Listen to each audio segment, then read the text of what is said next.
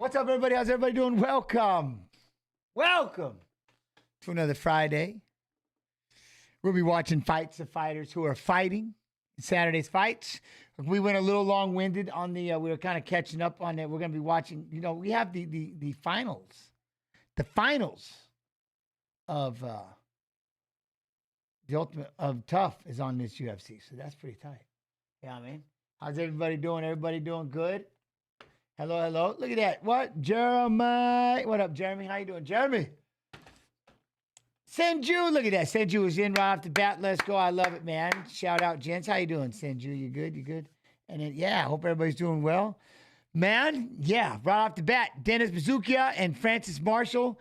I like it, this Francis Marshall. You know what I mean? I like it, Francis Marshall. So he's all right.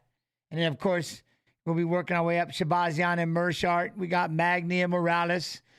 And then, of course, the tough finalists. We'll get there. Tabitha Ricci, Angela Hill, Kyle Bohayo, and Jared Cannonier. Then, of course, we have the watch along tomorrow. So, yeah. How's everybody doing? Everybody doing all right? Y'all good? You're good? All right. Inspector Reese, how you? All right, good. All right. Nathan, how you doing?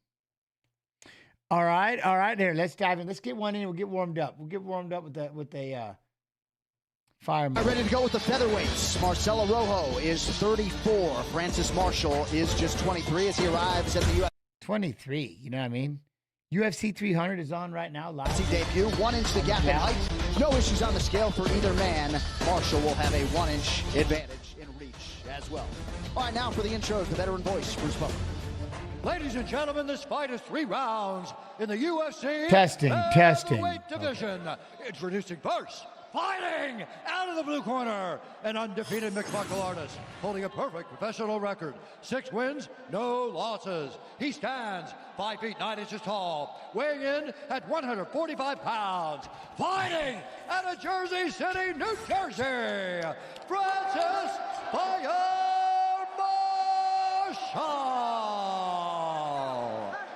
And now introducing his opponent, fighting out of the red corner, a mixed martial artist holding a professional record. 16 wins, 9 losses. He stands 5 feet 8 inches tall, weighing in at 145 pounds. Fighting out Tijuana, Mexico, by way of Rio Cuarto, Cordoba, Argentina, Marcelo Pitbull Rojo. And when the action begins, our referee in charge, Larry Folsom. Larry Folsom. Classy Larry Folsom, our referee. Congratulations to Argentina for the World Cup win today over Australia. So we mentioned Marcelo Rojo. Thank you, Brooklyn. Moving. What? KC, drastic. This is an old fight? Yes. What we do is we watch fights of fighters who are fighting tomorrow. So Francis Marshall is going to be fighting Dennis Buzukja. So we're watching a Francis Marshall fight. Then we're going to watch a Dennis Buzukja fight. You know what I mean? Back up to featherweight tonight. You ready? You ready? Underwent the testing at the UFC PI. 140 pounds of lean mass. They said he would have needed to lose 5 pounds of muscle to stay at 35. So here he is at featherweight. Rojo in blue. The debuting Marshall in white. You know, when you watch Marshall's fight on the Contender, as we said before, the thing that stands out is the wrestling, and Rojo is aware of that. He said, I think he's going to come in, he's going to look to take me down, but if he does, I have the ability to submit him. Oh, that was a sick feint. Watch this takedown. Look, watch this feint. I have the ability. Oh, look at how it knocked him off balance. Rojo got, look at him. That was awesome. Next time you feint that takedown or rip an uppercut. Watch your finger. Look at that reaction to the feint. Exactly. He's expecting it. See, I had to beat DC and them before they caught wind of it because DC is too good at wrestling. So I had to do it before. I had to catch it first. He's going to look to take me down, but if he does, I have the ability to submit him. Look at that. Watch your finger. Look at that reaction to the feet. Exactly. He's expecting it. But on the feet, he's a wild customer. A lot of spinning attacks, flying knees, and he literally doesn't care. Rojo loves to fight. Kurt Pellegrino has been molding Francis Marshall for the better part of 10 years since he first walked into his gym in New Jersey. Nice connection by Marcelo Rojo. Now goes low with the leg kick. And Pellegrino said, sorry, DC, that all the mistakes he made in his career, he's trying to essentially correct with his star pupil, Marshall. See, now that's what I'm talking about right there. See that?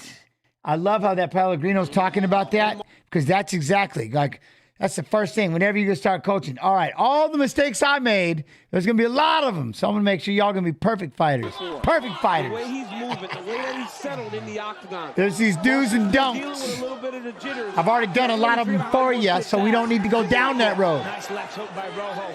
Yeah, to your point, Daniel, you know, it's one thing going at the apex, having a great performance. Of course, there's nerves because Dana White is literally sitting right there. But it's another thing being in an arena like this with a full house and the expectations and the pressure that a successful career in the UFC can bring. Matt, what up, man? How you doing? Yeah, and that'll do it as well. Yeah. And to back up DC's point, Rojo with 25 pro fights. That says nothing of his exhibitions on The Ultimate Fighter. Looks like Rojo, though, dealing with a little bit of swelling in and around that right eyelid. We'll keep an eye on that as Marshall extends his jab. Here's the reality, though. Ooh, that calf kick, though. But he needs a win tonight. You know, he has put on great performances. He's been a lot of fun to watch, but you've got to get wins. So far, he hasn't done that in the UFC. Got clipped. Okay, hold up. Boom. Rojo does a good job of just changing levels. Look at that. Frame in the face. Come back with the hook.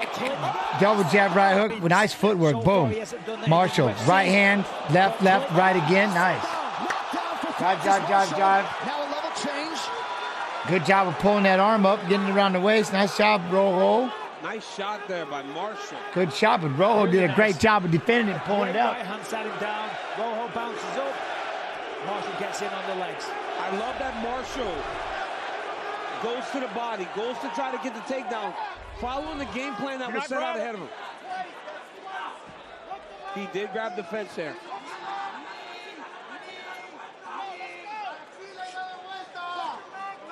Nice Yo, short Cruz lead fan by 9363. How you doing, Secures Cruz? 6 takedowns Again, in his contender series.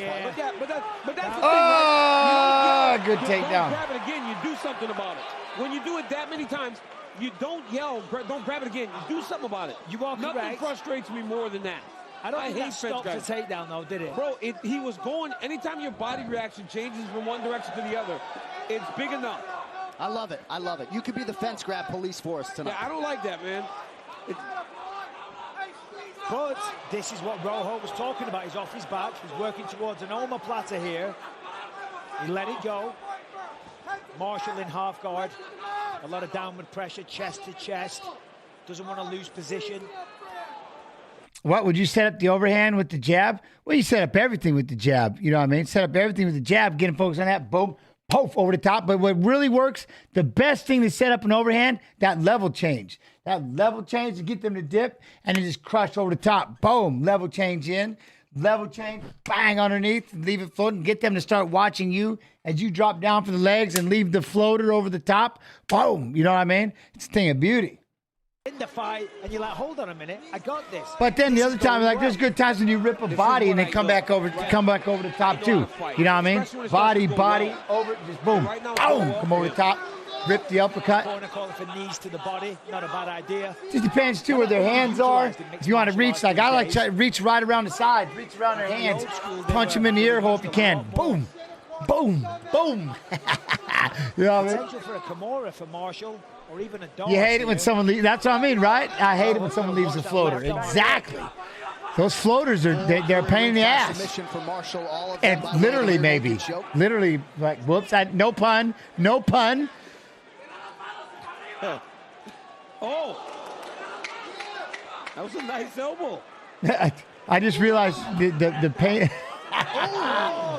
Oh, these elbows though. Oh. Damage.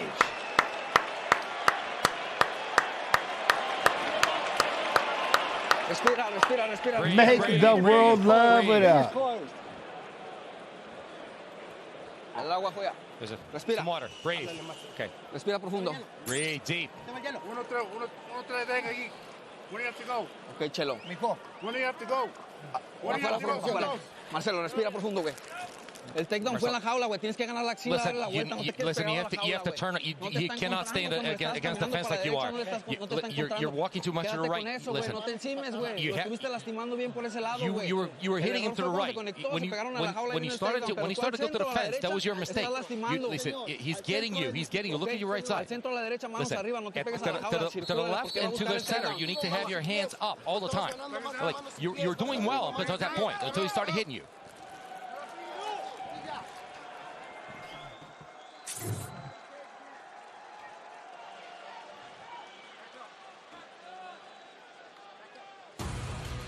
UFC Fight Night is presented by Modelo. Ready. And DC, totally different body language from Francis Marshall right beginning the second round of his UFC career, ready to go. Oh, yeah. He's finding success, and he's really settling in right now. Well, now he knows he belongs. You never know. You step up from the contender to the actual UFC, and you're like, wow, these are the best guys in the world. Have I got it? You have a round like that where you know, don't get me wrong, Rojo had moments of Yo, success, Zambi but it was a clear Zambi 10-9 Blur. for How you Francis do, Marshall. Zambi? Now he knows. He's like, hold on a minute. This fight's mine. I'm going to win this one tonight. But in those moments that Rojo had success, Marshall can't take too many clean, because he won't put him out.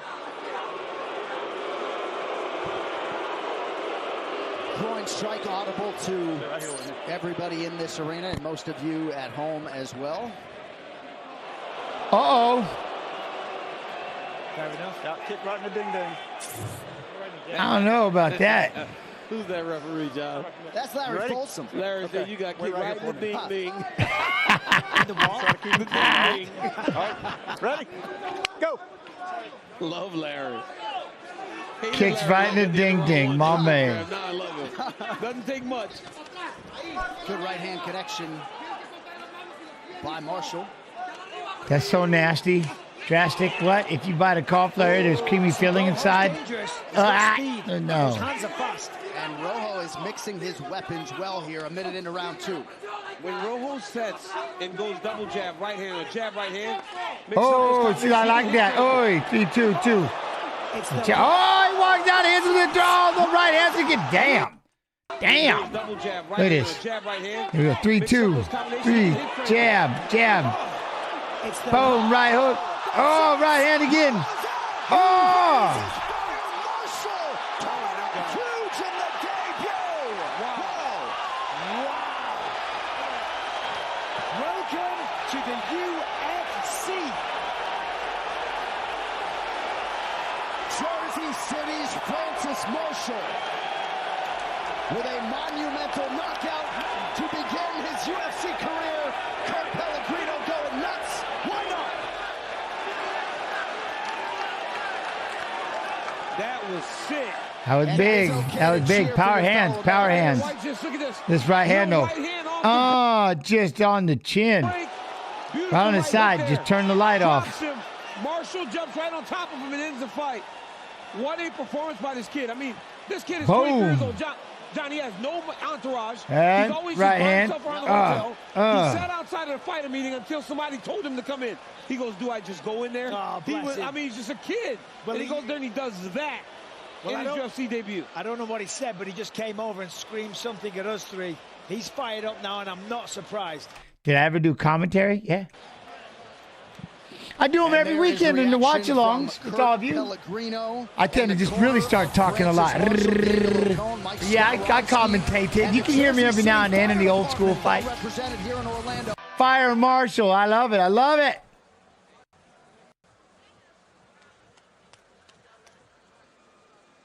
UFC light heavyweight title also view. Number 2, declaring the winner by knockout, Francis Fire Marshall. I love it. Love it. All right.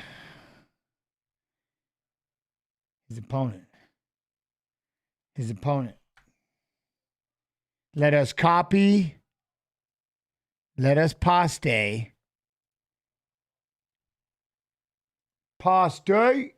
Boom.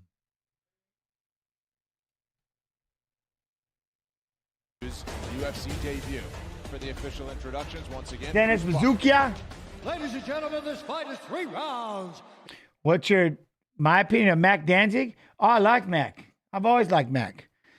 Dedicated little sunbuck. Like he had a different diet too. Yeah, I like him. Calm, fit, good fighter. I always liked Mac. Featherweight division. Introducing first, fighting out of the blue corner, a mixed martial artist holding professional record, 7 wins. What? Are you pulling this footage from UFC Fight Pass? I certainly am. So much love and appreciation for Fight Pass, but yes. And you can have this footage for just under $10 a month. Or are we still is this still 35%? I don't know if they're still going. For the annual, 35% off on the annual? I don't know if I've seen that. Maybe not. Might have changed. But just under $10 a month, you can have Fight Pass. A lot of live events, everything like that. Oh, yeah. Huh?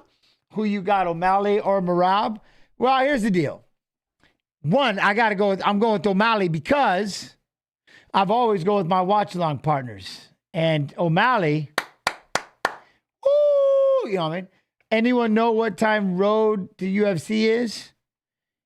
Well, it should pop up here on the Fight Pass, right? Like UFC 300 is live right now. And then it should pop up.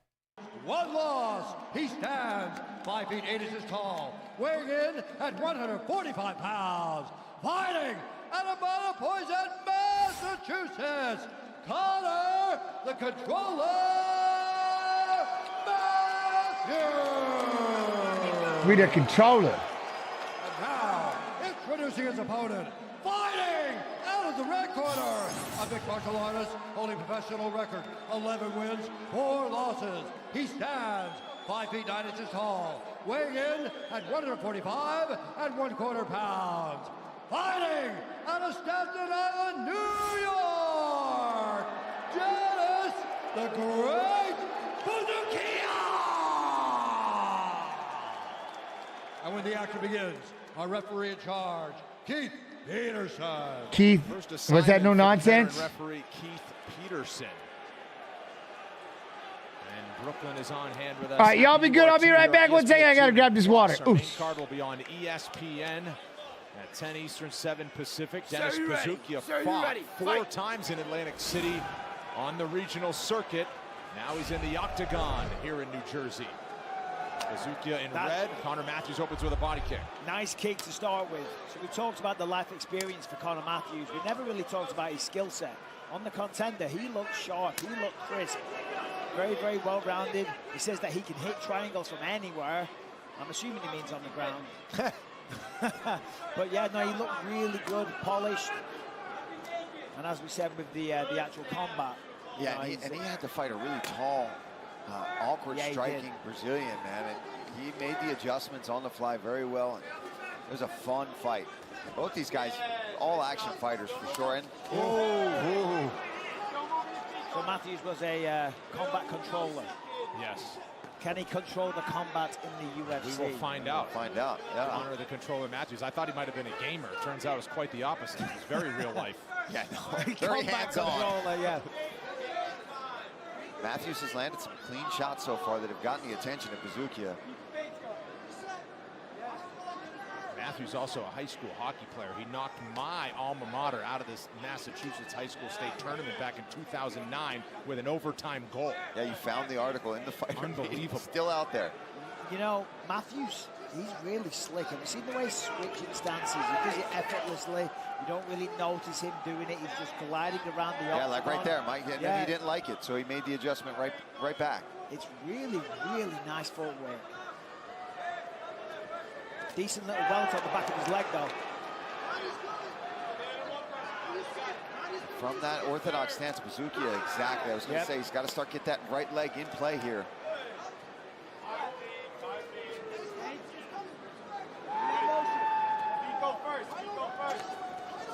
Ooh!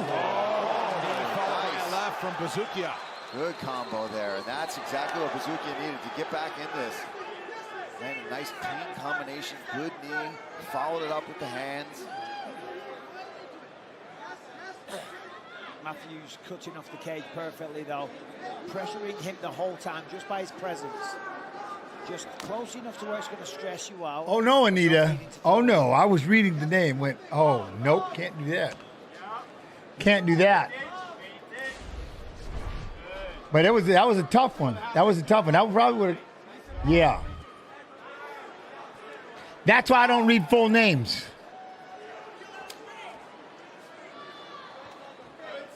And as soon as Matthews switched to orthodox, Buzukja found his jab. So that was a nice read on his part to know which stances the opponent is switching into. And if you're fighting someone that's good at switching stances, you've got to be able to quickly recognize that so you're using the right weapons. Sorry, no, go ahead, Mike. I'm going to say the hook that Buzukja threw a second ago kind of had landed on the back of the head. Wobbled Matthews a little tiny bit. But hey, you throw it, it hits the back of the head when you're not intending. Yeah, exactly. Not aiming for it. It's not intentional. Yeah, I read about that. I heard about that. Yeah. Yeah, I've seen that. Yo, what up, Mickey? How you doing? You good? Join Karen Bryant to break it all down. What's up? Has interviews with the big winners. That's on E+ after our main event. 90 seconds to round one. Another exchange. Oh, with the right. Connection from Buzukja. Yeah, he's showing his power here. Yeah, Buzukja landed the bigger shots. He's going to stay on this now. He's got some momentum. Ooh, that went low. And that's what it was. Anderson was behind the action there. One of you figured it out and said, oh, Anita, and then said something about the name. And so then I read the rest of the name and went, oh, Lord, yeah. Yeah, nah. Nah. Oh, kicked him in the stuff. He might have toe punted the taint. Poof. Cup shot of the night for those. That's our second cup shot of the night for those keeping count. Shout out Keith Peterson. No nonsense, of course. Oi!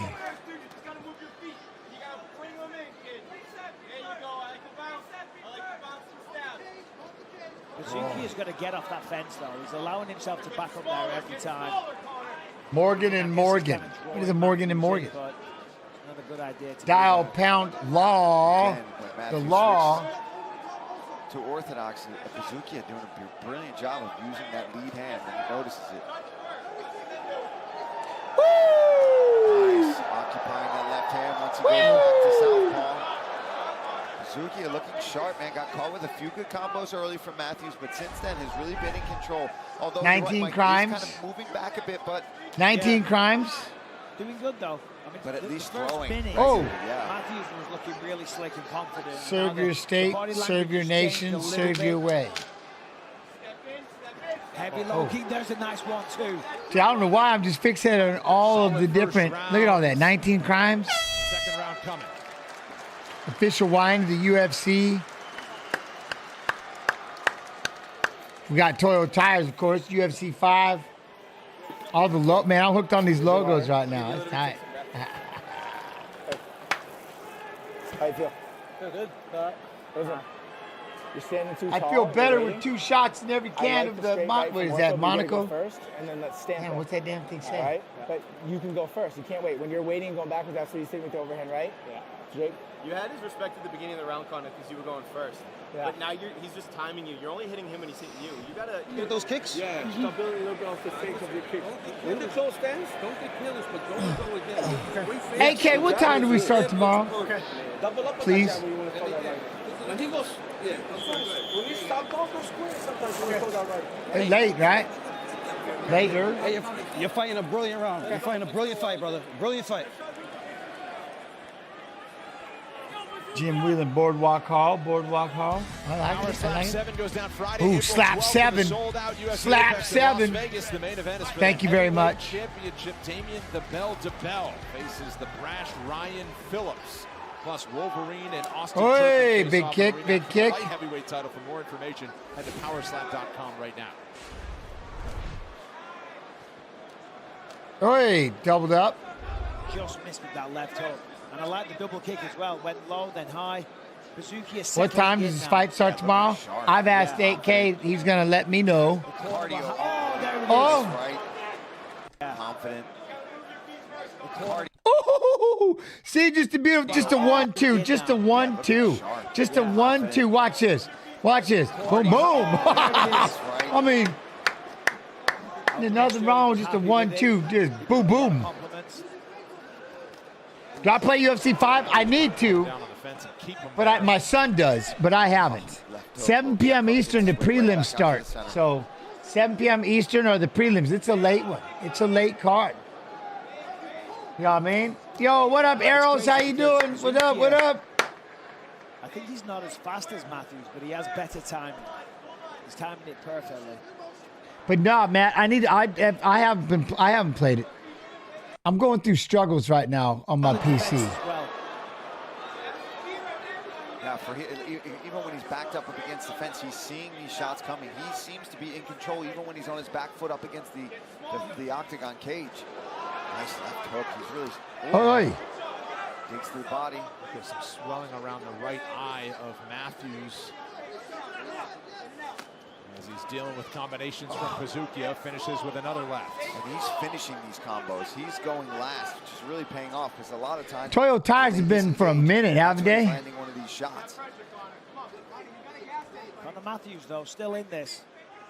Oh, 100%. Yeah, he's in great shape. Oh, a lot of combinations. Look at Matthews keeps stepping forward, Buzukja. Oh, those kicks, they sound. Oh, then he goes upstairs. Like 4 kicks in a row there from Buzukja. Yeah, just flipping them kicks out the calf, head, midsection. The power is on the side of Buzukja as well. Right hand on the pipe. Conor's landed quite a few shots, but Oi. really have a big impact. Buzukja, you get a visible wobble from Matthews when he connects.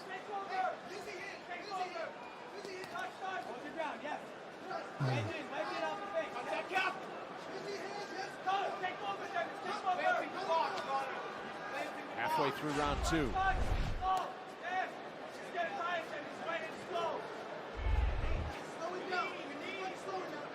Yo, I appreciate you, Kathy. Much love and appreciation. That means a lot. Thank you. Thank you. And thank you very much for your time. Yo, what up, Jack? How you doing? How you doing? Throwing the more powerful strikes and What? Is UFC 5 good? The career mode, at least? At all 3 levels. You'd have to ask Matt X. What do you think? That is a question for the chat. Is UFC 5 good? The career mode? You've got to keep an eye on that going forward. And there it is. There's the logo right there. Speaking of UFC 5, boom. Check that. What's that? That was right off the knee. Hi, Janice. Hope you're well. I'm good. Do you ever spar anymore? No. I wrestle. Again, the pressure is there for Matthews, but once he gets Buzukja up against the fence and lands a couple combo, kind of hesitates. I mean, I wrestle. Yeah, he is freezing up for just a with the second. team. And as you mentioned, Buzukja is very calm there. Oh! Stepped in and lands up. Now, here's a big overhand. We were talking about this earlier. Now, watch this. Took a double jab, and you see how he went down? See how he jabbed up, jabbed to the belly, and then fires a big monster overhand? Oh, I like that. Doof, doof, jab, jump, boom. Get him to look down, focus down, boom. Hit him with the floater. And then a 3-punch. He's going for it here.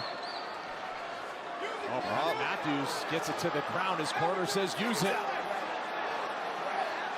What, UFC 5? Let's see if he can take advantage. No, not able Pretty to much, get 5 was pretty much the same as 4, not without gents, but I liked it. Oh, then you must love it now. Gotta be safe. Oh, nice. I love that. People keep saying, like, dude, your character is just, what? Watch this. I like this. Step over to the other side. Now get the hips in. Boom. See, you get your hips just a little lower. Pop it in. Pop in the hips. Nice.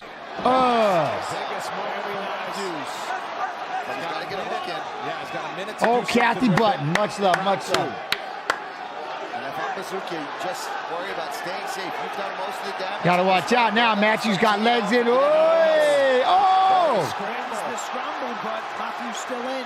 Got the single leg. Buzukja straight up the fence. Just misses with the knee. Oh, nice response from Buzukja after dealing with some adversity. Nice right from Matthews. Nice. Oh, now right there, watch this. Boom, left hook, right uppercut, left to the body. I like that, I like that. My man goes upstairs, around the side, up the middle, down the body, boom, boom, boom. Body as well. really nice hands. Uppercut. I just wish the UFC game was also for PC. I'm with you. I'm with you.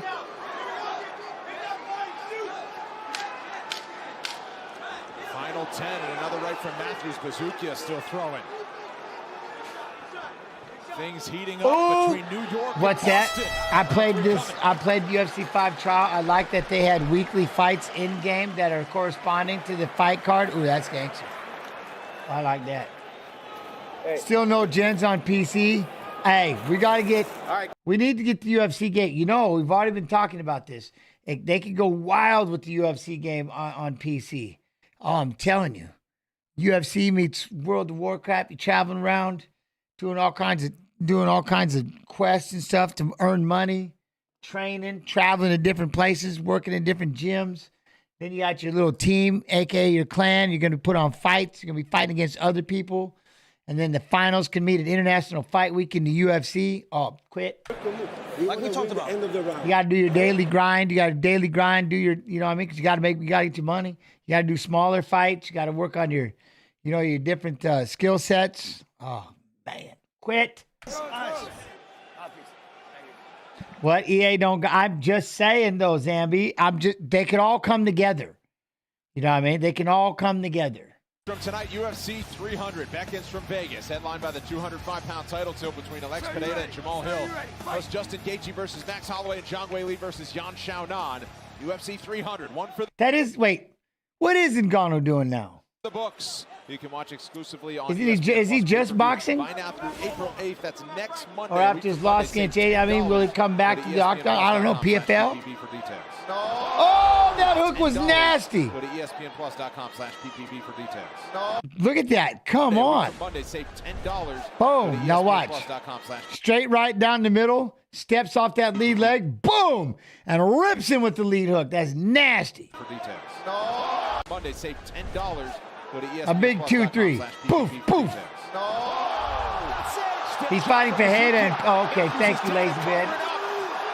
He's fighting Fajeda in the PFL. To victory. What a showing from Dennis Buzukja. Oh, he's fighting for the head. Okay. Yeah, that's going to feel what good. it is. Oh. Beautiful shot, sits him down, follows it up nicely. Matthews was covering up a lot of those shots, but he wasn't going to recover. Damn, those are heavy shots.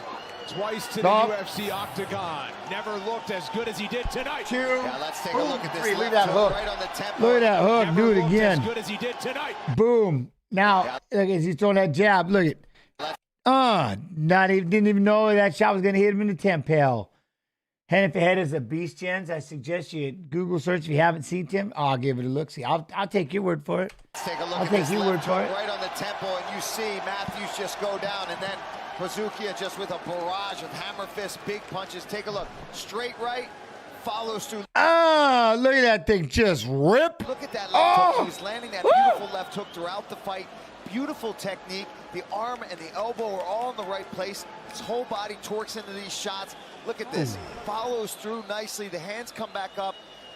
That's a standout performance for Dennis Buzukja, and one that he needed, and one that finally shows, I believe, the true athlete that he is, and the fighter that we haven't quite seen inside. He's 6'8". Holy cow! The octagon. All right. Still young. You got to think. I mean, we were thinking 6'8". he has this in him. When's he going to show it? 26 years old and on the way.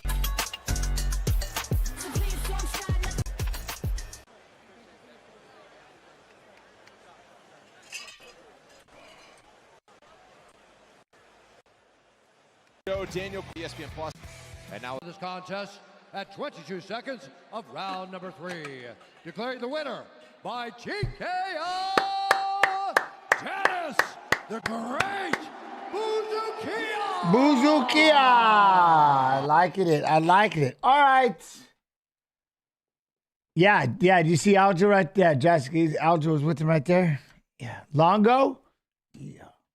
All right. So next up, Meerschaert, Shahbazyan. We're going to copy. We're going to poste. What up, Raven? How you doing, Raven?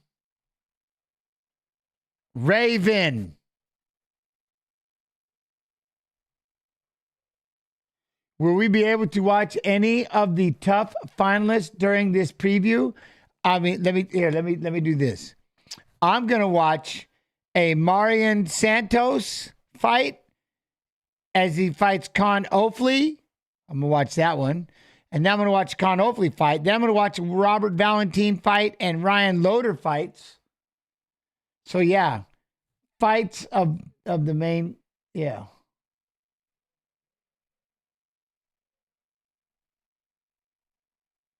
Huh? Raven, fuck's sake. And the Italian, what do you want me to call you? Rune? You want to be Rune? I got you, Rune. Rayan. Rain! I'm going to call you Rain from now on. Rain. 1 inch separates the fighters in height. The big difference is the wingspan. Meerschaert fighting with a 5 inch. Wait, what? Which of the O'Malley fight are we watching? I want to see the Jan versus O'Malley. I think Jan won that one. Would like to hear everyone else's reaction. See, now the problem, infamous H4, is this here is fights of fighters who are fighting in tomorrow's fights. Reach advantage. With the official introductions, here's a veteran voice of the Octagon, Bruce Butler. Ladies and gentlemen, we are live from the UFC. I don't know if he's fighting tomorrow. In Las Vegas for UFC Fight Night. Tuivasa versus Tybura. No, you're good, infamous, but we will watch some fights coming up. Middleweight division. What is that, next week? Fighting out of the blue corner, a striker, holding professional. Yo, what record, up, Lucky? How you 18 doing? wins, 11 losses. He stands 6 feet tall, weighing in at 186 pounds. Fighting out of Gastonia, North Carolina, Brian Bam Bam Barbarena. And now introducing his opponent, fighting out of the red corner, a 3 weeks away. Yeah. fighter, All right. holding a professional record, 35 wins, 17 losses. Yo, Justin, how you 6 doing? feet, How you 1 doing? inch tall, weighing in at 185 and 1/2 pounds. Fighting Me, I'm good, out I'm of good. Milwaukee, Wisconsin, Gerald GM3 Meerschaert. Garrett, what up? No, me, yeah, I'm good. No complaints. No complaints. First day of school was today, so that was a little different, you know. Thank you very much, Luciano. Round number 1 ahead. 3 5-minute rounds of action. I found myself in those parking lines quickly remembering last year and how much I just, all the goings-ons and the things that happened in those lines as they're dropping kids off and picking them up. It just, you know, ew. So, yeah. Watch the back leg of these guys land into to the lead leg of each other. That one right there. Well, I appreciate it, Justin. Meerschaert usually uses that leg to the body. What grade are you in, Jens? They're both going to want to utilize their jabs in this matchup. What grade am I in? Oh, man, I'm damn near, I'm retired. I don't have any, there are no more grades. I am done with all, I am done. I'm done with it. I'm done with it. A big emphasis in this camp was the wrestling. He's got his own gym. They call it The Mud. I love that. I like it as well.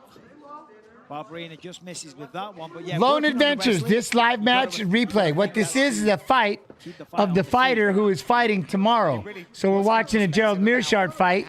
Then we're going to watch an Edmund Shahbazyan fight because they're fighting each other tomorrow. Rebuilt himself. Sounded very confident coming in ahead of this one. Got some guys in from ATT Asheville as well. Well, I mean, grade-wise, I graduated college. That's not a euphemism. That is the name of the gym. Yeah, you That be was- careful with that one, buddy. That was it. Then I was the lesson of life. I'm still in that. I don't know what grade I don't know. I'm getting up there in age, so I got to be moving towards the upper class side of life, I suppose. It's a new Bam Bam. And the first of 2 Bam Bams we will see tonight. Yeah, nicely done. You know what I'm saying. Good save. You know. A lot to look forward to with the heavy hitters here in Las Vegas. Skirting on the outside of the octagon. Just Barbarena, and there's the shot from Meerschaert. And that was a nice shot. It James, really was. Timed what? You need to well. change your thumbnail pic. Hands Looks like you're a high schooler. Gets the takedown, but you see the way Barbarena is pushing on the head. He's not giving up. The takedown isn't complete. That posted hand What thumbnail pic? But Meerschaert makes the adjustment. And this is the position that Barbarena has given up in his last. That's exactly it, lazy bed. That's exactly it. I've got a PhD in violence. This man can't turn his back to the fence. That's an interesting way that he's holding that hand control. Keep that leg in there, Meerschaert. Don't let him get that back up there. Keep himself. Meerschaert wants to keep himself in between Barbarena and that fence. And Barbarena knows what's going on here. The preview for the stream. Mirchar's trying to get a forearm. What are you talking about? That was just like that was last year. Nicely done. Meerschaert. That was last year. Huh? Yeah, that thumbnail pic. That was last year. What are you talking about? When I had the mullet and got in the Hall of Fame. Hey, what? Said he was expecting a bar fight out of Brian Barbarena. He actually told Madden Johnson Thomas of UFC.com that tonight could get bloody. Look like a high schooler. Yeah, right. High school teacher. Nice 1-2 for Barbarena. Now that's kind of demoralizing. Oh, nice 1-2 for Barbarena. Now that's kind of demoralizing. Not only that, but the fact that Meerschaert was able to shoot, successfully take him down, but get no success. Really, Riley, what's up, man? Oh, I love doing these, Riley. You are the goats for coming in and hanging out with me. That's all that matters. I couldn't, if you all weren't in there chatting with me, I wouldn't be able to do shit. You know what I mean? Rich Franklin was a high school teacher. Yeah, math, right? Math teacher, I think. Nice angles there by GM3. Nice mustache as well. It's really good, very strong. What, you missed the mullet? Yeah, I don't, but there are moments. There are moments that I think about it when I see it. I'm like, oh. Now he's flat on his back. He's away from the fence, so he can't use that to assist the get-up. He's got an underhook on the right side, so he's got a really strong position here from half. You got to just, I don't know. You got to grow it out again. Meerschaert's submissions come from his striking, but he'll be looking to work through. Oh, he's thinking about the head and arm. Yeah. Arm triangle. Barbarena's aware. Now he switches to the Kimura. Now you can finish it from half guard, but it's very difficult. Now this is dangerous. Now he's in full side control. Now he's ooh, get that arm. The shoulder, the left shoulder of Barbarena. Oh, that's a much better position. The hand down. He can also step over with the left leg, and that's why Barbarena is using that forearm to block that. He's let go of it for now. Interesting that he put himself back in half guard to get some more purchase. Mullet +5 durability for sure. Yo, Drunken Monk with the 33 months. Happy Friday, gents. Chat, love and appreciation. Angling for a shoulder lock. He defended very well, but he's given up the mount. Thank you for the sub on the Twitch side, TY. Is Meerschaert. Yeah, Meerschaert, he's slick on the ground. He's a lot of fun to watch. Huh? Don't grow it out if you hated it. No, it isn't that. The only reason why I hated it is because I played with it too much, constantly twiddling in it and stuff like that. Like I played with it way too much, drove my wife crazy. Like you're just constantly playing with your hair, constantly pulling it. And I'm like, so finally I got away from that. But I used to just sit there constantly. I just played with it way too much, just maddening. Now that I don't have it, I realized how much I actually played with the damn thing. I just mess with that damn thing all the time. It's just dumb. You could constantly see me back there playing with that stupid ass hair. It would drive me crazy. Can't. Hey, oh geez, sorry, camera dude. This thing, you know, your little bop, you can try to work that and then shoot the hook off that, you know what I mean? Straight shots get it done, just don't hang out in front. Because that's what he's starting to do. He's starting to slow his movement down and he's starting to... He is going to go... I didn't think you were trying to diss me, Johnny. I didn't think you were trying to dog me at all. He's going to go down the center line, dude. Don't reach with the kicks. Start center and keep a low stance. He'll lean back. Throwing them hooks so hard. Linda, what? How long have we been on? 49 minutes and 22, 23, 24 seconds. Make sure you keep using that mouthpiece. So what do I play now instead? Oh, you're talking about... That's someone else.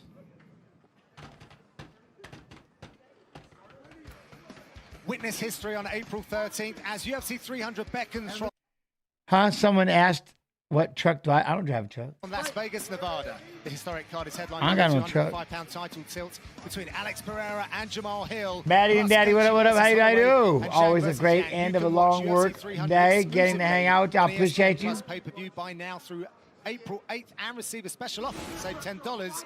Go to espnplus.com/UFC300. What up, Ed? How you doing? Lots to look forward to in April. Ooh, driving, grab the hip. In this fight, 100%. As Meerschaert. What you drive then? My wife crazy? I drive my wife crazy. Now he switches off to the single leg. Defending well. I mean, it's clearly evident. Meerschaert ain't entertaining the stand-up, and Barbarena wants to let go with the hands. It's a cliche to say it, but we know Mega, what up, Mega isn't Chronic? striking more, because when you open up, it presents the takedown. I don't even want to say it. People are like, yeah, we know Biscuit. Stop saying it.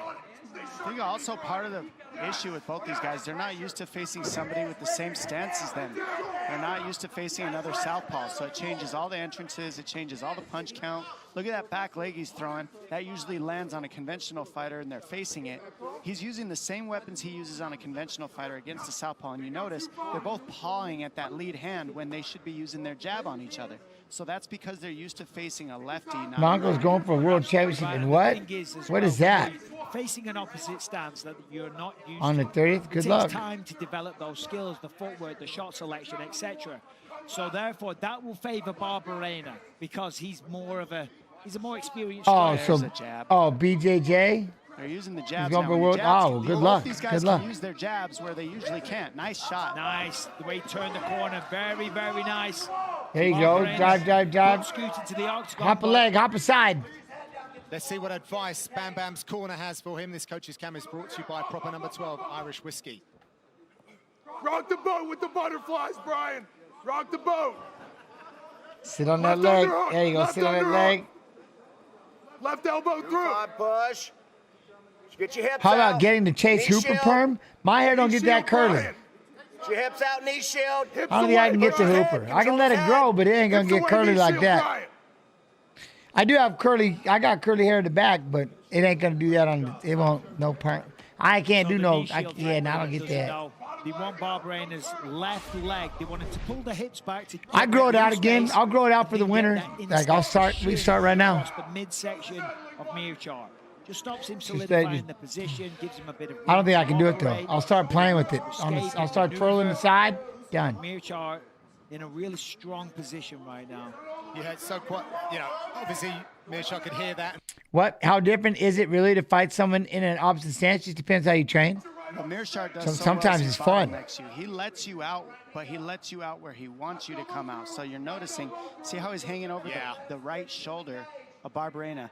By hanging over that hand and keeping that right hand underneath the armpit of Barbarena can't slip in between them and put the fence between them.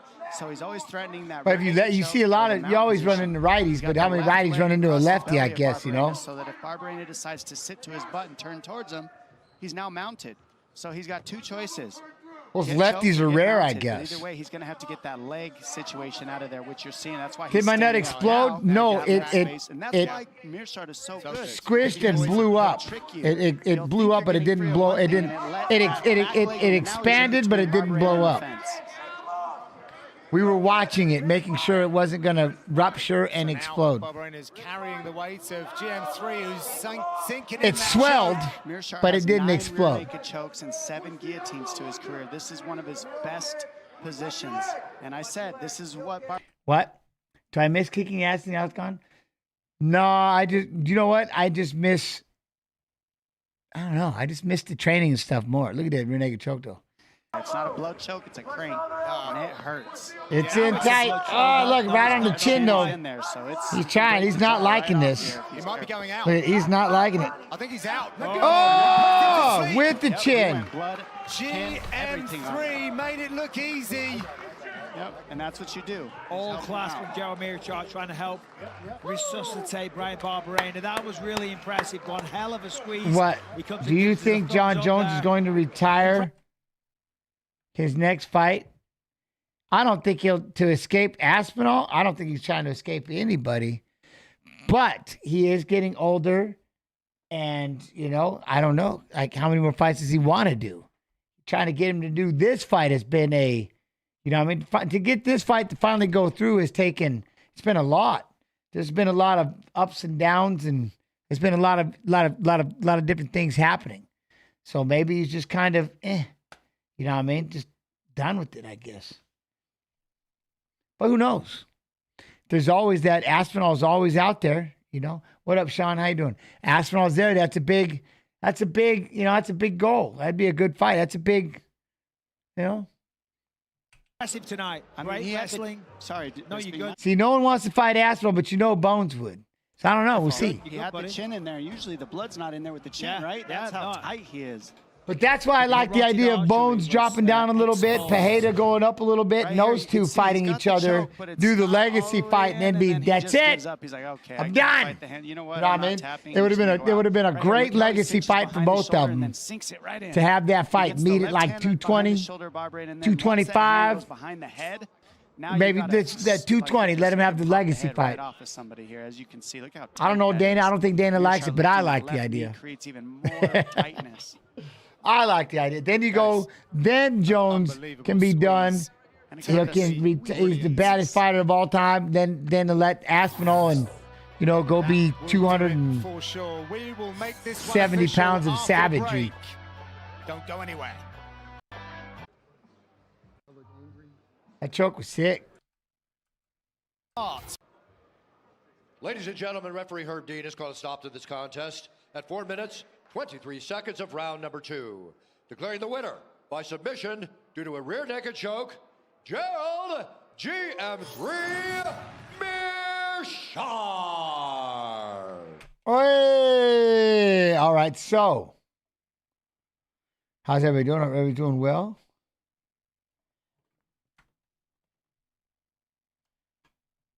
His opponent,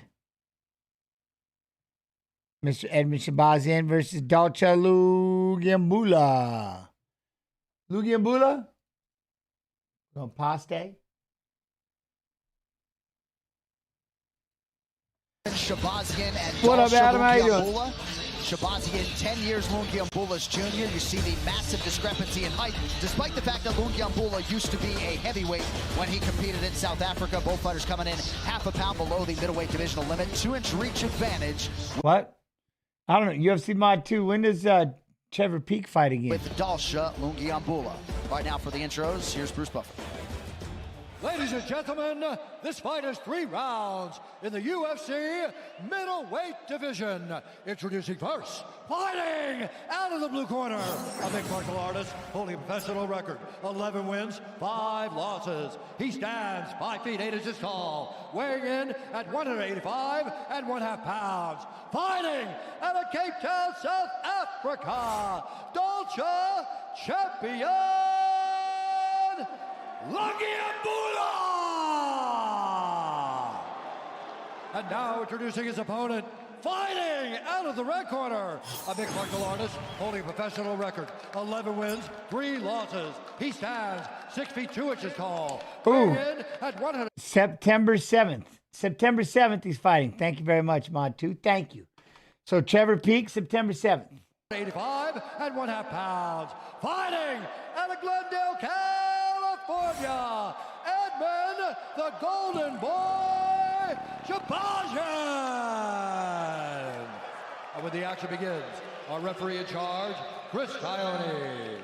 Tonight's CineCam looks are brought to you by DraftKings Sportsbook. So for the second consecutive fight, thank you, Ariani, Dalcha Lungiambula is fighting an opponent who was trained and cornered by his former coaches. I wonder how difficult that is, right? To look across the cage and see the guys that weren't your soldiers on the opposite side cheering against you, knowing that they know so much about you in the way that you fight. This fight clock is brought to you by Proper Number 12 Irish Whiskey, Shahbazyan in red, Lungiambula in blue.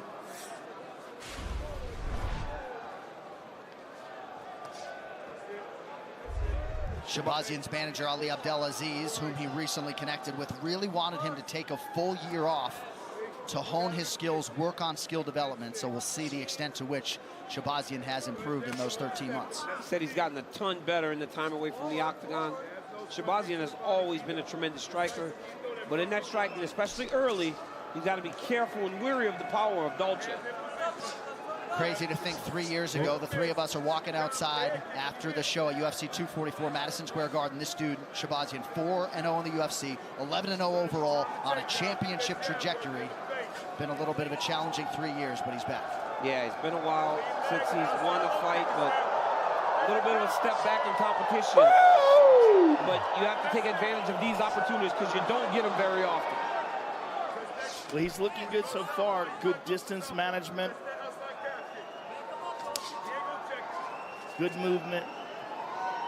Oh, we got, is that Joe? Joe? Good shot to the body by Shahbazyan. Toyo Tires, the official tire of UFC. Oh my goodness, Dolce throws all of himself into this. Of his punches. Yeah. Oh, that was a big body shot. Shahbazyan's doing a great job working the body.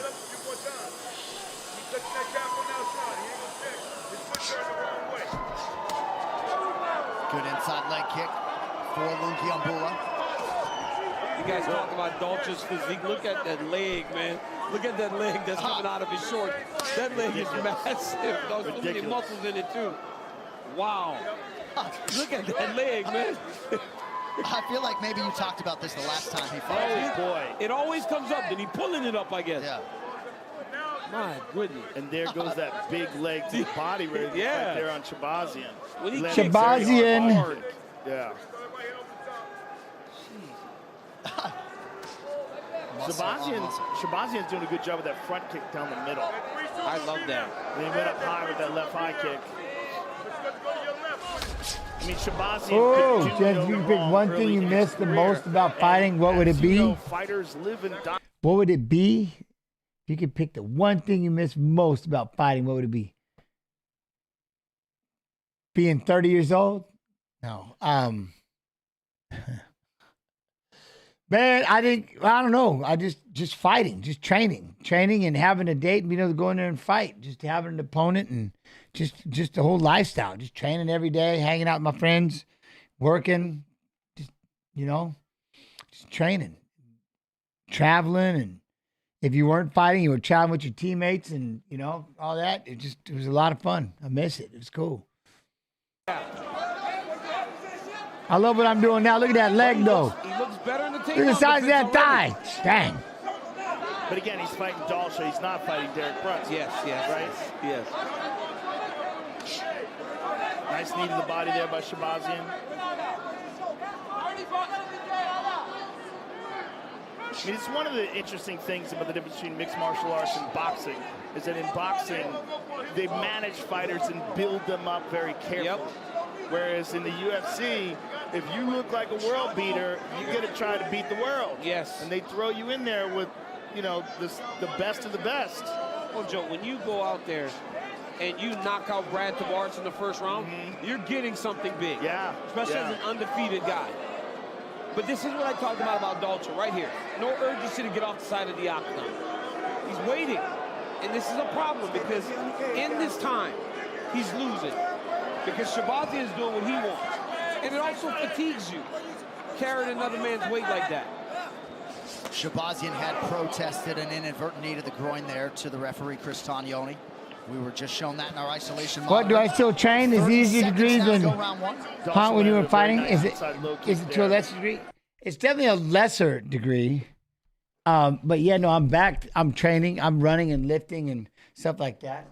But yeah, I sulked. I was being a crybaby for a few years and, wanted nothing to do with training because I couldn't fight anymore. I was very hurt. But,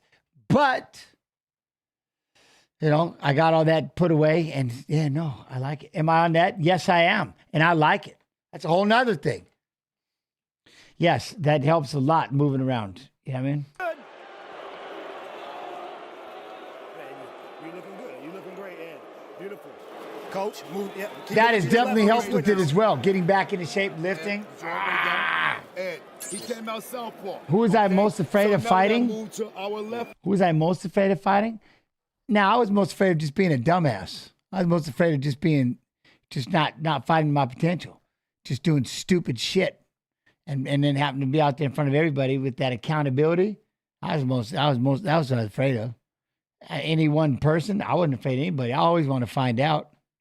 What are you going to be afraid of somebody for? You get punched, kicked, and that's it. I mean, you punch, you kick, they punch, they kick. Nothing to be scared of. If you trained, what are you going to be scared for?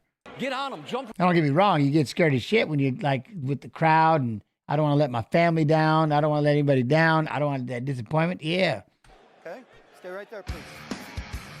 All right, later tonight on pay-per-view, we will crown a new UFC light heavyweight king, former champ Jan Blachowicz, aiming to reclaim his title against a winner of 9 in a row. What was my favorite strike to throw during your fighting career? Oh, left hand to the liver. Left hand to the liver. Right now. Left hand to the liver. All right, round 2 here. Edmund Shahbazyan in the red trunks. Dalsha Lungiambula counters in blue. You can see that Dalsha was getting a little fatigued. The corner of Shahbazyan wants a left hook right hand. They feel like that combo is going to be available against Dalsha.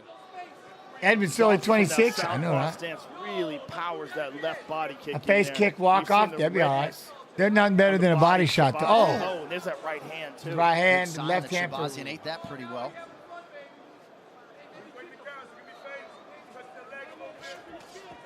Beautiful right hand by Shahbazyan.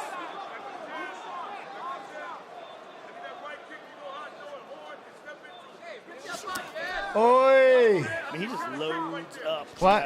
GM by arm triangle this week? Yeah. That it still gets to the target. He almost shows you that he's coming, but he's so fast and explosive that he can still land those body kicks. Ooh, watch that left hand, though. Second time that Shahbazyan has protested. We'll take a look at it. I felt like I thought he landed a left hand. I didn't know it was low. Relax. Stop. Here we go. It looked like he threw a left. Yep. Oh, he threw a left hand. It kind of landed on the shoulder. Oh, it deflected. It was a deflect. Bounced around and now it was a deflect. You deflected it. Clearly bounced off and went down there, but did not have full power. You deflected it. Haven't necessarily seen this size of. Are you glad calf kicks weren't all the rage when you were competing? Well, yes and no. I mean, it'd been cool to kick people in the calf, I guess, or at least thought about it. And then you just better work on your checking, the other way. But, yeah, I mean, when you see it, yeah, of course, I'm like, oof, I'm glad I didn't get kicked there a bunch. But I got kicked in the front of the leg enough, front of the shin and stuff. So, I don't know. Oops, sorry. Dalsha's just throwing and hoping to land something, whereas Edmund's kind of picking him apart. Oh, the soccer kick? I know. That was Spencer Fisher's fault. Boy, that is a crazy. But I mean, he's lifting his left leg off. Everything. It's but all even wrong. he throws. Yes, there you go, Joe. Yeah. Because even when he throws it and his left foot comes off the ground, he's losing power. Right. Yeah, it's just wild. It's like he's throwing a pitch. Yeah. Grumpy Duck with the 4 months. That's with the prime self-love and appreciation. Grumpy Duck. Oh! Thank you. That kick, now if Shahbazyan doesn't keep his head up, you run into one of those kicks, it'll Oi. put you to sleep. I was about to say Shahbazyan should start kind of circling to his left to try to move away from that stuff. Yeah. He punched him in the cup, but he deflected it. He deflected with his hand, deflected it right, Oh. Every time they collide, I wins. Yeah. Nice job by Shahbazyan pointing those toes to the midsection of Lungiambula. Under 2.5 here to go, second round. Well, that really has been his best attack, right? The kicks to the body up the middle. But for Dalsha, it's been the kicks around the side, those big body kicks. And because Shahbazyan is skirting on the outside, he should throw more of those kicks. And there's no danger in Shahbazyan grabbing the leg to take him down. Panini. Those kicks to the body. Shahbazyan really not biting on any of these feints from Lungiambula. Coach Dean Thomas, what do you have, sir? I love that right kick that Shahbazyan is going to the body with on Lungiambula. Lungiambula is dropping his hands every time. I would not be surprised to see Shahbazyan come up with a head kick afterwards. And doesn't Lungiambula look a little bit like Herschel Walker? Yes, sir. A young Herschel for sure. Herschel Walker. People forget that Herschel fought in Strikeforce. Oh my God! In his 40s and was smashing people. Herschel Walker would never pick up his feet, so he would generate electricity. So when you would spar him, it would shock you. He never picked up his feet. They would kind of drag, but he hit so hard. How much time did he spend at AKA? He was here for a year. Dude never ate. Never ate. All day, the sun is up, never ate. Wow. Crazy. There it is. That's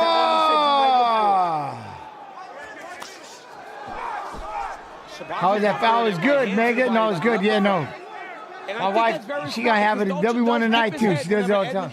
Oh, hey. So that right uppercut might be a good shot for him. Big knee, big knee. Oh, he's hurting. Desperation shot for Lungiambula. Now back to his feet. Eats a right hand. Oh, watch the knee. Oh, the knee again. Oh, the right hand. Dolce is in real trouble. And then he flattened him out. Look, then this sprawl. Look. Right on his face. Damn it. He's in real trouble. He's based. It's over. It's done. Lungiambula trying to survive the round.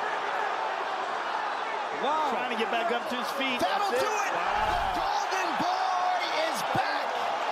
Edmund Shahbazyan with a TKO of Dolce Lungiambula. Got to feel good for that young man after that performance. There you go. There you go. Performance for Edmund Shahbazyan. The right level of opponent. Exactly. Excellent results. Whole year plus off. He said he's back.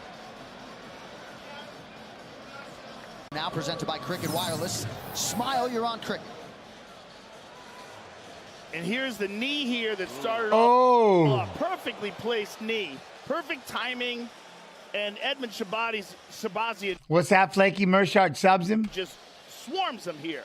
And here's another knee. Clipped him with a right hand. That's a beautiful right hand right there.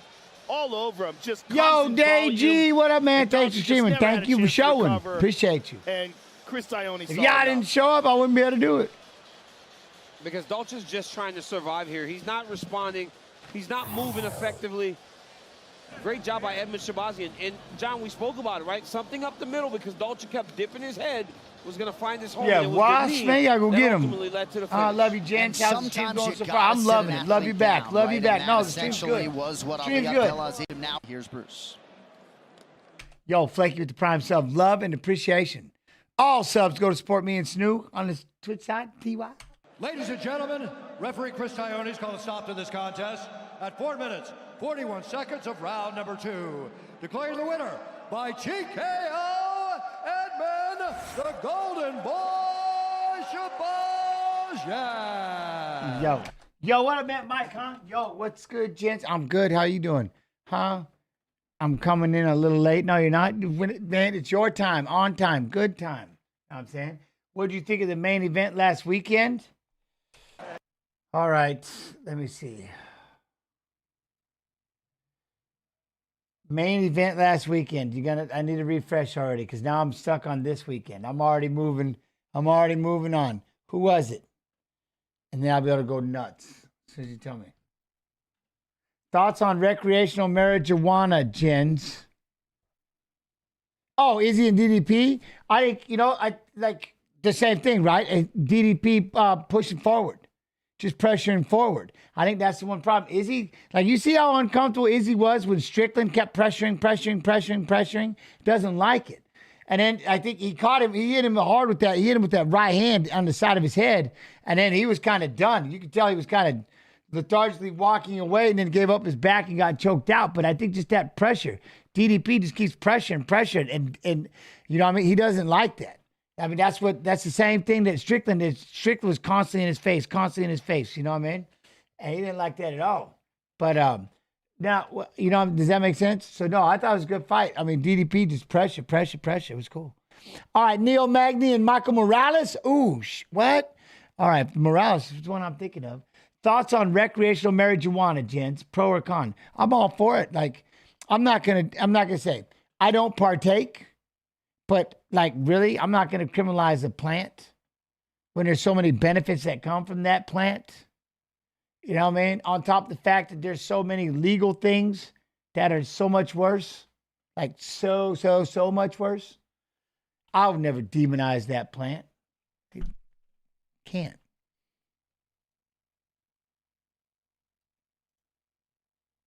Copy. Who wins the rematch, DDP or Strickland? Ooh, man. Oof. Ooh.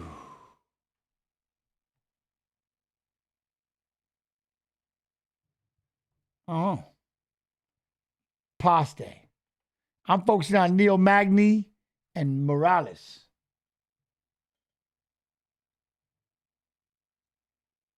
I thought Izzy was fighting well for a minute until, right? Until. Thank you, Lucky. I love you too. You know what I mean? But yeah.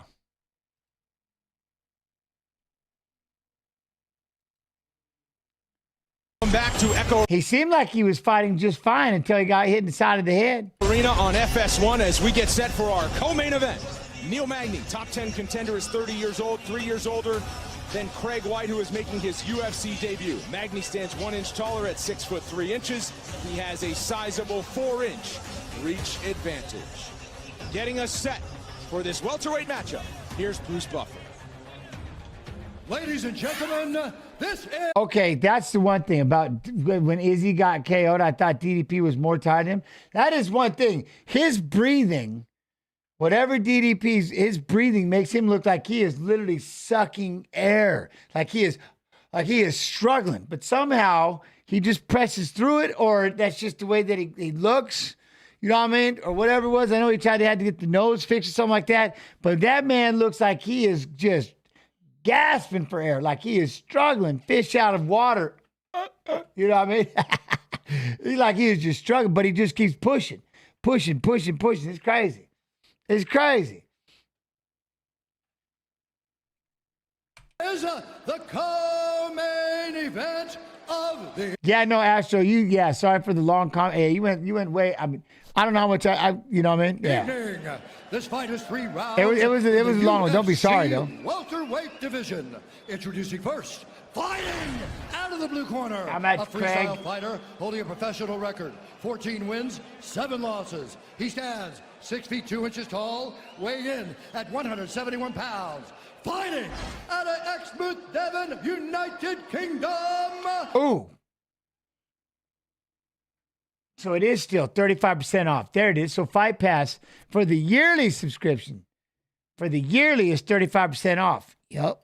And tonight, he is making his octagon debut, presenting Craig, the Thundercat White. And now introducing his opponent, fighting out of the right corner, a mixed martial artist holding a professional record, 20 wins, 7 losses. He stands 6 feet 3 inches tall, weighing in at 171 pounds. Fighting out of Denver, Colorado, USA, presenting the number 9 ranked welterweight contender Murad, in the what? world, Neil Magny. And when the action begins, our referee in charge, Leon Roberts. Leon Roberts gets the assignment for our co-main event at welterweight. Luciana, thank you very much for helping us get started here at Echo Arena. 2 fights. When will fight on this stream? I don't know. I don't know when he'll fight. Right now, we're just watching fights of fighters who are fighting in tomorrow's fights. Making his UFC debut, he's in the green trunks. So much to be gained here for Craig White. I was speaking to him and his coach this week, and they talked about how this is a win-win situation for them. People don't expect him to perform very well against Neil Magny because he's a top 10 welterweight ranked fighter, whereas obviously Craig White is a new face to the octagon. He's a veteran of Cage Warriors, but we've not seen him against this top level of opponent yet. That doesn't mean to say he doesn't have the skills to beat him, though. Oh, you're good, Murad. You're good. You're good. Also should be noted on Neil Magny. I wish I had a better answer for you. $15,000 of his fight purse to 1-year-old Presley O'Doherty back in Colorado as she battles spinal muscular atrophy. Lucky like what? Highly recommend Fight Pass. I watch it every day. I know, right? And so many live events during the week. You got UFC 300s on right now. Lost in the shuffle. I know we've got the road to UFC is going to be coming on. If I just have give me a little bit of info on that. Now, this we'll is read about it. We'll read about it. Very often in the Neil Magny fight is someone that's tall enough to get good head pressure. Oftentimes, his opponents are lower down. Their heads are around his shoulders, but you can see Craig White here. Not a great deal difference in height, only 1 inch. So Craig White's able to get his head under the chin of Neil Magny and pressure him into the fence. This is good work, though. Working outside reaps, trying to get Neil Magny to the floor where he can work some of those excellent submissions that we've seen on the Cage Warriors promotion. Body lock for Neil Magny. Nice turn up against the fence. Little damage on the cheekbone of Craig White so far. Not sure exactly what caused that. Why are they wooing? He does seem to get covered in blood in most of his fights. It does seem to... Why are they wooing? Why would you not be wooing? It just seems to be the root of most of his best performances, you know? When he does all get day. Blood, he feels like he's in a bit of a all war. day. He's a very gritty individual. Good takedown attempt there from Magny. The same one he used against Carlos Condit. We got LFA at 10 p.m. EST. Road to UFC semifinals tonight on Fight Pass, 9 p.m. and 11 p.m. EST. So you got 2 cards. Look at that. And you got LFA at 10 p.m. EST and 300 on right now. Roberts immediately stepping in, so time to recover. Boo! A taller fight because this gives him a moment to... Boo! He's had a few seconds in there. He's felt it out. He can familiarize himself with it now and restart the fight effectively from an even situation. So back to work they go with a little under 3 minutes to go in the first round. Now White forces... They what? They don't normally woo at MMA? Huh? Are you... What? Since... Huh? They woo... Like, huh? They don't normally woo at MMA? Huh? I'm stuck. I can't even go. Huh? Defense. And for Craig White getting the short notice fight. Oh, what up, Poop Feast? What happened? Oh, what happened to that name? And you, I don't know. You changed the Poop? White said he's a veteran of 10 years in the sport. Feels really confident that he's where he needs to be from a skill set standpoint. Hey, woo! All the time. Everybody Ric Flair. Everybody's Ric Flair. Woo! He's wanted to be in the UFC 3. With his last win, nice level change there. Good work by Neil Magny, though, to bump him over to mount position. Look at this. I was drinking, but it was time for a new one. All right, well. You can see Craig White trying to find some space here. All right. Tried to separate the legs of Neil Magny, possibly look for a guard recovery. I went to my first UFC event with my pops. It was also his first. I turned to him and screamed, woo, during the first fight. He loved it. There you go. There you go. Strike, and now it's Craig White. Up kicks. As Magny stays right over the Thundercat. Who is this guy? It's constant Ric Flairs at the UFC. That's what I mean. It's all over the place, I thought. They woo everywhere. Platform for many fighters to step into the UFC, myself included. And I feel like he thought that if he gets the Cage Warriors title, that would be his golden ticket. But the injury to it might have started in the WWF. WWE, but it was hijacked by everyone. Big swing there from Craig White moving forward. And now he has Magny back to defense. Once upon a time, Craig White did take Leon Edwards to a decision. That was all the way back in 2012. Nice 4-fight winning streak. Didn't want to stop. It became tradition. I'm telling you. Down to 170 pounds. Knee in the face from Neil Magny. And now you in trouble. Look at that head just dangling. Look at that head just sitting there. You better be careful. Yeah, all bent over like that. That's not good. Not good. Oh, you're about this gonna hurt, partner. Oh. Look at it. Took him right in the nose. Like, come on, man. Look at this. Oh, he's afraid just pushing down on the back of his head. He's gonna knee him right in the nose. Knee to the face from Neil Magny, and now he goes to work with White covering up. Under a minute to go, first round. Magny's point. Wait, what? There are people who claim to be last surviving person from a ninja clan teaching techniques passed down their family, but real ninja didn't train in jiu-jitsu, which didn't exist back then. The ninja trained in Japanese jiu-jitsu. Samurai who did assassinations, guerrilla wars, fine. A lot of ninjas were civilians, not trained in martial arts. I'm no expert in the history, but I think I understand Basics. I don't know why. I just read all He that. wasn't taking too many shots, but ultimately I am the now barrage more from Magny from confused. the top position was too much. I am now more confused than I was 2 minutes Our ago. move of the fight is sponsored by Metro PCS. Get knockout coverage of the UFC on a network that covers 99% of people in the U.S. So as you can see here, Look at 1, don't get bent over like that, sideways. 2, don't let him put all that pressure on the back of your head. Neil Magny And 3, man, make sure you block your face because look, as soon as he ate that thing managed down. to turn into the fence with the underhook. He landed the knee because Craig White had left his head very low. And then here, Neil Magny. You've been learning about ninjas? Oh, okay, cool. You can see Craig White is trying to fight out, but he's stuck up against the fence. There's the knee. Cult of straight to the nose, took his legs away. personality. Respect Hey, to Craig White for hey. trying to scramble out, but he was jammed up against What's the up, fence, man? How you taking doing? shots. A great stoppage by referee Leon Roberts there, and a good performance by the top 10 fighter Neil Magny, who holds ground. Put 13 of his last 16 fights in the win column, 7 of them coming by knockout. Any trained ninjas in chat? Are you allowed to say it if you are? Magny, we make it official. Next.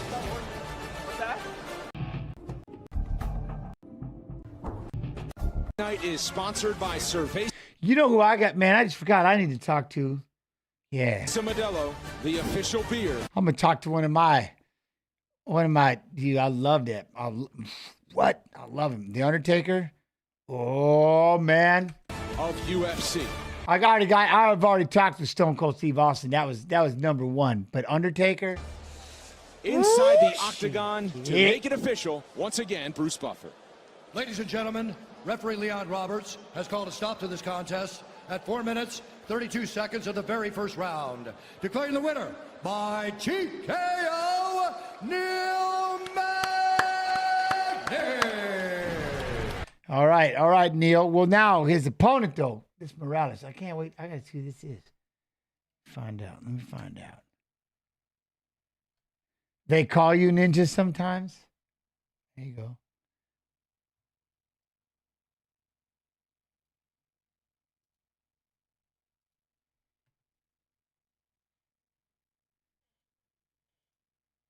Paste.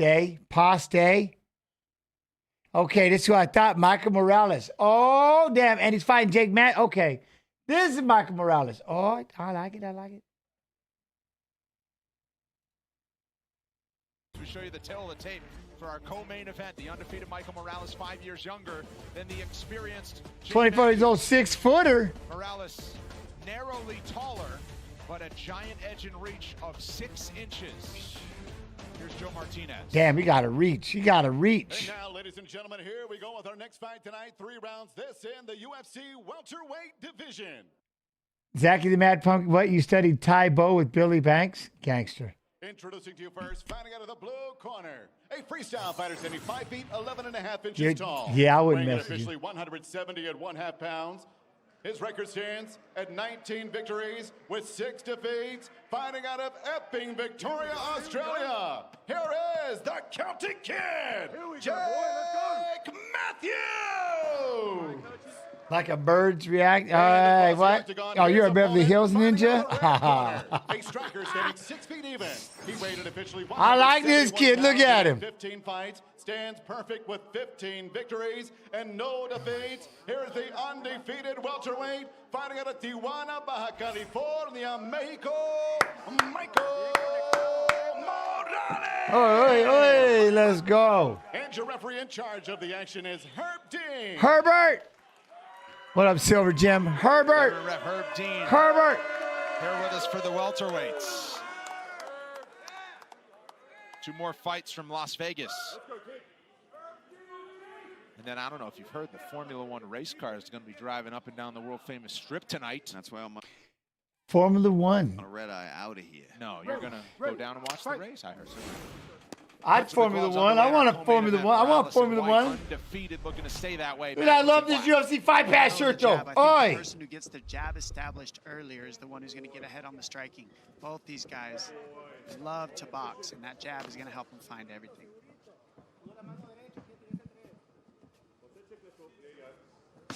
Oh.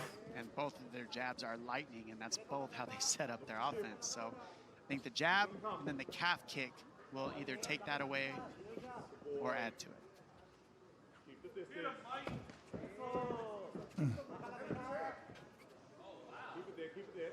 Matthews trying to force the range here as he backs Morales up. Throws out a check hook, and Matthews dodges. Quick right hand from Morales, and Matthews answer with a combination of his own. There you go. Eyes up. Eyes up.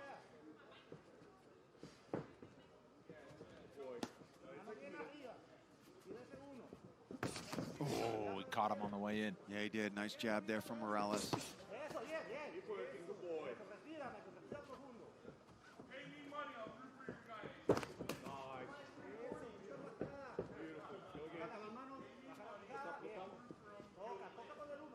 Feints and fakes are what are going to support Matthews right now because of the range of Morales. He's going to need to fake and feint. Otherwise, he's going to get the counter all day like that. From Morales, because he's so rangy, you have to fake in on somebody that strong and that fast and that rangy. Yeah, Dom, he's so good at sitting back and just waiting because he can fight you from a range where he can land. And so he knows that you have to commit. 8787 with the 5 months. 5 months watching that ass get. What? How you doing? Much love and appreciation. All subs, go support the stream. TY. Watching that ass get beat. You saw the difference in when one person lands. Appreciate you, Antha. TY Ant. Clipped him with the hook. I don't know why the Antha came from the 8787. Rocked Matthews. Yeah, Matthews went stumbling backwards. Morales, what is that? That inside kick too, as Jake does try to close that distance. Why is that? Heavy. He's still good. The outside leg kick. BRB, 1 second. Fire alarm. That's what it's going to be. It's going to be jab and calf kicks to work your way in, and then they're going to look to land the big shots after those two setups.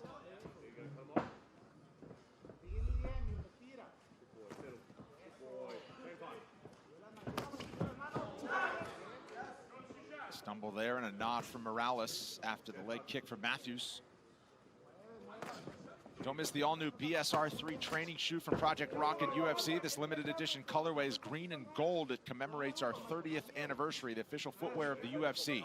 Step in, power up, and grab a pair for yourself at UFCstore.com. Guys are going to batter each other's legs. I love the timing. Morales multiple times has timed that inside kick. The second Matthews tries to double jab in, and it takes away the rhythm in the combination punching from Matthews and breaks his rhythm.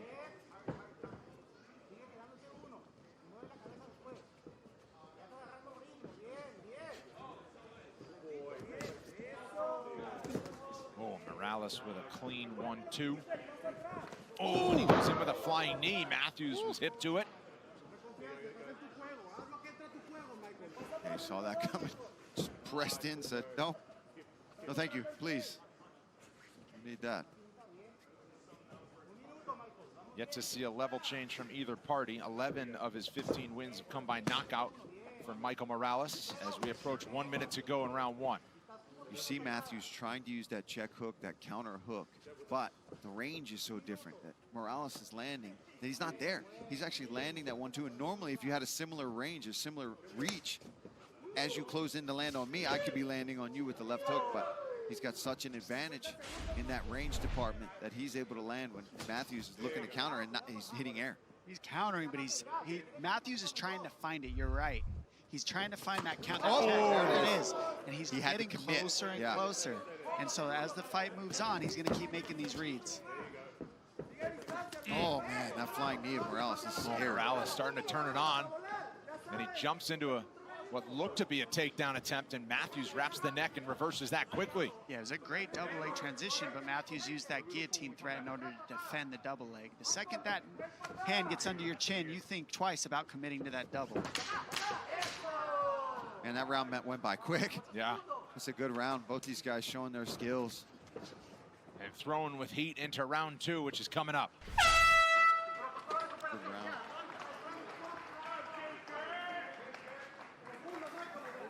See, brother. Water.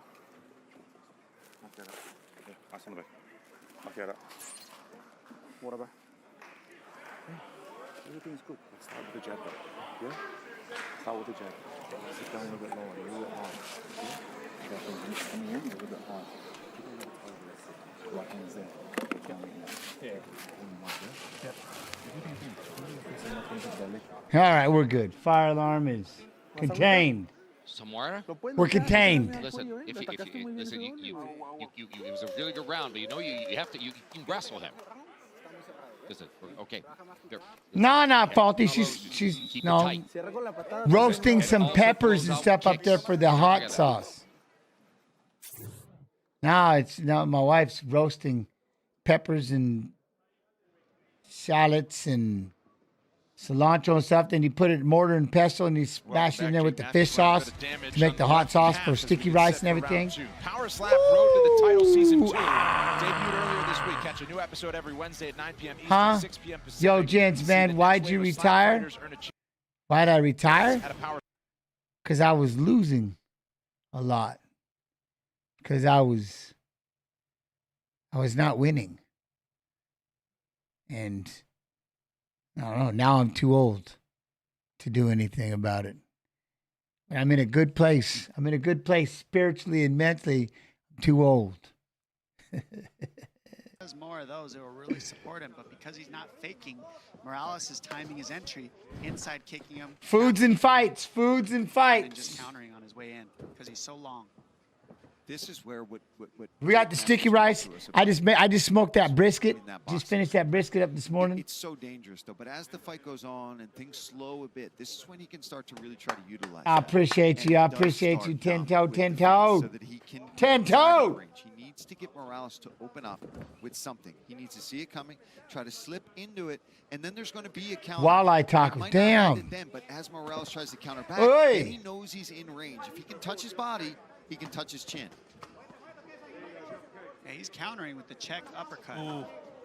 Oh, he led with the uppercut, and that's got Matthews covering up along the fence. Yes, these are and landing. looking for a way Look at out. Morales. Look at the size of him. Jake shakes it off, says it didn't bother him. You can hear it up there. Doosh, doosh, doosh, doosh, doosh. I mean, Morales Do you train what? Do you train young fighters in the UFC? I don't train fighters in general, no. Good sign for him, for sure.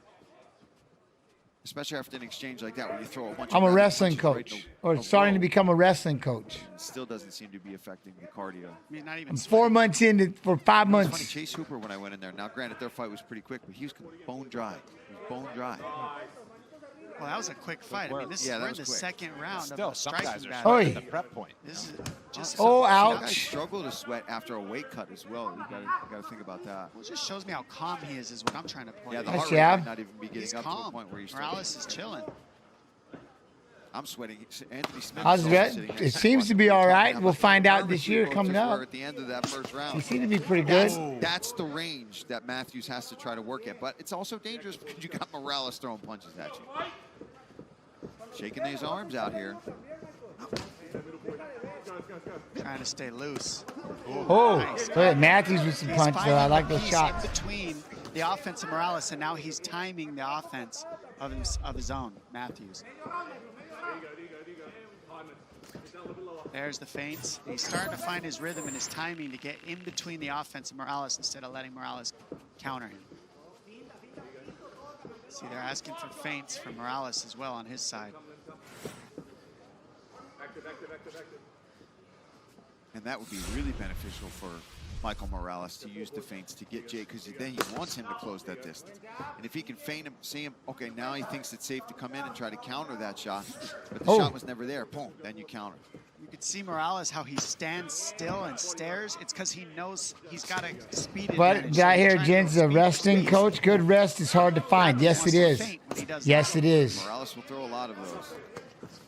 Rest is good. Rest is hard to find. Counter now. He's eaten it a couple times. Dom, just to confirm, I saw on the back, down the spine of Morales, he has in fact began to sweat. I don't know about no Olympics, but maybe. Let's see what he does, man. Let's see if he can win a state title. Wait in the sauna and it finally opens up. You're like, oh, I don't need to go to the hospital yet. Coming up on 1 minute to go in round 2. Oh. Right hand got through for Matthews. And another Superman punch from Morales. Competitive second round here. Close fight. Both guys having their moments. Yeah, there's the body. See, he found the body and he was able to then come up with that left hook. There's a right hand. Both guys land.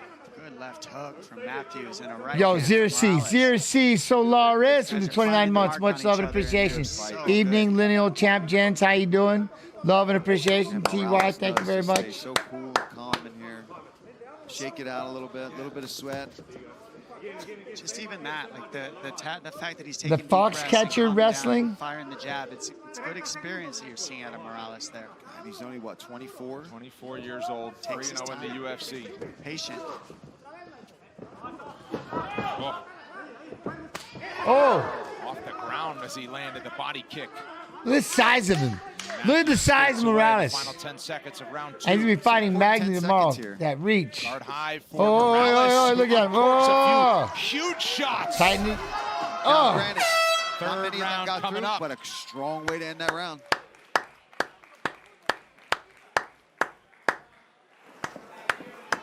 Beautiful round. Quarter. Listen to me. When you trade, he cannot keep up with you. He does not like the trade. He's trying to stall you out. Yeah, he's trying to stall you out for the decision kick. Yeah? We don't know how they're going to judge. Will that be active? Yeah. Very even, bro. Very even at the moment. Who was the craziest fighter you ever met, Jen? Oh, I don't. Move your feet. Yeah? Just depends. Just depends. Straighten your attack a little. I have people say I was crazy, but then they did some crazy stuff. Trust You know what I yourself mean? a little more. And you would see more volume. It was the last round. Come on. We're here. Come on. Let me see. So I'm gonna look something up because you just put something. You just gave me an idea. So now I'm gonna look something up. Because you put this idea in my head.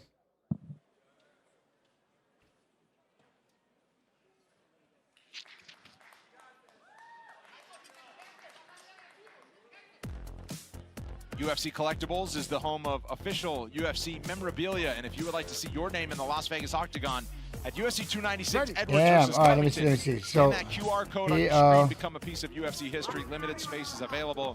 Secure yours quickly. I got to spell it right. Final round here at welterweight in the co-main event. Michael Morales in white looking to stay undefeated. The veteran Jake Matthews, something to say about it. Like, where is he now? There, see the feints? That's what's missing with both these guys, those fakes. A few more of those, I think it opens both of them up. Oh! That a sound. Had to hurt. That's got sound. 7 p.m. EST, the fight's tomorrow. Laugh from Morales All as right. he gets ready for Maybe the he final didn't. frame. I don't know. Started throwing some bombs in the final seconds of round 2. Again, 6-inch reach edge for Morales. He's trying to stay at his range. Now I'm curious where he's at now. And Matthews' corner said he doesn't like exchanging with you. He doesn't want to exchange. He's trying to stall you out. And I think for Matthews, again, the problem is getting within a range where he can also land and not just be trying to defend, because Morales has that 6-inch reach advantage. I think you're nailing it. I mean, when you watch any of other Matthews fights, he always beats everybody off that jab. And because he's a little shorter, doesn't have that range, he's not able to find his jab. All right, we'll have to, so he I'm can't not piece sure. his combinations together. I had a name for that. I was just looking. You made me think of this one fighter. Yeah, but And never Morales mind. is using his jab very effectively. That's the other problem. He's actually using it really well. And Never jab kicks mind. inside and outside mixed together. Nice counter hook. You're seeing Matthews doesn't throw quite as many leg kicks. So it's just boxing, and you're seeing boxing with just enough leg kicks for Morales that's creating a little bit of an edge, I think, plus the reach. That right there. Those make a big difference. They add up. Takes away the jab. He thought I was the crazy one. This dude thought I was the crazy one. That is his personal best by a long stretch. 3 minutes to go in the fight.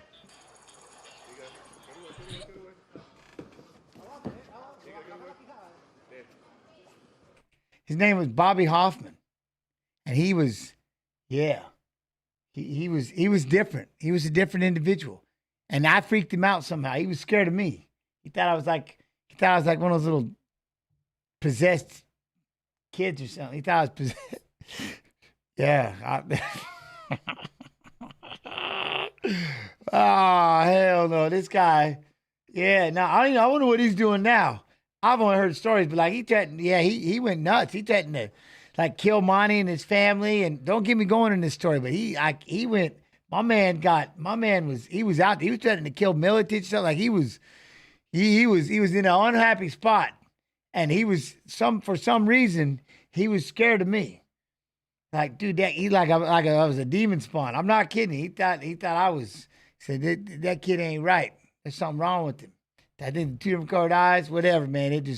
He thought I was haunted. But no, at the end of that, then the other stuff, I don't even know. That's why I'm like, I don't even want to mention his name. I'm not trying to talk smack, Bobby. If you're watching, if you're around, I ain't talking smack. I'm just saying things happened, but he kind of had a falling out. So that was kind of the he was definitely a different individual in the fighting world. Since someone asked, about fighters, like, I'm not saying crazy. He was just different. He just different.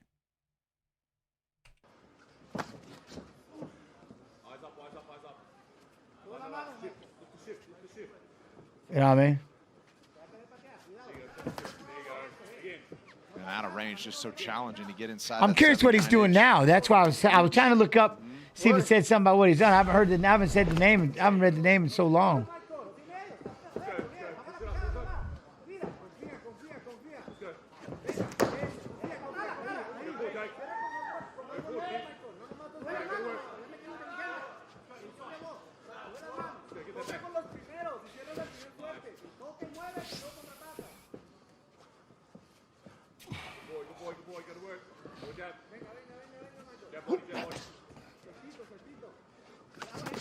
Oh. Just missing your target. Morales doing a great job. Yo, good for nothing with the gift. T.Y. Norton. Attacks. Yeah, see, just enough. You know what I mean? The footwork of What? Matthews is stopping those exchanges that he's like, Oh, you can hear it. That one was payback. You can hear it. And luckily, Matthews did not crumble to the mat. Who am I talking about? Somebody just asked like how many, like a lot of the crazy fighters. And I don't mean crazy, but I just remember Bobby Hoffman had this big throwdown with like at one point, like he wanted to, like, like Miletich, he's like, I'm gonna kill him. Like he was angry. He was angry. Like he was different. But for some reason, he thought I was possessed. He's like, man, that little dude, he thought I was like a demon spawn or something. So he was freaked out by me. he was freaked out by me because he ain't right. I'm like, oh, okay. You know what I mean? But so Putty or Max, you already know it's gonna be Max. It's gonna be little Hawaiian little evil all day. Then Max Holloway. Pretty good as well. It's like, it's a very Yo, similar what up, situation where Graham at least they hit the Bag? leg Oh, first. if you from Eastern Washington, you already know. Man, I mean, you know enough. Those were a long time ago. It was a long time ago. I'm just happy that there was no internet. Oh, he could fight though, man. I remember one time he bit his tongue. Okay, I gotta tell you a story. He got hit and he had bit his tongue and it was like coming off. And he got all pissed. He tried to grab it and pull it off. He's like, and it wouldn't come off. So he just made it worse. Like he ripped. I was like, oh, he did it. I couldn't believe he did. He was like, I'm like, dude, you trying to pull your tongue off. It was the most crazy. I'm like, what?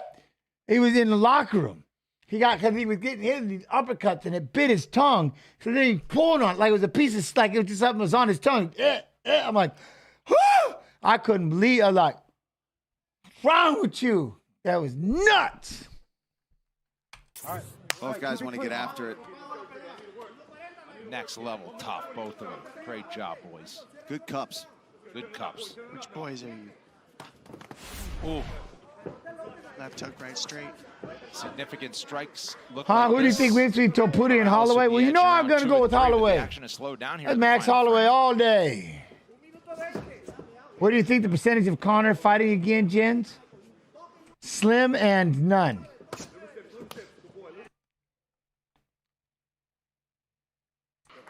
I think he was just pissed. I don't know. I'm trying to remember. Hold on, I got to pause real quick. I'm trying to remember. He was fighting over there. I think it was in rings. This is a long time ago, man. Long time ago. We were over in Japan. Jeremy Horn was fighting over there. Bobby Hoffman was fighting. They were all in Japan. I was like a corner man. And I could be way off, but I want to swear it was over there, and it was rings. And I don't know if it's like a decision or whatever, but he wasn't happy. And his tongue got bit. He just got pulling. I'm like, oh, it's insane. I was like, whoa. I was like, whoa. It was insanity. He got it cut. He got it cut bad on his. Yeah, it was nuts. It was nuts. Oh man. But yeah, I'd have to. Who bit off there? Ooh, what fight? Bobby Hoffman. This is way back in the day. And I'm trying to remember if it was in rings or something. I'd have to ask Monty. Like, there's so much stuff lodged inside this brain from back in the day. We was all running around. You know what I mean? Well, one of the things about said mouthpieces, Alan, this is back when you're kind of on your own. See, too many questions, Nathan. Hoffman versus who? I'd have to go back and see in this damn rings tournament. I could be way off. It may not even have been in rings. I just remember Bobby Hoffman was in a fight, and I can't remember where it was. All I remember was his tongue was cut. And I was with these guys in Japan, and I've been with, we traveled all over the place, the UFC, wherever. And his tongue was cut. And he had bit it really bad. Because, again, most people didn't have, I know a lot of people that didn't have, they had little boil and bite mouthpieces and stuff like that. And he went to distance with Maurice Smith. Now, hold on, because that might have been I don't know if that might have been the fight that he went to distance, but he might have got kneed and stuff. Anyway, again, don't get me going. I'd have to ask Monty and people this is a long time ago, like 2001 and 2 and 3 and shit. This is way back. What up, Mike? But all I remember was wherever it was, he had and some people would wear the skimpiest little mouthpieces. You wouldn't believe some of these mouthpieces. It was terrible. Anyways, so all I know is he had bit the side of the tongue off, and he thought it was just a little piece. So he just tried to pull it off, and he just made it so much worse, and it was everywhere. I'm like, I almost passed out. I'm like, it was just horrifying. It was horrifying. I'm going to find out right now. Watch. Now I'm going to text somebody. Now I'm going to ask. Now y'all got me. Now I have to know. I have 60 seconds for somebody to put a stamp on this one. Oh, nice up. Morales was going home run swinging there. I want to see if he'll answer. Yeah, so anybody who faces Morales now knows they're going to have to deal with power. They're going to have to deal with forward and backward movement. I mean, he mixes it up super well. So this is a tough I'll start it on the next fight because I'm going to have to call and find out because now I got to know. To counter what their offense is, and no matter who they face, I think they're going to give a hard fight, both these guys. It's pretty close. Now I got to find his number. Matthews trying to put together a combination moving forward, and now a nice uppercut got through from Morales. Look at this damn thing. Trying to seal the deal with a takedown, but good job there from Matthews to D that up. Saw that one coming. Oh. Right. Letting it hang out. I'll find out in a minute. Seconds. Morales off the fence with one more big shot. Nice right hand from Matthews. And these welterweights go the distance. Test pass for Michael Morales. Does he stay undefeated? Jake Matthews gave him all he got. So Neil Magny and Michael Morales take on Kelvin Gastelum. To the scorecards, the judges see it 30-27, 29-28, and 29-28. Your winner by unanimous decision and still undefeated, Michael Morales. So you got Morales versus Magny. Now, these are so now we're going to watch fights of fighters who are going to be fighting in the finale, in the tough finale. So we got Marion Santos against Con Ofley. Is it Con Ofley? Kane? Con Ofley. Ofley. I just know this damn name. I don't know why I know this name.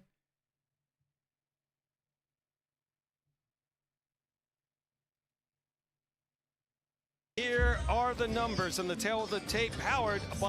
Yo, what up, man? How you doing, Dros? Hey, hope all is well. Is there a fighter whose fight you'll never miss? Hey, I'll never miss a UFC fight. As long as I'm doing this, we're here every day. Like TJ Santos said, I might watch more fights than any one person, more UFC fights than any one person walking. We're here every day. There's nothing I miss. And then I do the Contender Series watch-alongs and everything else. This is all we do. NKMMA 8 with the 48 months. See? Love and appreciation. Thank you. All subs go to support me and Snoop, TY. So anyway, this was going to be Marion Santos, 22 years old, 5'9". Ooh. Only fans. Barbosa is 25 and young gun Santos only 22 years old. Barbosa I'm going to make this call real quick and find out about this tongue. That way I can let y'all know. Being the shorter fighter, Santos has the exact same reach at 72 inches as Barbosa. Once again, here's Mike Kendall. Ladies and gentlemen, this is the LFA 155 co-main event of the evening tonight on UFC Fight Pass, and it's scheduled for 3 5-minute rounds in the LFA featherweight division, brought to you tonight by OnlyFans, where creators earn. And now, ladies and gentlemen, introducing to you first, fighting out of the blue corner. This Muay Thai style fighter stands 5'9", weight in 145.4 pounds. He holds a professional record, 12 wins, 1 defeat, with 7 wins coming by way of knockout. Representing Paraná, Vale Tudo, and Extreme Couture, fighting out of Las Vegas, Nevada, by way of Rio de Janeiro, Brazil, Myron the Legend Santos. His opponent across the octagon, fighting out of the red corner, is a karate-style fighter, standing 6 foot tall, weight in 145.8 pounds. He holds a professional record, 14 wins, 4 defeats, with 5 wins coming by way of knockout and 4 by way of submission. Representing Máquina do Futuro MMA and Simões Karate, fighting out of Sao Paulo, Brazil, Rafael Coxinha Barbosa. Your referee, Matt Rocca. All right, guys, okay. Over the rules in the back. Protect yourself at all times. Follow my instructions at all times. I don't know where this clock's going to end up. If you want to touch gloves, do so now.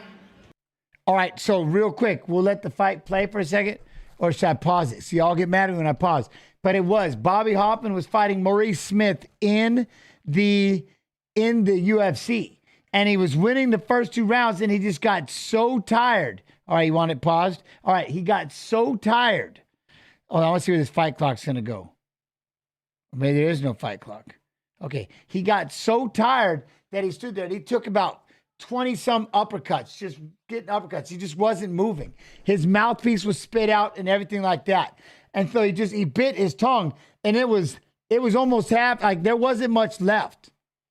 And he literally told the doctor to cut it off. Cut it off! And the doctor says, I can't do that. He goes into the bathroom. And guys pulled the damn thing off, comes back out covered in blood, and goes, it was on better than I thought. And it just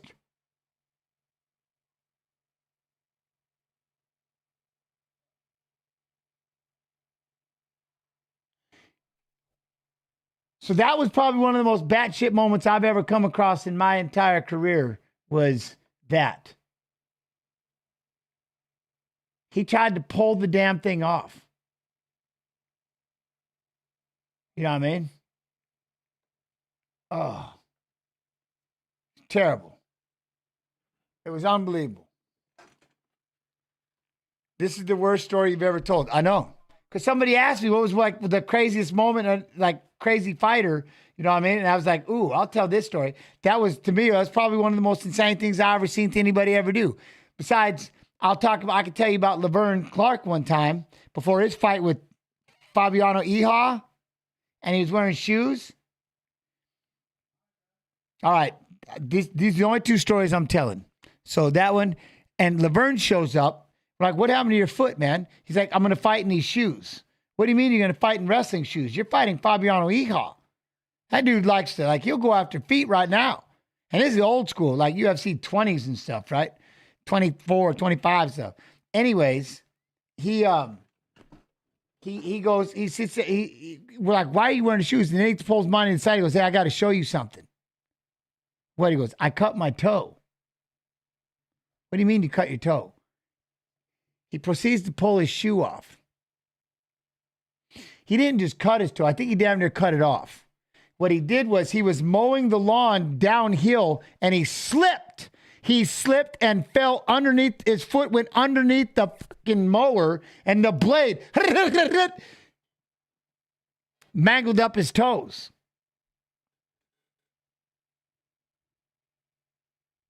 And this is again, but was he going to not fight? No. He put on a pair of shoes. I think there might have been a moment of, I think there was duct tape. I'm not kidding you. I can get Monty, like, I'll get back and get Monty back on this. But I think he had the damn thing. It was horrifying. It was terrible. And he looked at me like, are you? Dude, you can't. Oh, no, he fought. Oh, what do you mean did he walk? He fought with the damn thing. He fought with his shoe on. I'm not kidding you. I'm not playing. I couldn't believe that. I like, man, what? Huh? That was unbelievable. There you go. Those are my two crazy stories. There you go. You asked. You asked. Featherweight title is vacant. The winner of this one could punch their ticket. No, he didn't win, ironically. I think he lost by you can look it up. Laverne Clark and Fabiano Iha. I think Fabiano ended up getting I think Fabiano got a footlock on him. But he fought. He fought. That's enough. He fought with the thing. Barbosa attacking that lead leg early. He's showing a lot of bounce as well. He's light on his feet, bouncing up and down, trying to get a read. Santos stable. Beautiful boxing. Slip, duck, and roll. That was a beautiful level change right under the shot. Oh. Santos might have stunned Barbosa. Absolutely. Backing him up and follows up with a big knee. Barbosa catches the leg. Beautiful sequence. Santos does land on the beautiful right hand and pounces on Barbosa. Barbosa now going to the wrestling, trying to take Santos down. This was some of Santos's problems in the past. He says he's improving his wrestling, his takedown defense, and is getting off the bottom. We're gonna have to see if it's paid dividends and paid off right here. Barbosa still working that takedown. Now he lets it go. Man, what a crack that right hand was. Both those guys threw right hands at the same time, and Santos has landed. Absolutely. Echoed throughout the arena here.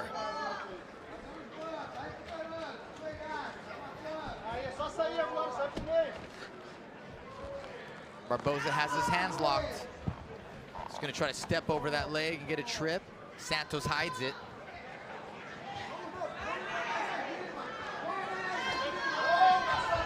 Beautiful job by Santos to just find the right time to shut Barbosa off. Now they're in the center of the octagon. Santos looks like he's opened up a cut on Barbosa. Oh, and again, nice kick. Going after that lead leg. Santos told us that he is going to attack the legs, body, and then the head of Barbosa. So he wants the knockout, but also would love to get a victory via Darce. Yeah, it was really cool when we asked him his game plan. He's like, I'm going to attack the legs, the body, and then the head. And just shrugs his shoulders. Yeah, 22-year-old, uber confident, no doubt about it. There's so much experience at 22 years old. We see this more and more in mixed martial arts. So complete at such a young age and growing and learning. 14th professional MMA fight at 22 years old. Yeah, I'm 22, 14 fights. I like it. Off a loss to our former champion, Dan Argueta, back at LFA 123. And you mentioned it when we asked him, hey, what did you take away from that experience? He said, the lesson I learned is, number one, I can't do 135 anymore, and I need to concentrate and learn some wrestling. Really liking the the high guard of Santos, his level changes. You know, people say don't do that in mixed martial arts. You might get kneed or kicked. If you know what you're doing and you can anticipate, you can slip, dip, and roll just the way he did it. Also, in boxing, you can lean forward, but Santos is squatting down. He's squatting down to avoid the knees and the kicks. You can level change. Look at that perfect squat he was doing. Oi. Barbosa firing back. Barbosa 14 victories, 5 coming via knockout, 4 submissions. We spoke to him. He just felt the biggest advantage for him was that he... I take it back. It wasn't duct tape. He had his toes wrapped in toilet paper inside the wrestling shoe. He just wrapped his foot in toilet paper. Yeah. Oh, man. He has a case there, but what we're seeing in this fight is these guys are evenly matched, and they're playing chess out there, and everything matters. Beautiful follow-up left hook by Santos. And Barbosa. 3-ply? I don't know. I didn't. Hedgehog. I didn't know. I can't remember if it's 3-ply or what, but nah. Oh, they were 72%. They were just. They were maimed. Right, like you could see bone. They were maimed. It was unreal, unbelievable. Barbosa backs up Santos. Those were two of my most. Those were two of them that. Yeah. Oof.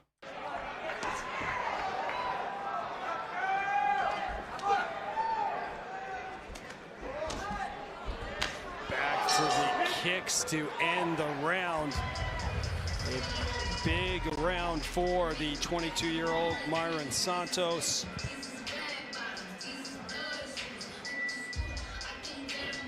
Santos landing 83% of his kicks thrown, Gil. And that's exactly what he said he wanted to do, was really to slow down the attack of Rafael Barbosa by attacking those legs first. Yeah, he's doing a very good job of responding. Anytime Barbosa would land a leg kick, he fired back. Now look at that overhand right that lands early in the round, follows it up, starts pursuing, looks for even a flying knee. Big punches here. There's the knee. Barbosa grabs it, tries to stick on the takedown, doesn't quite get it. A little more action later on here. Left to the body and a beautiful leg kick setup. Barbosa feinting. And here's another counter and another counter. Beautiful leg kicks by Santos, responding to Barbosa strikes. Round number 2, LFA featherweight division. Ron Kruk and Gilbert Melendez with you tonight. Seneca Niagara Resort and Casino, one of our favorite stops. All right, y'all be good. BRB, 1 second. I got to get this taken care of. Santos is in great shape. I mean, both these gentlemen are. Santos was standing in the corner, did not sit down, just has that assassin look on his face, just not budging at all. Maybe a theme tonight. Ben Parrish didn't want to sit down either. Sneaky shot from Santos, gets through. Yep, slip roll, left hook. Found some success with that left hook earlier in the first round and going back to it. Being very versatile. Very versatile, attacking the legs, feinting, using the left hook, using the overhand right. Yeah, Myron Santos looks extremely comfortable right now and is in control. Yeah, very focused, really good hand-eye coordination, great response. Seems to have the timing of Barbosa right now. Yeah. Barbosa had a very good jab earlier. I think he could stick to that jab, just pop that jab more, create some openings, not committing to that 2, not committing to something heavy.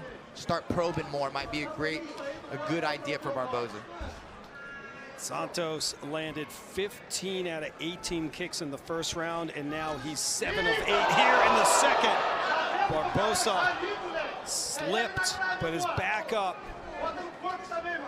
Again, with that level changing over the strikes, coming back up with the hook, and I'm not too sure if that was a slip, but he did counter that jab with the overhand right. When people jab, you could slip inside and throw that overhand right, and that's what Santos did. Santos backing up.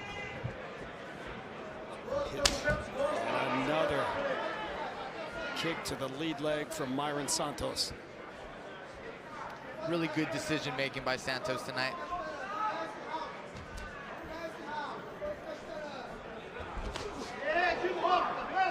Santos' corner like that.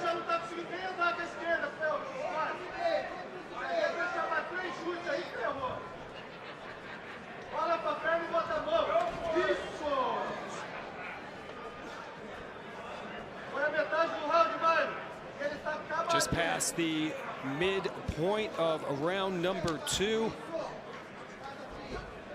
Myron Santos representing Rio de Janeiro, Brazil, now fighting out of Las Vegas, Nevada in Extreme Couture, and Rafael Barbosa from Sao Paulo. Another chapter in that long-standing rivalry. Barbosa, you know, switching gears a little. I think What this up, is Sergeant smart. Major Fish? Trying to lure Santos in and trying to be super aggressive initially. Now he's sitting back, trying to lure Santos in and counter. I think this is a great idea. Maybe pop that jab some more, draw him in. Don't try to blast forward with big strikes and fight Santos. 28th kick lands for Santos, and that one once again echoed throughout the arena. I mean, Rafael Barbosa's like, do I have to get back up on my feet? Wow, Santos true to his word about attacking the legs. Yeah, no kidding, right? Oh, and Barbosa gets Santos down, but right back up. Santos is winning, but this is still anyone's fight. Barbosa can turn it around with one big strike. He's a high-level mixed martial artist. He's looking for his opening, trying to use the takedown. I think that's smart.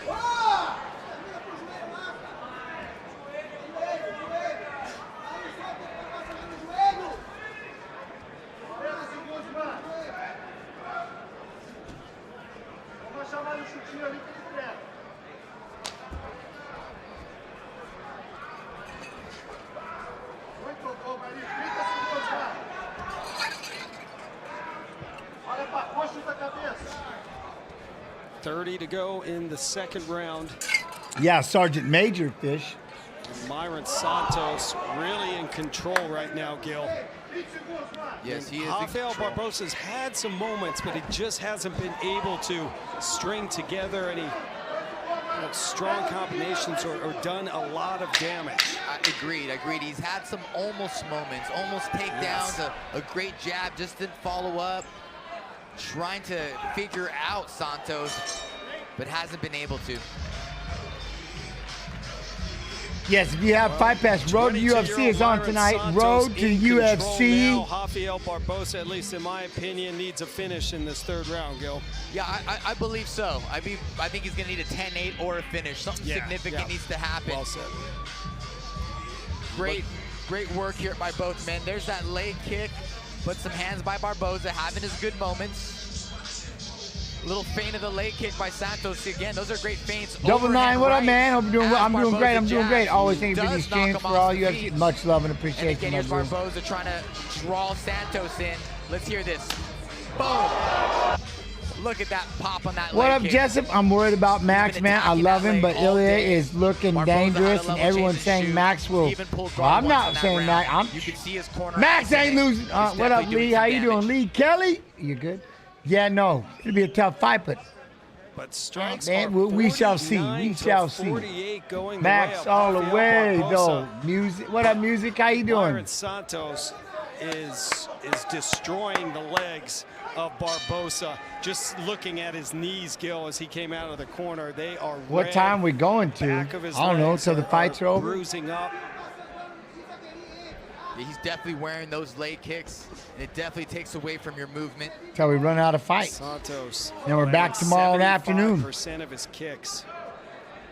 Tomorrow we got the watch along. Now Barbosa firing away, but not really finding the target. Yeah, great combination, but that shell of Santos tonight has been great. Has his hands up, he's level changing, he's making Barbosa miss, and he's deflecting most strikes.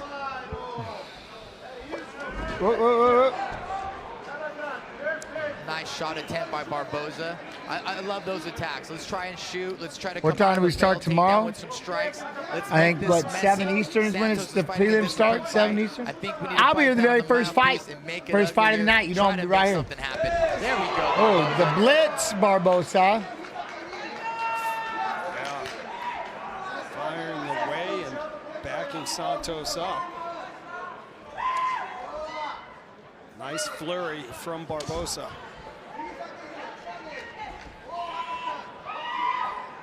It was on, I remember the fight, Culibao and Ramos.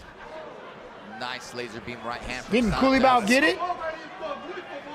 Culibao got Barbosa that. having some success with these blitzes, but needs to continue on with the onslaught. Not just blitz. Or did it not? Did he not get it? Clinch, start kneeing. Oh, look, he's hurt. He's hurt. Oh, he's hurt. Showing the pain now. Look at that knee. He's showing it. He's showing it. You know, I've been there. Left leg compromised. I've been there, and you're, you know, when you are in a fight, you feel nothing. So when you do start showing the pain in the leg kick, I mean, it is really damaged at this point to start showing the pain. And your opponent just starts licking his chops, right? Absolutely. Oh, Continues to attack it. I love Barbosa's attitude, though. Barbosa, I'm going to give me a takedown then. How about this? Punches. Might have an opportunity. Oh, okay. Culibao lost, so I think Culibao should have won that fight, Huge right? moment here. That's, I thought Culibao won it. Now that my memory, Barbosa. Huh? See what he can do from this position. That was a very wild. That was a crazy decision. Like, we had 30-27 in opposite directions, and that's they removed the judge, right? They removed the one judge because of it. Was that was the fight? That it was so far, it was just absolute insanity. Like, they had somebody winning 30-27. There's no way. There's no way they won. That meant no.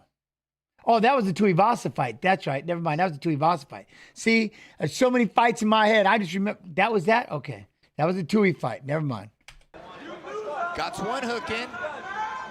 Can he keep that hook in? Can he bring him to the mat? Halfway through the round, he could possibly get a rear naked choke, can get a submission. Santos staying strong, has good base here. What? Jens was always the person who looks out the window and points to the Blue Jay on the telephone wire when things get weird on the inside where it's comfy and warm.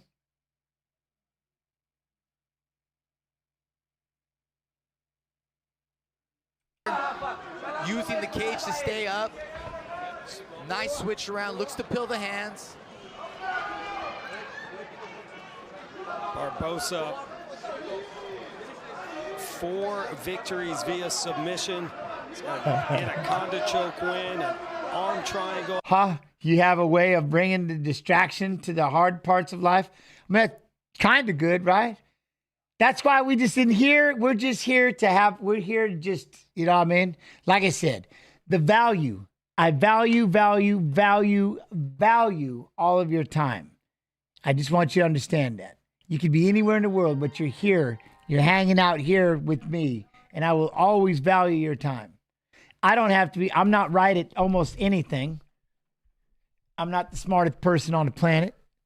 I don't mind being wrong, but I'm going to ask. I mean, so the Tui fight, but I just remember, I'm trying to remember, like, I get all kinds of confused, but that's why I have all of you. You know what I mean? What, Jen? Hey, Jen, you may have already been asked this, but what were your thoughts on Carlos Newton and Matt Hughes' first fight? What do you mean? I was a Newton fan at the time, so I was pretty butthurt back there.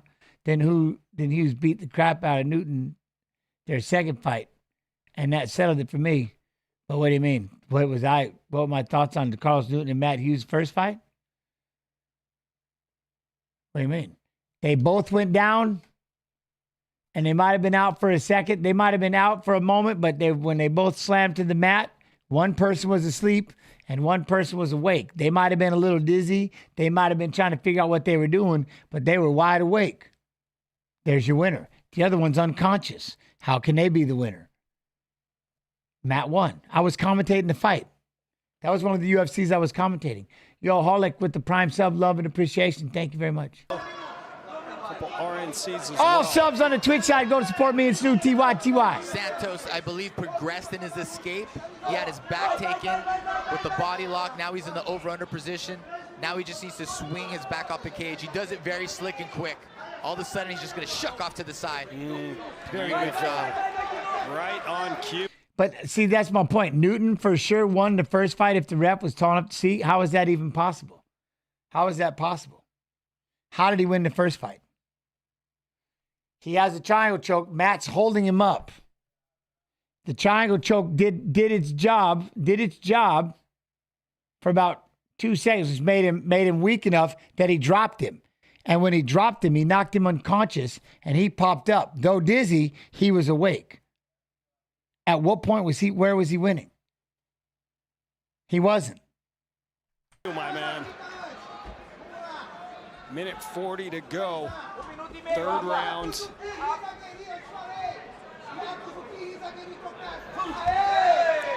Barbosa having a better round. I mean, I know you're not trying to tell me that he was asleep while standing up holding him. You know what I mean? I know you're not trying to tell me that he was asleep while holding him. What do you mean? He goes, man, I damn near went out. And that's what happened. He goes, I was there, and then I blacked out for a second. Boom. And down we went. And when I popped back up, and he was unconscious. This is what he needs to do. Flurry, finish with the knee. Stay in there a little bit longer. Try to really damage Santos. He had him stocked on the top of the cage. Yeah, he was holding him there. How can you be conscious and hold somebody up hold somebody up like this onto the top of the cage, and yet somehow you're out? You're not conscious. He's holding him. Like, how do you do that? So Machida and magically be losing. That's an impossibility. He's yelling to push the pace here. Tough to do when your leg has been pretty much destroyed. As we hit 1 minute to go.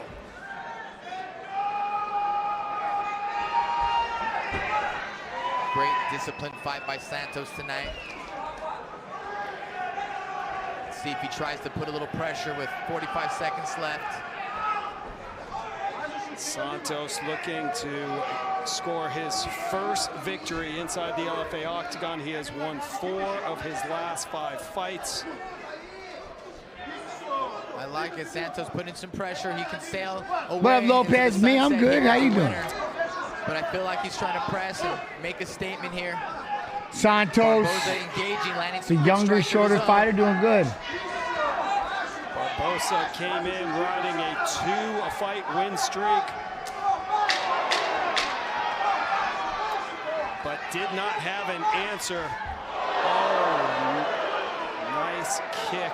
Just fitting that Santos would end this round. And you see the frustration on the face of Rafael Barbosa. Yeah, you said it there, frustration. Just could not figure out Santos. Had some good moments, but nothing. Nice job. Yeah. Barbosa blitzing forward in this round. Santos pacing backwards, counters with the overhand right. Good feint, right hand, left hook, leg kick. Yeah. Oh, compromise. Santos very composed. Told you to be back inside the octagon as we check. A lot of kicks. I like it. But later on the chin. 30-27 all. After 3 rounds, we go to the judges' scorecards. Judge Belinsky scores the bout 30-27. Judge Walter scores the bout 29-28. And Judge Corrado scores the bout 30-27 all for your winner by unanimous decision, Myron the Legend Santos. All right, Santos. All right, so his opponent, though, Huh? What am I? What? What am I weighing these days? Who, me? I'm down to 170 pounds now. I'm making my way down. I'm 170. All right, his opponent. I might be, well, we'll have to see. I'll get up on his scale. Might be 175. I don't know. Polar Bears with the 16 months love and appreciation. And as we look at the tail of the tape here, a significant age difference. Rod Costa, 5 years the elder of Khan Offley. Khan Offley, see? Is virtually the same. And here to set the table for our feature bout on UFC Fight Pass this evening, ladies and gentlemen, Dan Maudsley. So, ladies and gentlemen, our fourth fight of the main card this evening will be contested. Fight Jake Paul. He got big. He got enough issues. I'm not. Hell no. And introducing first, fighting out of the blue corner, he weighed in at 65.75 kilos and trains out of Scrappy MMA and Costa Academy, holding a professional record of 3 wins for 1 defeat. Ladies and gentlemen, please welcome Rod Costa! And his opponent, fighting out of the red corner, he weighed in at 66 kilos even and trains out of Absolute MMA, holding a professional record of 7 victories, 2 defeats, and 1 draw. Ladies and gentlemen, give it up for Genghis Khan Offley! Offley! And when the action begins, your referee in charge, John Sharp. John Sharp, once again, our man in the middle. He's had his hands full here tonight. An action-packed card here at Eternal 59. Rod Costa in the blue. Khan Offley in the red. Round number 1, Eternal 59. Janice Daniel with the 5 gifted subs. Love and appreciation. Thank you very much. Thank you very much. All subs go support the stream. TY. Here at the Melbourne Pavilion.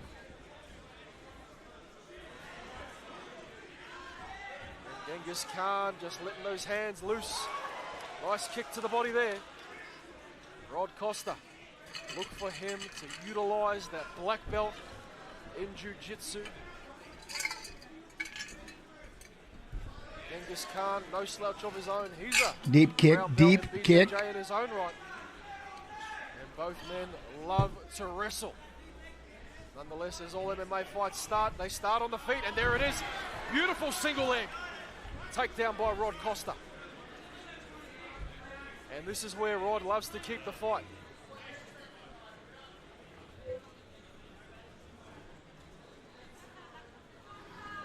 As we welcome back to the commentary booth, Joel Sepasvari. Good to be with you once again.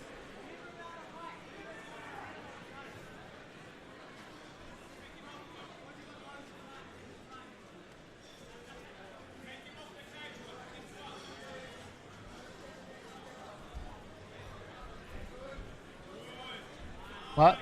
Do I ever cook for my wife? I mean, I cook for everybody. Just depends what we're cooking. Like that brisket I just smoked last night, all good. Dig there has Khan Offley, nonetheless. Yeah, well. He does manage to get back to his feet, Joel. Definitely. Whatever it takes, as we say. Costa relentless with this single leg attempt. Khan Offley just doing anything he can to try and get rid of Rod Costa here. What would you say if your son wanted to what? Your son wanted to be a pro wrestler? Go make it happen. Negating that Go make it happen. By reaching over the top there. Oh. And those are nasty. Yes, cult of personality. It was delish.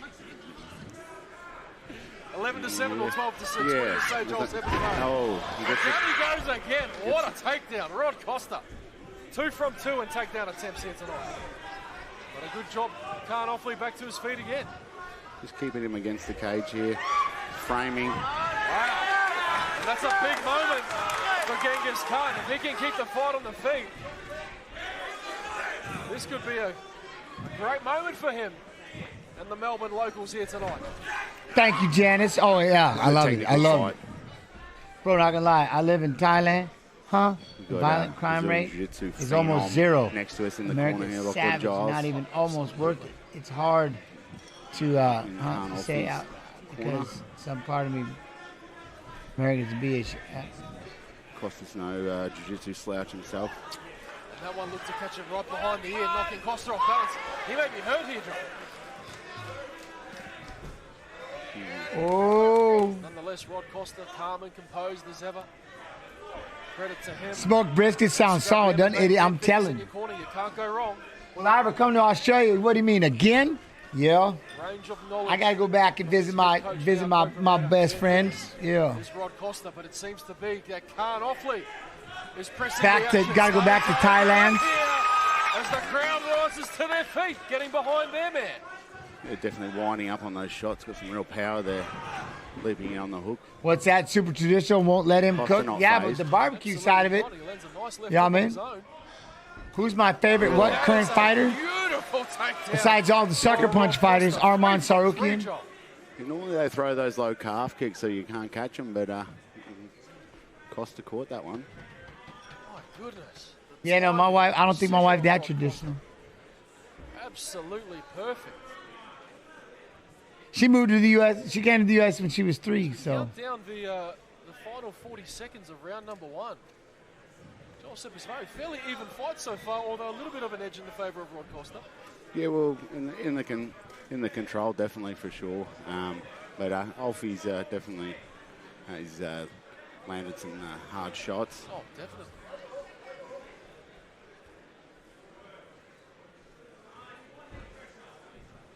Yeah, Nora. Yes, and yes. Nora 8. You can definitely cause some damage with those short elbows from the bottom. That's what Offley's looking for as we count down the final seconds of round number 1. So he's pushing off, creating, just. Did she hitchhike? Who, my wife? No. She was born in a refugee camp in Thailand. They escaped across the Mekong River to avoid persecution in Laos, and I think they were over there for 6 or 7 years, and she was born in a refugee camp there, and then came to the U.S. They were sponsored and came to the U.S. when she was 3. Alfie, he had the answers there. A few short elbows there. Yo, Beating, how you doing? Yeah, no, this is very evenly matched on the feet. Oh, nice elbow over the top there. And Costa just shrugged it off. Well, he's definitely landing there, is Khan Offley, and Rod Costa came back with some shots of his own. Although the story of this fight seems to be if Costa can manage to impose the grappling, it may work in his favour. Khan Offley the opposite. Offley. The striking there, John. He snuck three in the corner there. Absolute cheeky. Anything can happen here at Eternal 59 as we go back to the action here. Round number 2. Rod Costa. Oh, that's crazy. And Genghis. Fort Wayne, Louisiana, Indiana. Oh, push kick up the middle there. Yeah, they all lived up there in Rockford, Illinois. He's just looking for that moment, that perfect moment to time a shot. As he hits a big shot there by Genghis Khan. He says no. He shakes it off. Which usually means yes in this game, doesn't it? Oi! Good kick. I don't know. Awfully, man. Awfully, you're going to have to come with something. Santos. His nose there. Costa might be a twitch, or maybe he's maybe it's bothering him, but he's not bleeding at all or swollen. Yeah. Oh, big kick. Oh. I literally have the picture, the first 10 seconds I ever met her. But it's funny. She walked right up to me and said, "You're a little evil." I'm like, hey. Shots of Khan. How you doing? He's looking to loosen up here. Then I said something, but... Yeah, well, Costa's got some power in his and then we started talking here, but he's popping that jab out there. It's very clear he wants that. He wants the takedown, wants it on the ground. Actually, Luis. Yeah, I know. The clack-a-lack, they sound like they're yelling in the mic right behind them. You know what I mean? It's awkward. Costa says no. Oh, there's that stiff jab again, Joel. I do like that jab, though. Costa. There it is. Rod going for the double leg. Rod going for the double leg. Genghis Khan straight back to his feet. Well done. But Offley gets back up quick. Offley back to his framing there. fast. Hands in the face. That's good work from You got to throw some punches, Khan. Managing to land a nice elbow on his exits there. He's so explosive with his shots.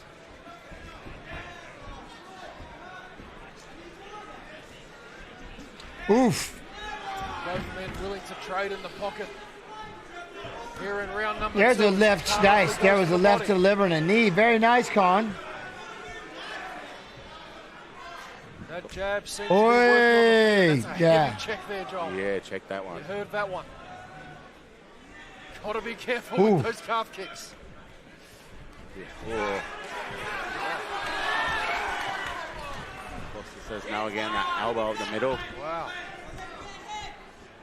Can't awfully stringing together some slick combos here in our second round. Just bros with like just savage intent. Absolutely. Bad intentions on the end of every shot, but Rod Costa having none of it. Pops the jab. Pops the jab again. There it is He's again, getting Oh, loose. dropping down the signal. And that's a big moment for Khan. Oh, sit back on that leg. Here we go. He's set up. He's looking for an He's inside attacking heel that hook right there. leg. He's got to be careful. See, is the road to UFC? Is it? No, but it will be. It hasn't come on yet. Right now, we're watching fights of fighters who are fighting in Saturday's fights. You hear that? The way that they're yelling, though? It's crazy.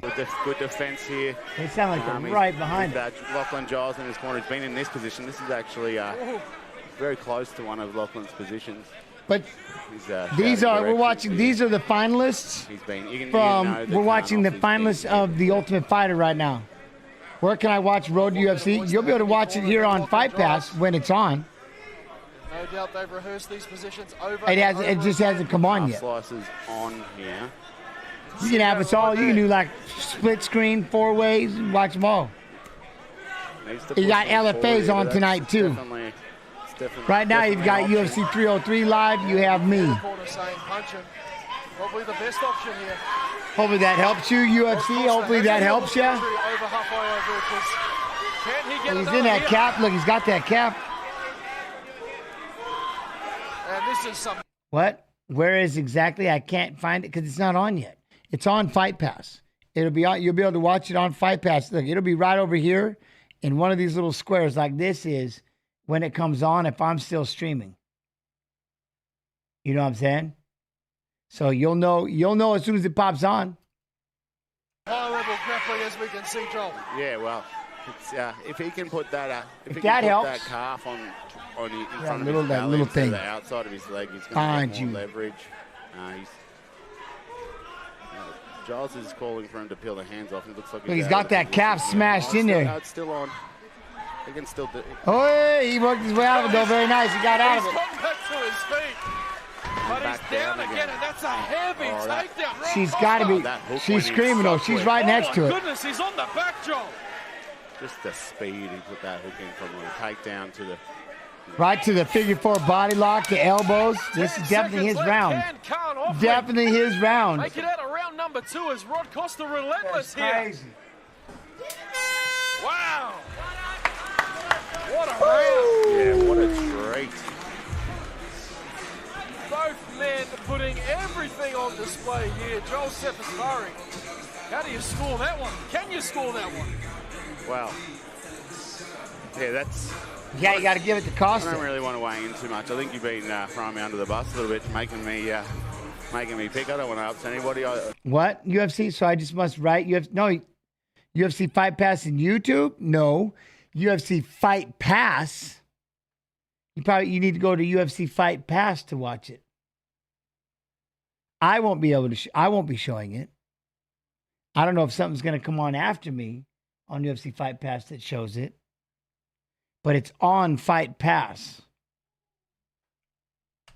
But look, to me, I'm not going to call it. That was great. What a treat for the fans, and what brilliant matchmaking by Cam O'Neill and Ben Vickers. Oh, absolutely, and I never mean to throw you under the bus. Just value your opinion that much. Oh, very good. Joel I appreciate that. 25 years of combat experience, ladies and gentlemen. We're happy to have him with us, Kate Side. And as you can see here, Khan Offley having fantastic success on the feet, but that last takedown and transition from Rod Costa. Do you have Fight Pass? I can watch free. Well, yes and no.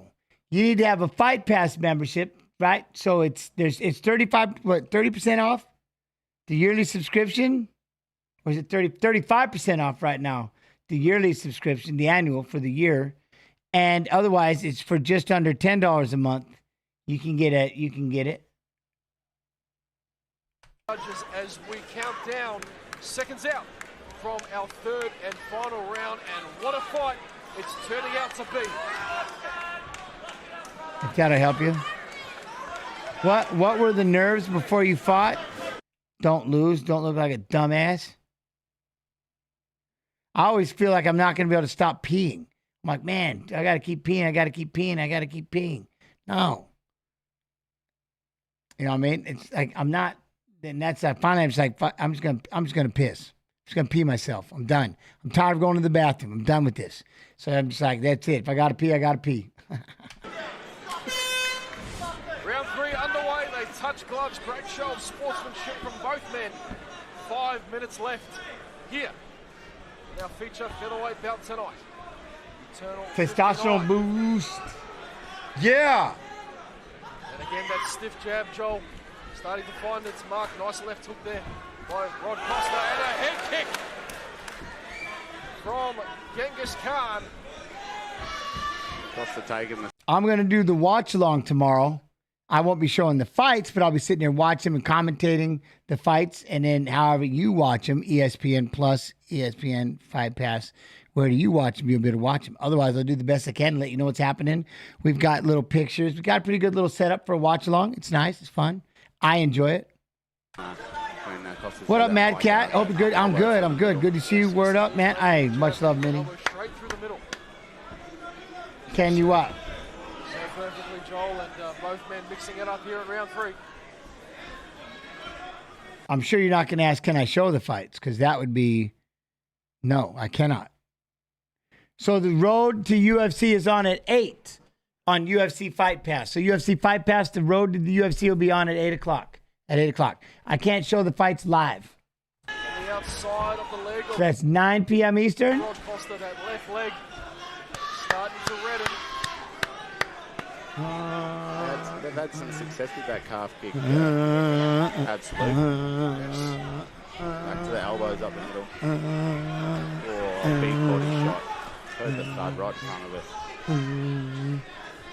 No, I won't get, not only will I get a copyright strike, I'll get fired. I don't really want to get fired. See, the difference is your name is UFC, but I work for the UFC.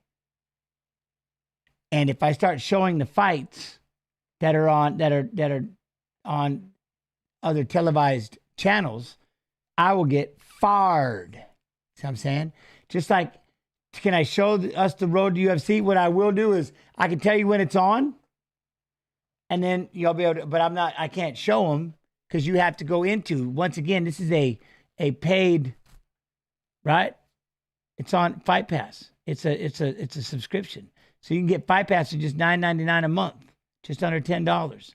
And you can watch it upside down, backwards, spinning around, surround sound, however you want to do it. I can tell you when it's on.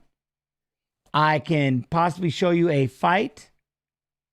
You know what I'm saying? But that's it. I can't show it because, once again, I work for Fight Pass.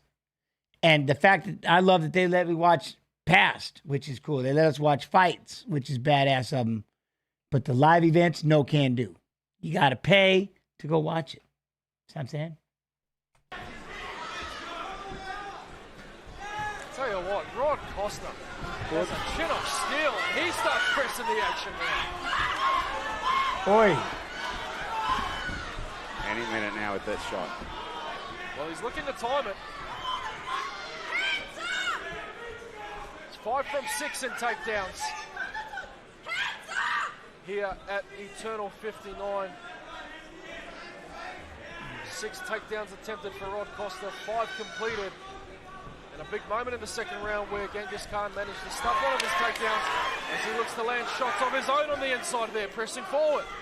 Oh, there was a big kick to the belly hole, though. Big kick to the belly hole. I like that one. Huh? That's why I love it. Well, I appreciate you, Genghis Khan. I appreciate you. From both men. Yo, what up? What up, Puggo? Puggo play? definitely Hug, been go treated play. there. Hug, Battle go of the jabs play. and Oh. finally Costa's bleeding. Oh, he just missed his left hand, though. Massive shots and no mark. Bit of blood now. Blood from both men. Both Colby, men what showing up, the Colby? wear and tear of this bout. And a right hand over the top gets the attention of Genghis Khan.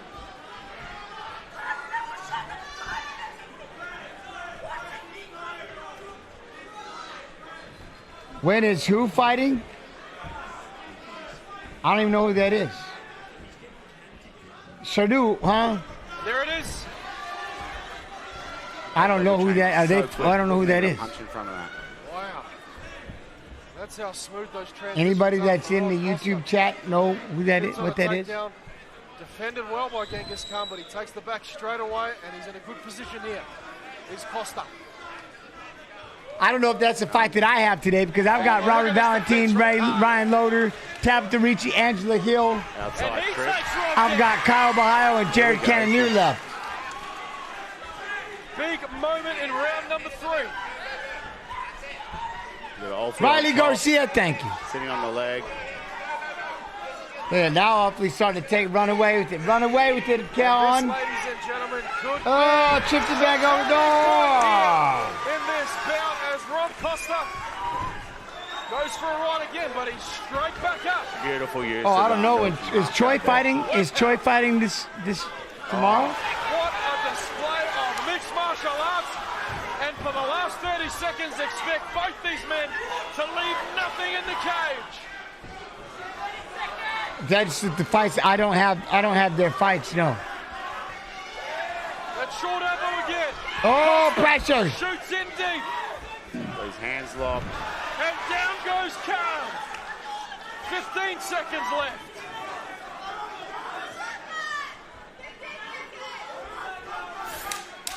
Final seconds of round number 3. Rod Costa and Khan Offley. Is that who's in the road? Fight for the ages here at Eternal 59, ladies and gentlemen. Oh, Shardul. Okay, so you're talking about the road to the UFC. All right, no, it's not on yet, but you're going to have to, again, I'm not going to be showing it here. You're going to have to, like I said, I can click on this link and boom, it's going to be in UFC Fight Pass. That's okay. I was like, I don't know these two names, but then once I heard Choi, all right, yeah, I don't know. That fight's going to be, I was just talking about that to the other one, UFC, which is the fight's going to be, it'll be on in Fight Pass. That'll be on. But I can't show it. That was enjoyable. What a fight. I can just let you know when it's on, and then off to the Fight Pass you go. That was high level. Cut out for them. Full credit to them. Had it on the feet early, just swinging hard, but Costa just seemed to be able to time those takes though. They were backwards and forward, evenly matched, and yeah, I can't. I'll be waiting. We're gonna be doing some pretty cool stuff. We're gonna be doing some pretty cool stuff. We're gonna watch some Fight Pass content here next week. And Rod Costa putting on a show here for those in attendance at the Melbourne Pavilion and for you joining us from the comfort of your own homes on UFC You're an official Fight Pass. influencer, Linda. You seen it? I seen it. Tight decisions here tonight. Tomorrow, next week we'll be watching. We're gonna be going down a couple of Fight Pass rabbit holes. We'll await the Oh, verdict let's go. from our judges. Center cage. It's for a decision. The judges score the bout 30-27, 29-28, and 29-28 for your winner. Okay, from by Tajikistan. unanimous Okay. decision in the red corner, Genghis Khan Offley. Never want to leave it to that opinion, but so like I said, it's going to be Marion Santos, Khan Offley. Next up, in the finals, Robert Valentin. Copy. Paste.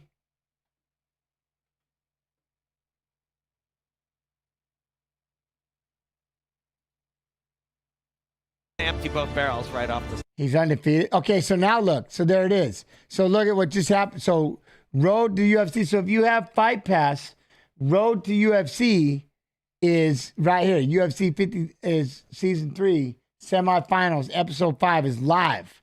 So it's coming up right now on Fight Pass. Same thing on this side. So it's starting. It's starting.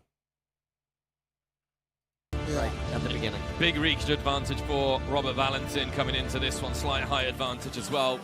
Panini slightly heavier. This bout is scheduled for 3 rounds in the Aris middleweight division.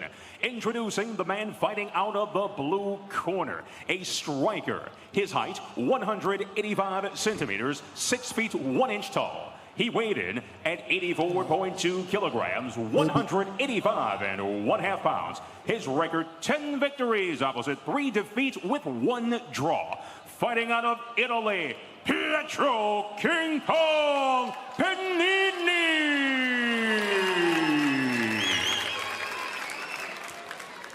His opponent fights out of the red corner, a freestyle fighter. He stands 190 centimeters, 6 feet 3 inches tall. His official weight for this bout, 84.4 kilograms and even 186 pounds. His professional mixed martial arts record, 7 victories, opposite 3 defeats. Fighting out of Switzerland, Robert Rodzilla Valentin. Your referee, Naufal Luatu. King Kong versus Robzilla again. 2 unfinished business. What a fight. And I'm not sure we're going to have a tap ahead of this one. I think Panini just offered a glove touch, but I think Robert is probably more ready to spill blood for Odin. So he doesn't want to. Yeah. There it is. First, last exchange of 90s, and Valentin immediately with that flying left knee. And then a little big one too. Change fake. Panini down, and Panini responds, but Valentin is all over him. What a fast start again from the Swiss. He's passing to no, he's in guard now. I'm not sure that was a good move to go in the guard. I think that he should have stepped you can back, watch it. have him go back up. You can watch it, but you got to go to Fight Pass to watch it. And then he can walk. The way Zelezniakova did a little bit earlier on. Yes. Panini, just as he did in the previous fight, struggling very much early on. Valentin maybe looking to slam him down here. It's not there anymore. Comes forward, Panini. He's got plenty of heart, the Italian. Panini had his hands joined, so Valentin lifted him up to pressure his own hand, and then use that to pass. The thing is that Valentin is very vicious and technical on the ground. You remember the fight with Ahmed Salamov? Yes. I'm being toyed with. What? Well, is that free? No. You have to have a Fight Pass subscription, and then it's free. That was crazy. Very skilled. Yeah. Technical, but also like an physical. For $9.99 a month, it's free. There you see, as he's or that 35% off for the yearly, it's free. By Panini. Panini's using a lockdown, but I don't think Valentin will mind because that might be. That's why. Now, well, number one, Lopez. That's why I'm not being rude to them. I'm not being rude to UFC at all. And 2, it's repetition. Hopefully they'll get it one time. You know what I mean? Attached to him. Yeah, the thing is that when you try to lock down I'm not being rude. and you try to tie him up, it's not helping you. I mean, am I you're being just rude? buying time. Yes. Yeah, but he's now attached. If you remember Brock Lesnar and Frank Mir. Frank Mir put the lockdown on, and Lesnar just used that attachment to punch him. And Panini's going to try, or Valentin's going to. Okay, please show us Road to UFC better than that fight. Yeah, but see, this fighter is in the finals and is fighting tomorrow. So that's why we're watching this fight. But like I said, last time, this will be the one. You go over there. I can't show it because my bosses. I literally work for the UFC. See, I don't just take the name UFC. I work for the UFC. My name is Jens. I work for the UFC. See what I'm saying? So I cannot partake in the showing of Road to UFC. But what I can do is once again say, hey, for just under $10 a month, you can get a subscription to Fight Pass and you can watch them. Or for 35% off, you can get the annual subscription, which probably knocks it down to $7 and change a month, and you can watch it. But I cannot. As much fun as this has been, I appreciate you, UFC. I cannot show it, though. Continue. Try to do the exact same thing. What up, Beef Wellington? How you doing? Right there. Elbow just skimmed off the head of Panini. And notice the lockdown was released the second that landed. The lockdown on the Is leg. Panini trying for the arm there? Yeah, He might have it. No. They are going for it, both of them. Yeah, they are. they're trying to finish the fight. Remember, Dude, the voice of this coach, though. Valentin threw a The loudest man in the arena right now is Lorenzo Borgomeo. What up, who Beef really Wellington? lives the Hey, fight I'm like Beef. I no work for other the UFC. coach. There you go. What's up? Lorenzo Borgomeo is one of the best in the world and definitely the best coach in Italy. He's one of the leaders in Italy, doing a very good job, and he's been bringing very good, talented guy here. Panini's head is on here. Goodness, blood it was all the over elbow. It canvas. was one of the elbows. Oh, the Now there's a elbow's scarf got it. hold. He's Oh, going we're to going to put that attack on the to make it shoulder. worse. Use this That's to a attack painful the moment of the shoulder. arm. Panini Oh! resisting. The blood helped him. We got ketchup all over the place. Relentless. He's going for it. It was that slicing elbow that probably cut him open. Still 2 minutes of this. Panini. He said he would spill blood for Odin. Yeah. And he did. He certainly did. Slipping around Oh, the everywhere. ketchup's all over. Oh, look at that Hot. ketchup spot.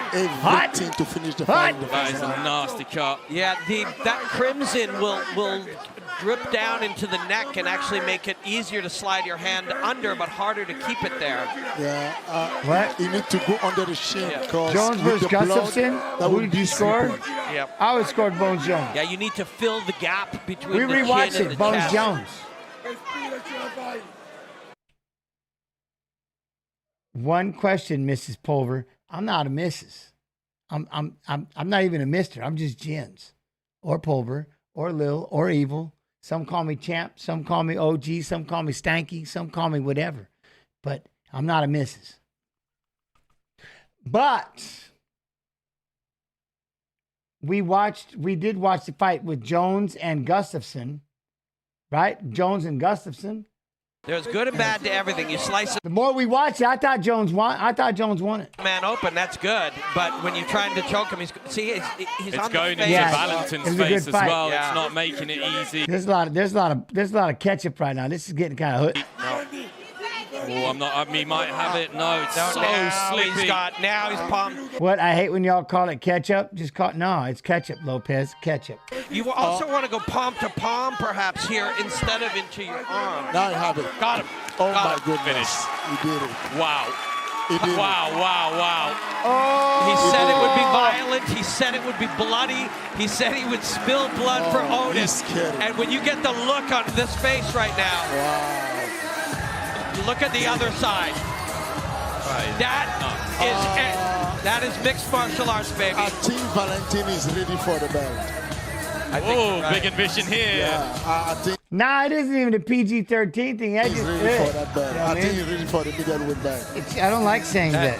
Why say that? Toughed it out, showed a lot of heart. There's swelling in the eye and that cut between his eyes. I really want to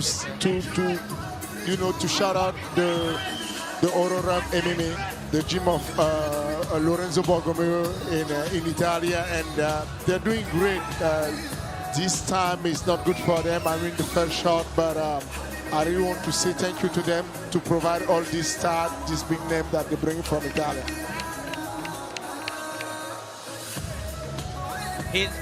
He's talking to Fernand through the cage, and I think he's saying, get me somebody, Yep. and perhaps he hasn't heard, but Fernand said he's ready for the belt. Yeah.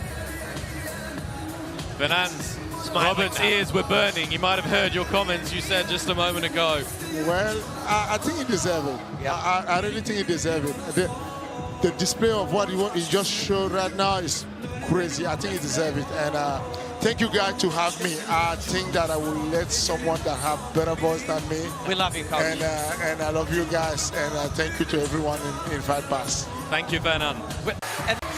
He did the very best he could, and we appreciate him. 49 seconds of round one. We have a tap out. Your win. Charles Energy. You remember Charles Johnson, Charles Energy, little savage. Winner by submission via rear naked choke, Rodzilla Valentine. And I'm not gonna lie, this music is catchy as be damned. I've been listening, just enjoying this music. Tell you what, Pietro Benini has been on the end of 2 very big beatings at Ares. I just don't want that music then. That music was badass. I'm not, man, I'm all caught up in it. I was loving that, man. I'm just sitting there kind of just enjoying myself. It does hit a little different. I'm not going to lie. That was hitting right on his, that was just hitting. All right, well, his opponent, again, in the finale of The Ultimate Fighter, copy, paste, Ryan Loader. Oosh. Both guys undefeated. 3-0 for Ryan Loader, 1-0 for Sean Sullivan. 186 pounds Ryan Loader came in at. Sean Sullivan came in a little bit light, 183 pounds. So about the only difference in this fight is that 3 pounds. That Bollywood, was that Bollywood? Bollywood, I mean. Ring walks. Now ready to make his way to the cage, Ryan Loader.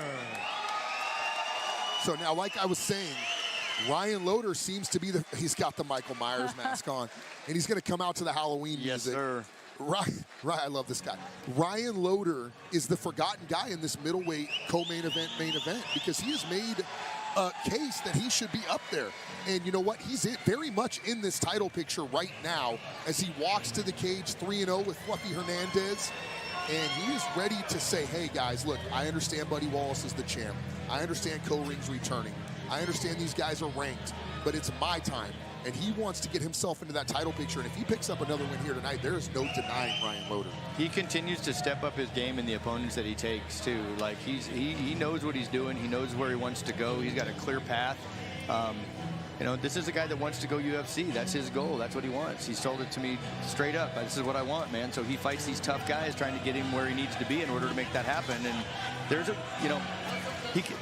he can make a good case. If he gets tonight's win, that's a good case for him potentially taking on the winner of our title fight tonight between Buddy Wallace and Joaquin Lopez. Absolutely. I'll tell you what, I just got a text from home saying that they're putting my name under you and your name under me. I promise you I'm the better looking guy. I'm just doing, so I'm on the end. They're switching up our names, huh? What's the time? 7:56, almost 8 o'clock. That's all good. Almost 8 o'clock. So, you know, the idea here is that we were trying to get Ring and Buddy Wallace in the cage together. Correct. However, I'm just grabbing with them. So Charles Johnson. Charles Johnson, a.k.a. Energy. Energy! He's got that fight November 9th. We have a no contest. Ryan Loader, like you said, might move right into that #1 contender spot. Absolutely. He's promoting his first event. That's kind of cool, Sean man. That's Sullivan really will cool. make his ring walk with the most flamboyant coach in MMA history, Sean Loeffler. From the compound. He's my buddy, by the way. So, Sean Loeffler, of course, one of those crazy stories in MMA, was widely considered to be the next big thing.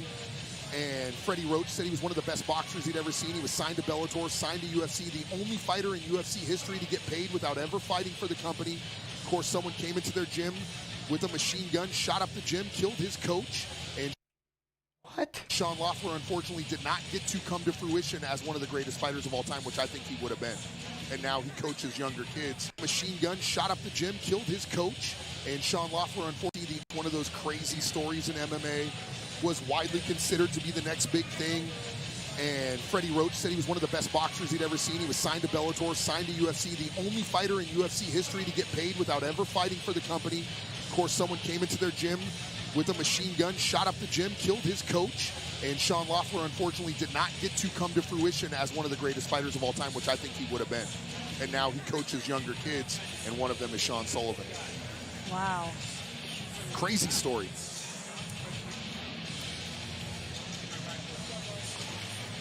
I have seen Sean Sullivan fight. He's a great fighter. He is, and he's been working really heavily with the wrestling coach, Quantel Langford, because he knew what he was getting in for. You know, Ryan Loader comes in with a pedigree in NCAA wrestling. Yeah, Ryan Loder's wrestling is up.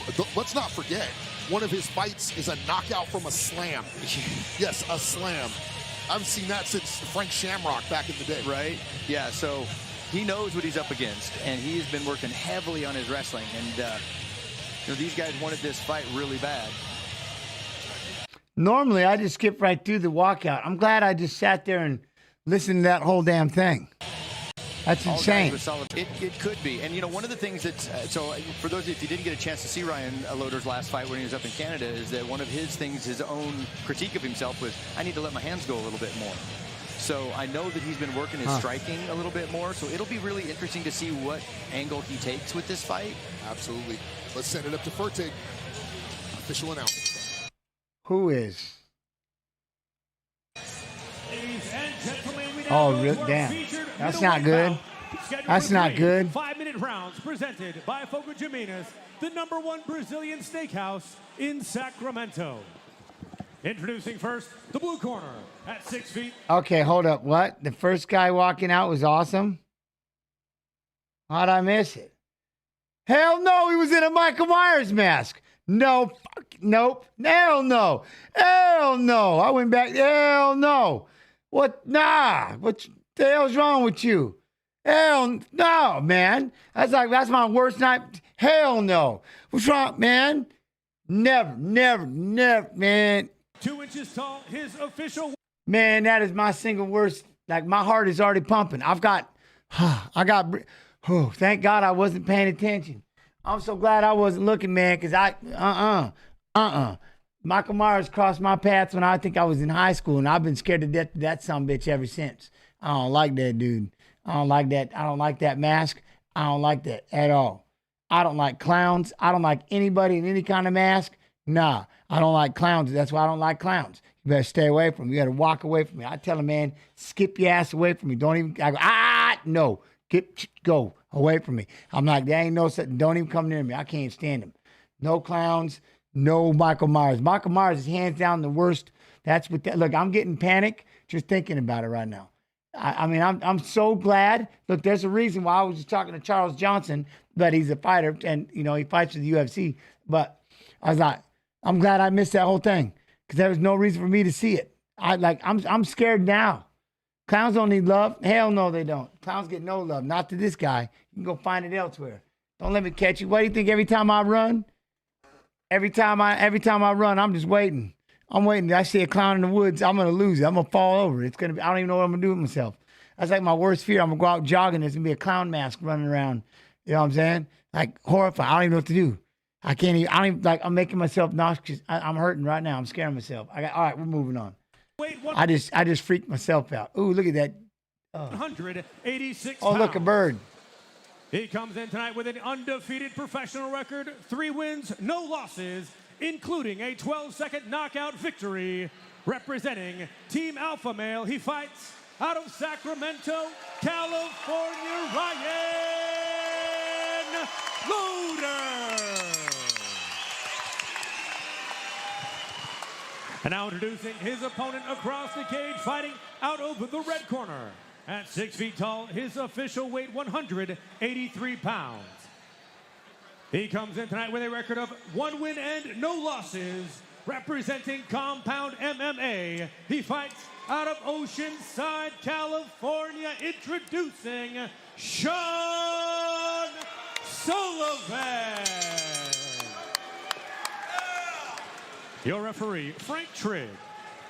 So Frank Trigg will bring them together. Ryan Loder looking confident as ever, as does Sean Sullivan. I'm super interested for this fight. He gonna run out there and slam this dude right on his head, and he gonna punch him in his face. Putting it together. Sullivan can do against surging Ryan Loder. Yeah. I want to see if is he going to be able to extinguish, the rising flame of Ryan Loder that he has been. And don't forget, Ryan Loder represented A1 Combat at the UFC International Fight Week Invitational, the jiu-jitsu tournament that we had. Oh, see. International Fight Week Invitational, the jiu-jitsu tournament that we had. So he's going to just drop down with no punches, no setup. He's going to walk right into one of those knees. That's a big body shot. Oh, look at that. Sullivan going for a takedown. I don't don't know about that. Loader did good with the Russian hook to Yeah, stop he did. it. Yeah, Loader ends up on top. Watch this. Oh, look at that. Sullivan going for a takedown. I don't know about Sullivan's body, like, look, Loader's right here. Like, oh, as soon as I plant, I'm going to step that left leg over. Here comes that left leg. Oh, I'm going to step it over. That's all I needed. As soon as we was hitting the floor, that's why he did his little footwork, inside trip. Loader did good with Look, the step Russian over. hook. There you go. Get those feet out there. Ah! Good transitions. Nice I tell job. you what, though, I am impressed with Sean Sullivan, kind of where he's at right now. Yeah. I mean, he's got to hang on to that arm. I don't think he's going to get what he wants out of that. Now he's in a world of trouble because he held on to that leg. I don't know. I guess I feel like he should let go of that arm and regrade the legs and try and get a takedown going back the other way. Well, Ryan Loader could also pull it back behind him. And Yeah, which is what he's doing There right it is. now. Chicken There's a wing. submission Pull it right there. to you. There you go. Pull it right to you. You had it, kid. There you go. For that. Gosh, that does not feel good. And he's going to transition into a Kimura off of it, too. Or he's going to elbow the... Yeah, it's going to There you go. transition. Now just yeah. rip shots. yeah, he's doing a really good job holding that hand. And Yeah, he's got it in a grip. Punch him right there in the side. He's not letting it go.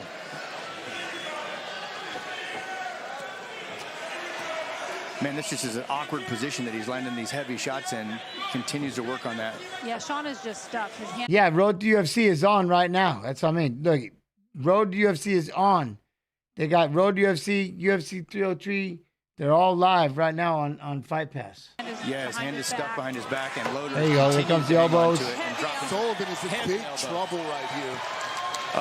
Elbows continue to come in from Ryan Loader. He still has that arm wrist. trapped. He still has that wrist. Barely. He just barely has that. Let him up, Ryan, and do it again. Let him up and do it all over again. You won't. But he's got it. Sullivan has got to get out of this position. He cannot continue to take these shots.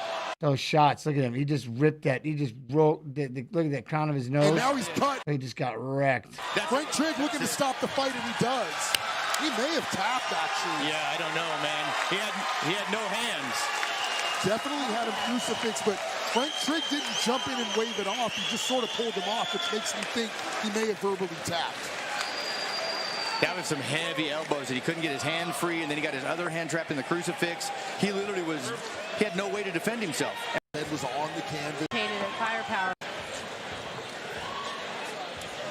Jeez.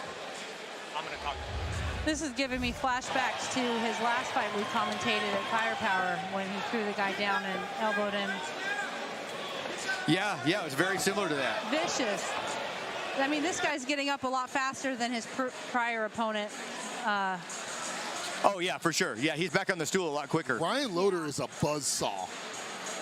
I mean, obviously, it turned into a really bad idea. Yeah. I don't know that would have been my game plan against Loader. I get it.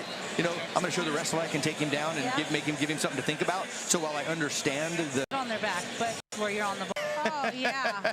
Oh. You know, they say you win or you learn. Scared of the wrestling. So. Led by the cage for the official.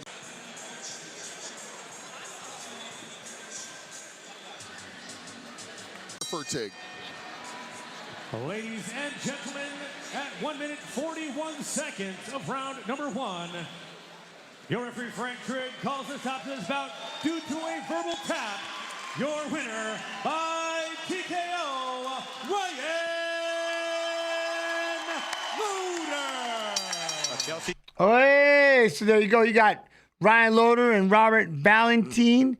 Ooh. I like it. Janice gifting that self-love and appreciation. Love and appreciation. All right.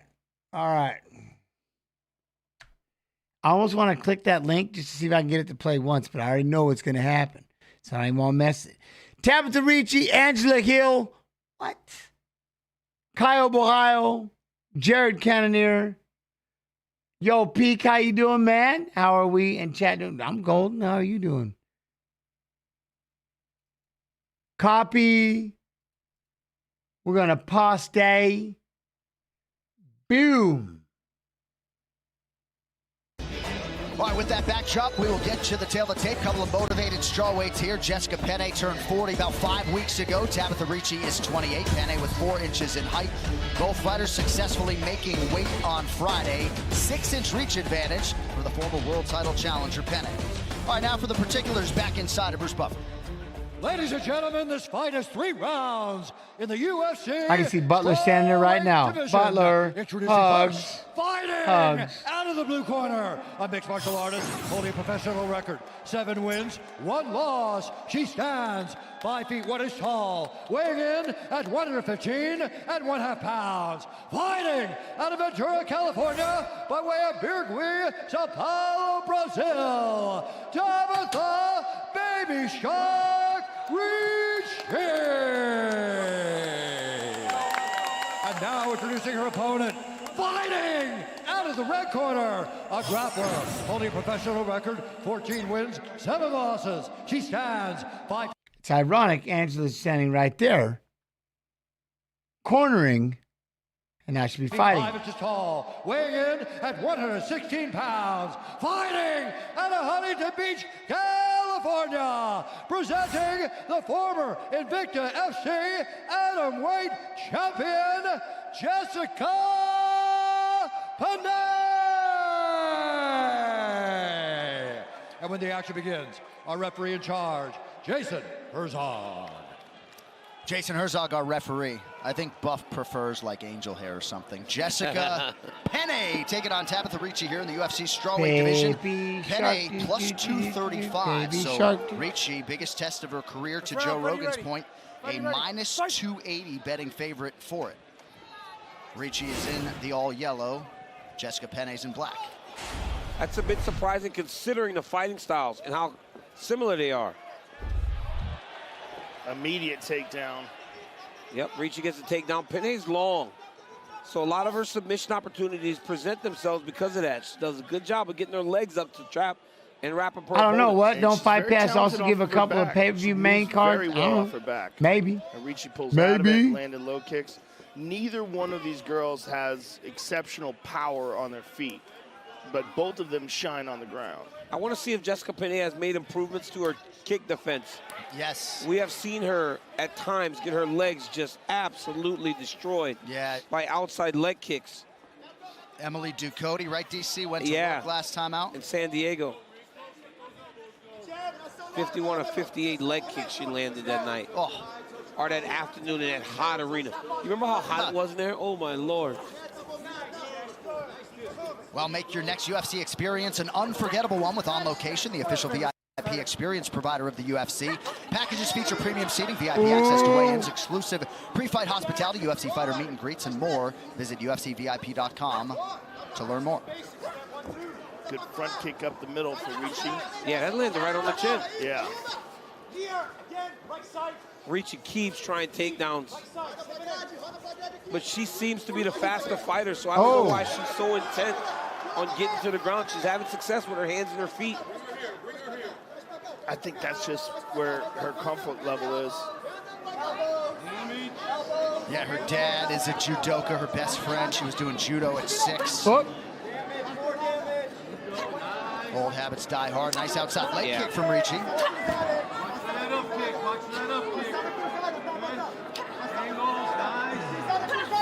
Ricci really starting to gain some traction, though, out in Ventura, California, getting some sponsorships in the 805.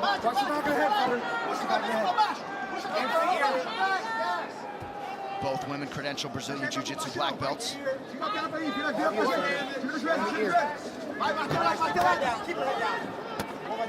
Short strikes inside now. Elbows, short hooks, uppercuts. Penne needs to get that left arm back to an underhook. Not over tie there. That's still allowing Ricci to keep control of the position. You got to dig that underhook and circle your back off the side of the octagon. See, Ricci's the smaller fighter. She's stout, she's compact. She's able to get to those underhooks and use it to overpower Penne to this point. Penne utilizing a high guard and almost sweeped her there. And Penne will attack off of her back. She's got a very good guard. Look for it again, look for it again. She's just got to bypass one of those arms if she wants to use that high guard. Ricci's doing a good job of stacking her up there, throwing ground, that ground and Good right hand. Here we go. Keep working on angles, circle down. There you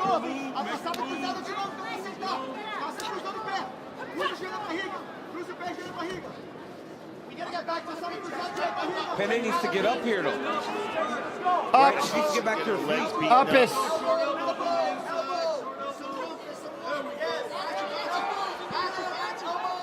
Ricci corner continuously calling for elbows here. There they are.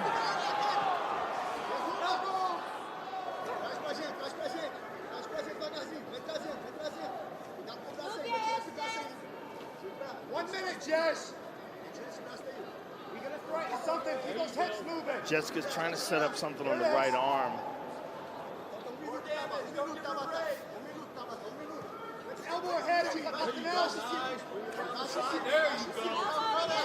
Ricci staying active inside that closed guard of Penne.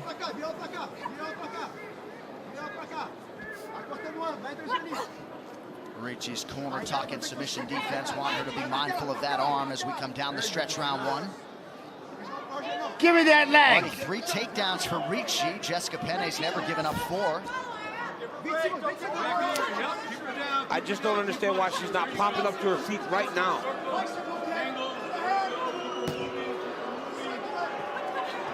I think she's probably worried about Ricci's speed, that Ricci's going to close the distance and get on top of her in the transition.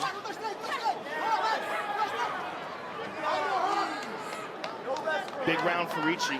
Yeah, great round. A lot of damage done, particularly to the legs.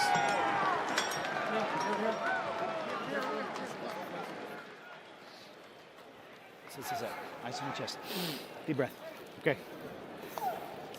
You gotta go behind the jab, okay? Start with the jab. 1, 2. Aim the 2 at her chest. She's changing levels on the outside. 2 at her chest. Jab, 2 to her chest. If she gets underneath you, go with it. We can't stay on the back. Kick at her knees, create a little space, get up. Drink some water. Right here, you see Ricci landing a nice Oh, right big hand right over hand, top. Once Oh, she gets another ooh. right hand going, then she turns to the takedowns. Look at that. Got to the bear hug, rotated her hips across to the right, got the takedown. What? Then Jessica Penne goes deep half.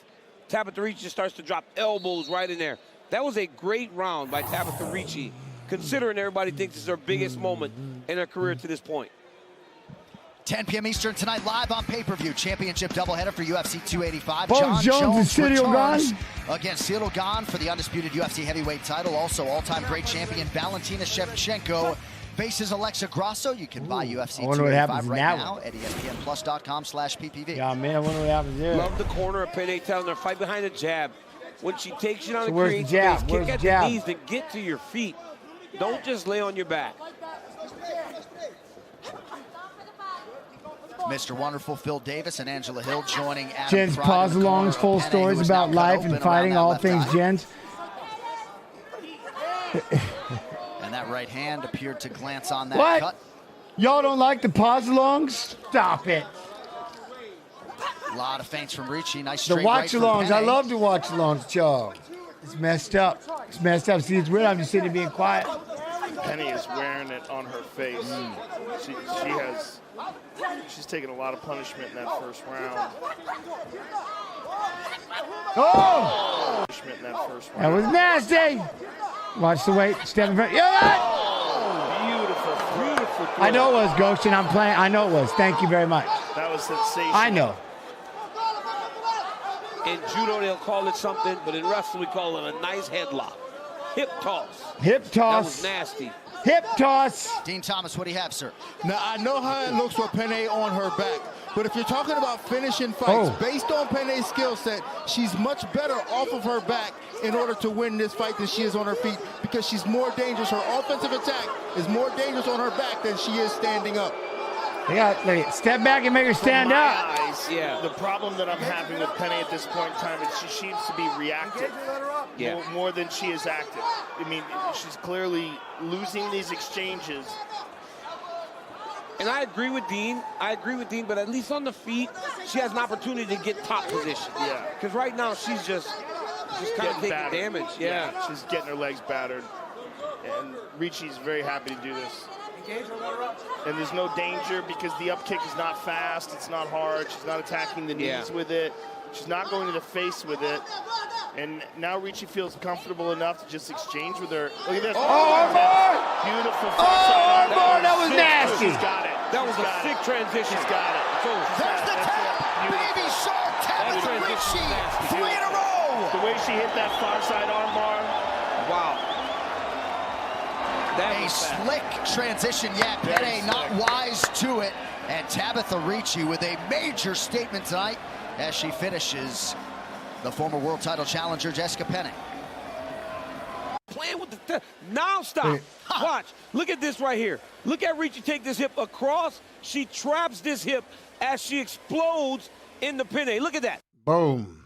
Step hop. Yet. What a throw. Hop, hop, hop, hop. There it is. You start hopping, and then that takes your opponent over. It's not you just rotating, guys.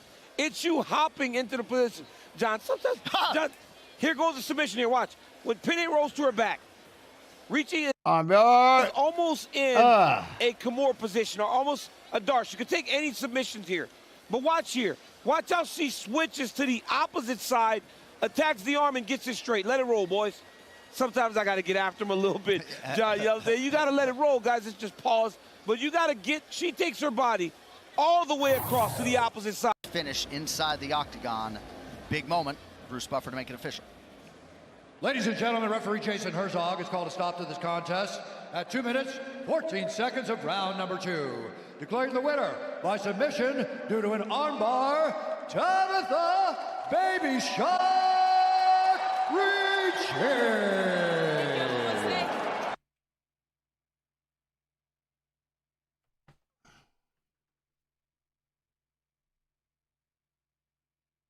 Road to the UFC and UFC Trio live on Fight Pass. Live on Fight Pass. Live on Fight Pass. All right. Her opponent.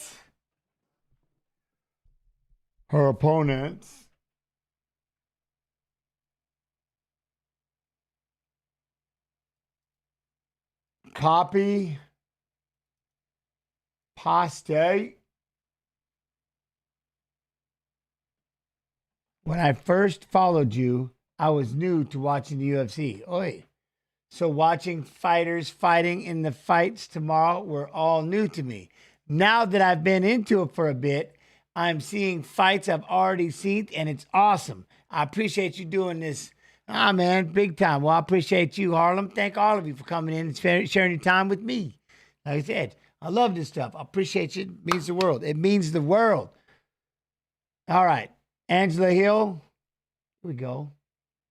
November until she met some resistance in the final round. Pinedo, 8 years younger than the American Angela Hill. Hill is 1 inch taller at 5'3", enjoys a 2-inch edge in reach. As 2-inch edge? Minus 150, betting favorite. Setting the table inside the octagon is Bruce Buffer.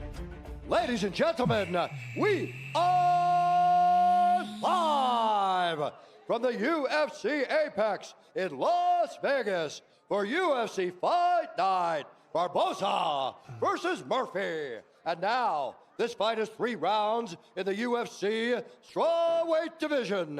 Introducing first, fighting out of the blue corner, a Muay Thai kickboxer holding professional record, 16 wins, 13 losses. She stands 5 feet 3 inches tall, weighing in at 115.5 pounds. Fighting out of San Diego, California, by way of Clinton, Maryland, Angela Overkill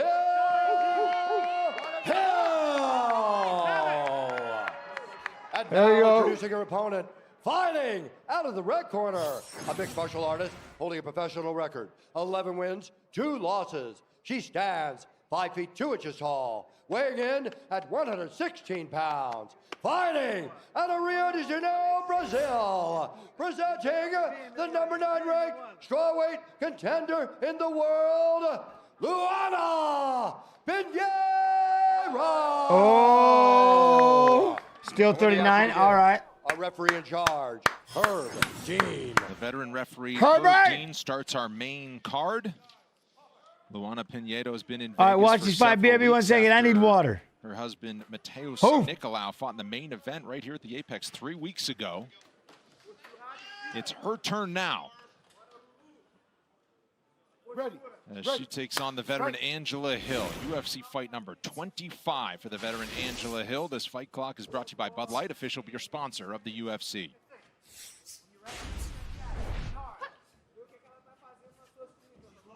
Watch Pinheiro early in this fight with the power. I mean, she comes just swinging from the hips right off the bat early in the fights. We'll see if she does that, because in the past she has ran out of energy from doing that. I don't know if she'll use that same game plan or not. Feints and fakes are going to be extremely important for Angela Hill because of the power of Pinheiro. That's how you pull out the big shot, is you fake and you feint so that she throws it, and then you get the read and then look to fire off that.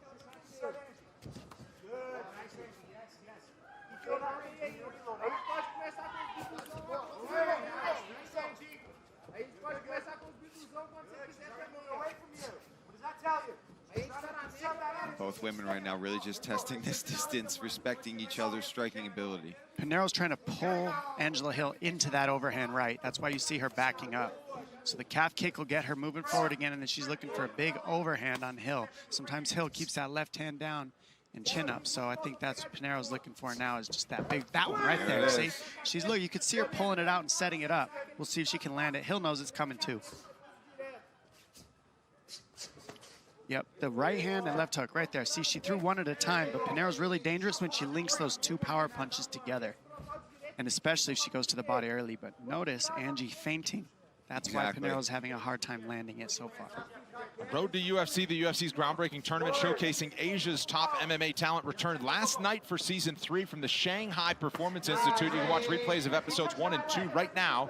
Catch episodes 3 and 4 tomorrow morning, only available on UFC Fight Pass. 2 minutes gone in round 1. And Hill did talk about her wrestling, her grappling. And when Pinheiro throws such big shots like that, with the way they're both feinting, if somebody commits a little too much, it's a great opportunity for somebody to try to get this fight to the ground. Right now, Hill's implementing her plan, and that's moving forward with feints. First shot comes from Pinheiro, successfully defended by Hill. Yeah, Hill with Jen in her corner, one of her training partners in Bellator, also a really good grappler that she's been cross-training with to prepare for this.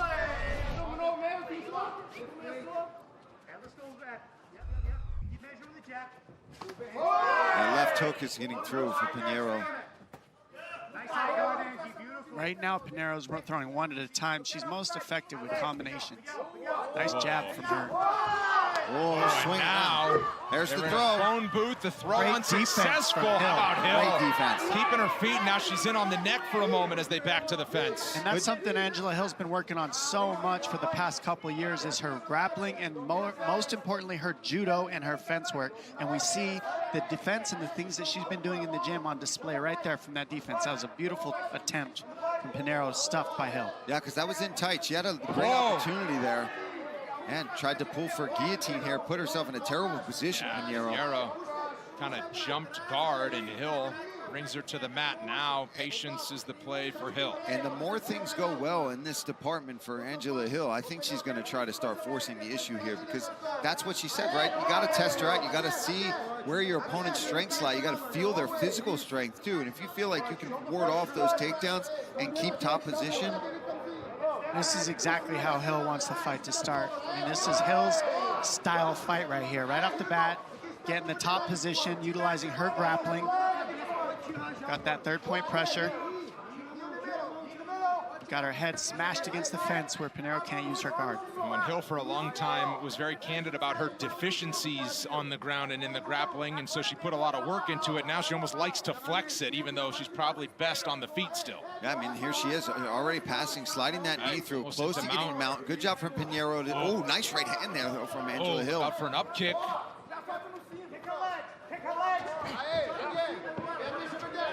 Just got to watch these up kicks from Pinheiro. She's being very active from the bottom.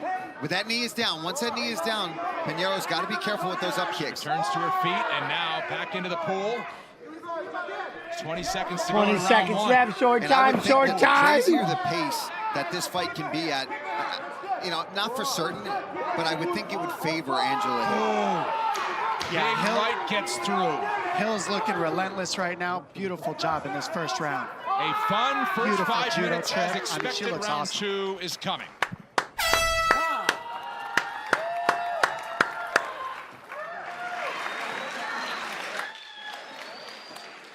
Foca só na respiração primeiro. Just focus on your breathing right now. Just deep, right for me. Just deep and slow for me, okay? Just breathe right now, okay? A água tá na sua mão Listen, quando você quiser. water in your hand when you want it. Just focus on your breathing. Let me put it in your hand.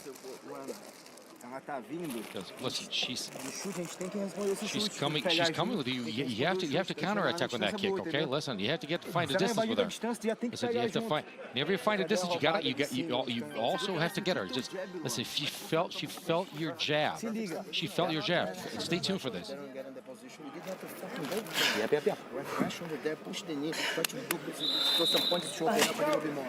Excellent work, Angie.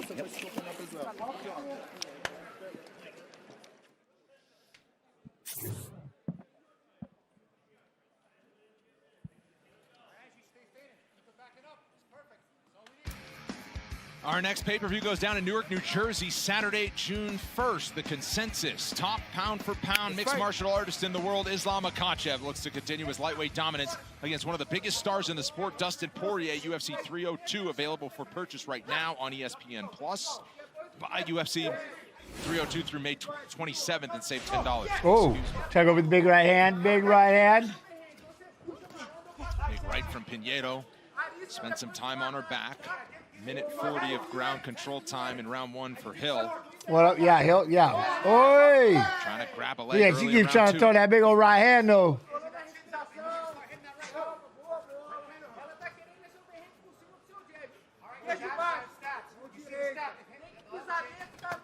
Oof.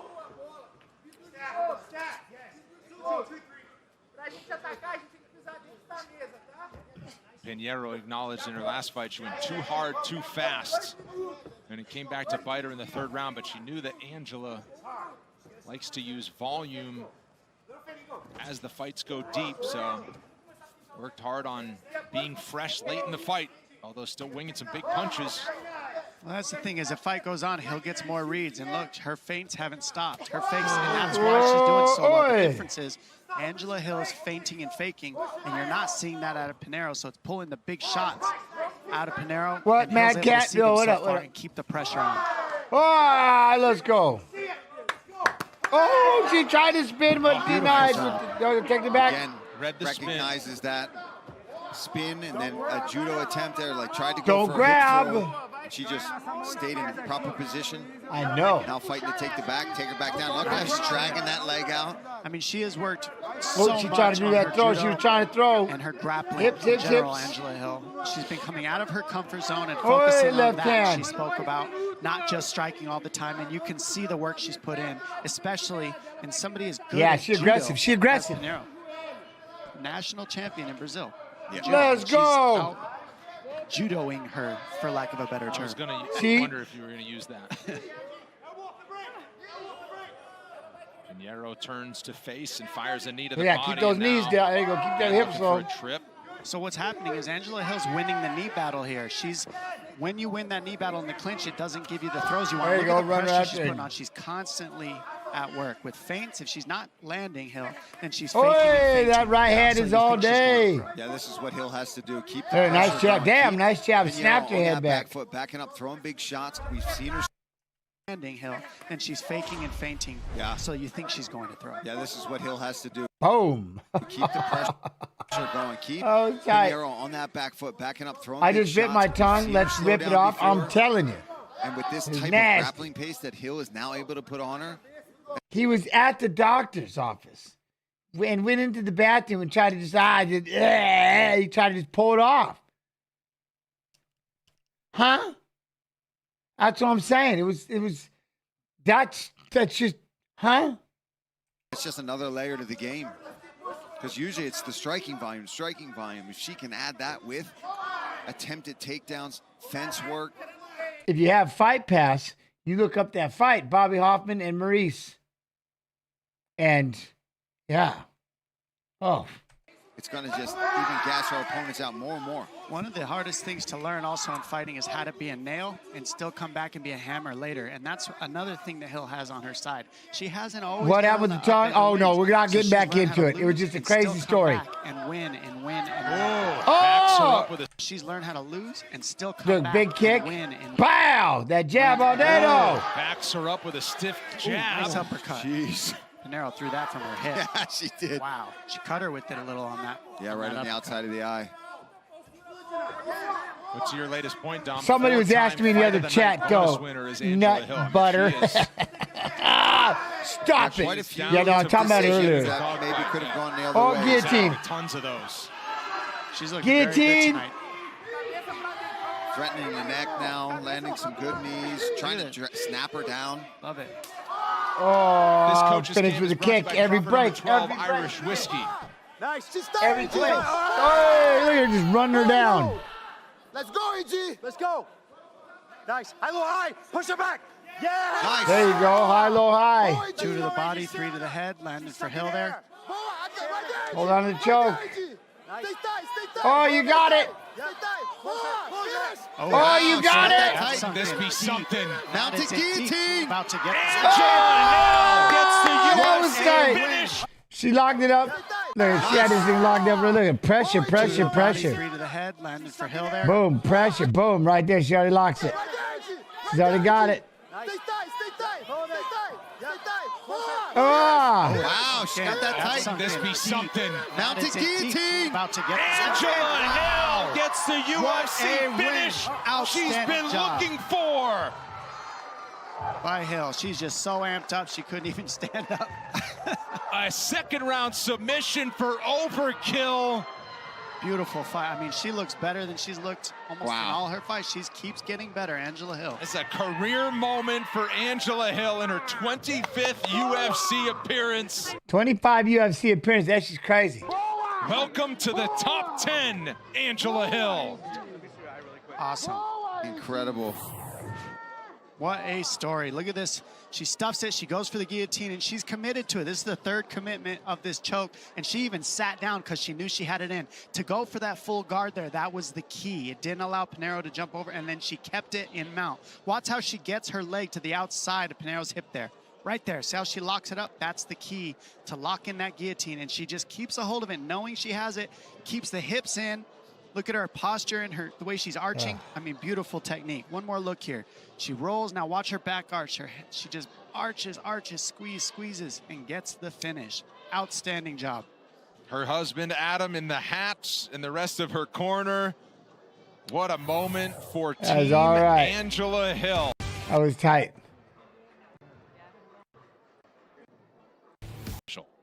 Ladies and gentlemen, referee Herb Dean has called a stop to this contest at 4 minutes, 12 seconds of round number 2. Declaring the winner by submission due to a guillotine choke, Angela Hey. Love it, love it. All right, so Tabitha Ricci, Angela Hill. Ooh, all right. Now, here we go. The main event of the evening. We'll go Kyle Ohio. He's the youngster, so we'll put him first, and then we'll have Cannonier go second. Right? Cannonier's, yeah, we got to do that. We got to go old school. Old school last. Now we Pass Day. I hope everybody's doing well. Olejeshak. Everybody good? You good? Anything I can do for you? Help? And? Between the Brazilian and the fighter from Poland at 185 pounds. Bohalio, 2 years older, despite being shorter on UFC experience than his counterpart. Olejeshak is 2 inches taller, standing 6 feet even, 1 inch edge in reach. Lies with Bohalio, who, as mentioned, is the biggest betting favorite at -365. Here's Joe. And all fight fans, here we go with our next fight tonight. 3 rounds of the UFC middleweight Can you get some water? I got you. Go get it. Go get it. Fighting out of the blue. I'll pause right here and wait. You can all watch. Oh, look at this. LFA has now started. We've got Road to the UFC semifinals still going on Fight Pass. We've got the UFC 303 is still live on Fight Pass. You know, the one thing is, if I could still show these, it'd be badass. But I can split screen. You can watch all three of them at the same time, all that stuff. You can still watch fights in one corner, still have these three going around the sides. It's sick. Sick. And I believe there's a 35% off UFC Fight Pass right now for the yearly. I'm good, Rice. How you doing? For the yearly, 35% off, and otherwise it's just under $10 a month. But we've got LFA 190 starting as well. A lot of live fights still. Corner. This mixed martial artist stands 6 feet even. Official weight, 185.5 pounds. His professional record stands at 18 victories, 5 defeats with No one party no mix. I've got sticky rice, hot sauce, a whole bunch of, I've got all that brisket. You can slice pieces off. Yeah, there's brisket up there, and there's eggs. Because that's all I eat is brisket and eggs. So, yeah, I don't know. Well, at least for the next week, anyway. Oh, man. Contest, fighting out of Barki, Poland. Here is Meerschaert, Oleksiejczak. And across the octagon, his opponent fighting out of the red corner. At 5 feet 10 inches tall, this mixed martial artist weighed in 185.5 pounds. His professional record stands at 13 victories, 1 defeat, with 1 no contest. Fighting out of São Luís, Maranhão, Brazil. He is I don't know. Chick-fil-A buffalo sauce? I have no idea. And your referee in charge of the action is Jason Herzog. Jason Herzog back in the octagon. What? Were head kicks allowed back in the day when opponents were down? You could, it depends where you were. UFC, no. In Japan, yes. You could soccer kick him right. I won a fight. I soccer kicked and shattered this whole area. The nose, the forehead, just crushed. Just the whole thing, just booted it. Boof! Just booted it. I mean. On to handle these middleweight prospects who are. No, I'm not saying that. I'm saying I was the. No, I'm just talking. The chat said about the Chick-fil-A thing. I don't know about Chick-fil-A. Each a ball of nervous energy right now. Look at them bouncing the step between both of these guys. It wasn't UFC, no, but there was a time you used to be able to throw knees to grounded opponents. Well, you can do everything in the UFC at one time. You could stomp right on the face. You could punch them. You could damn to do everything but bite them and pull a finger. You know what I mean? That's why you go back to the beginning of UFCs, you can do everything. Everything. I wish they'd still keep the knees to a downed opponent. I like that one. You know what I mean? But, yeah. They changed that to clean it up a little bit. Have you ever seen the heavyweight Jared Kent? I know, I've heard stories. Guys. I heard that. I got to go see pictures. I've seen the pictures. He was massive. Jimmy John's Bohalio is in the yellow. Oleksiejczak in the red and throws a big left to start. And they both have jabs. They both have calf kicks, which is rare for southpaws. You know, usually it's opposite stance, and that's why you're going to see those southpaw, those leg attacks from Caio, because that stance is the same. Oh. Both lefties. To the body, Oleksiejczak is swinging with heat. He is absolutely swinging. Oh, nice counter. Bohalio goes airborne and then grabs the neck. He said he's been working that jumping knee. The jump knee was very well timed. He's going to be there the whole fight as well. One of the holes for Oleksiejczak has been grabbed. We might have to go back. We might have to do it again. We did it once. We did it once. We might have to do another one. It's about that time again. You know, like go watch some of the old school UFC 2, 3, 4, and 5.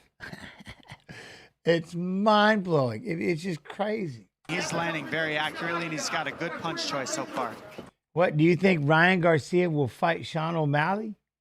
In what? But those leg kicks are eating him alive. When you're a boxer, man, and you're predominantly a boxer, you got to worry about those leg kicks. We saw that in that heavyweight fight a while ago. Garcia, you think what? Garcia will fight Sean O'Malley in MMA? No. Because it was there early for. Why would he? Nice level change to the single. I mean, if the power, if he can, maybe. Keeps his feet. First shot of the fight. That's what I'm saying. Bobby Hobbin versus Mo Smith is on Fight Pass. Watch that one. Watch what happens. He gets tired, and he just stands and just eats uppercuts. Just gets ripped with uppercuts. But we can find him. Yeah, we'll look for him. Like, we'll search. We have some things going on. We'll see what's up next weekend and stuff like that. So, yeah, we'll figure it out. Yo, Francois, how you doing? Tire of UFC. He said he would beat him up in MMA and boxing. I like when Who said that? Do that Yeah, me too. Garcia said that or Sean said that?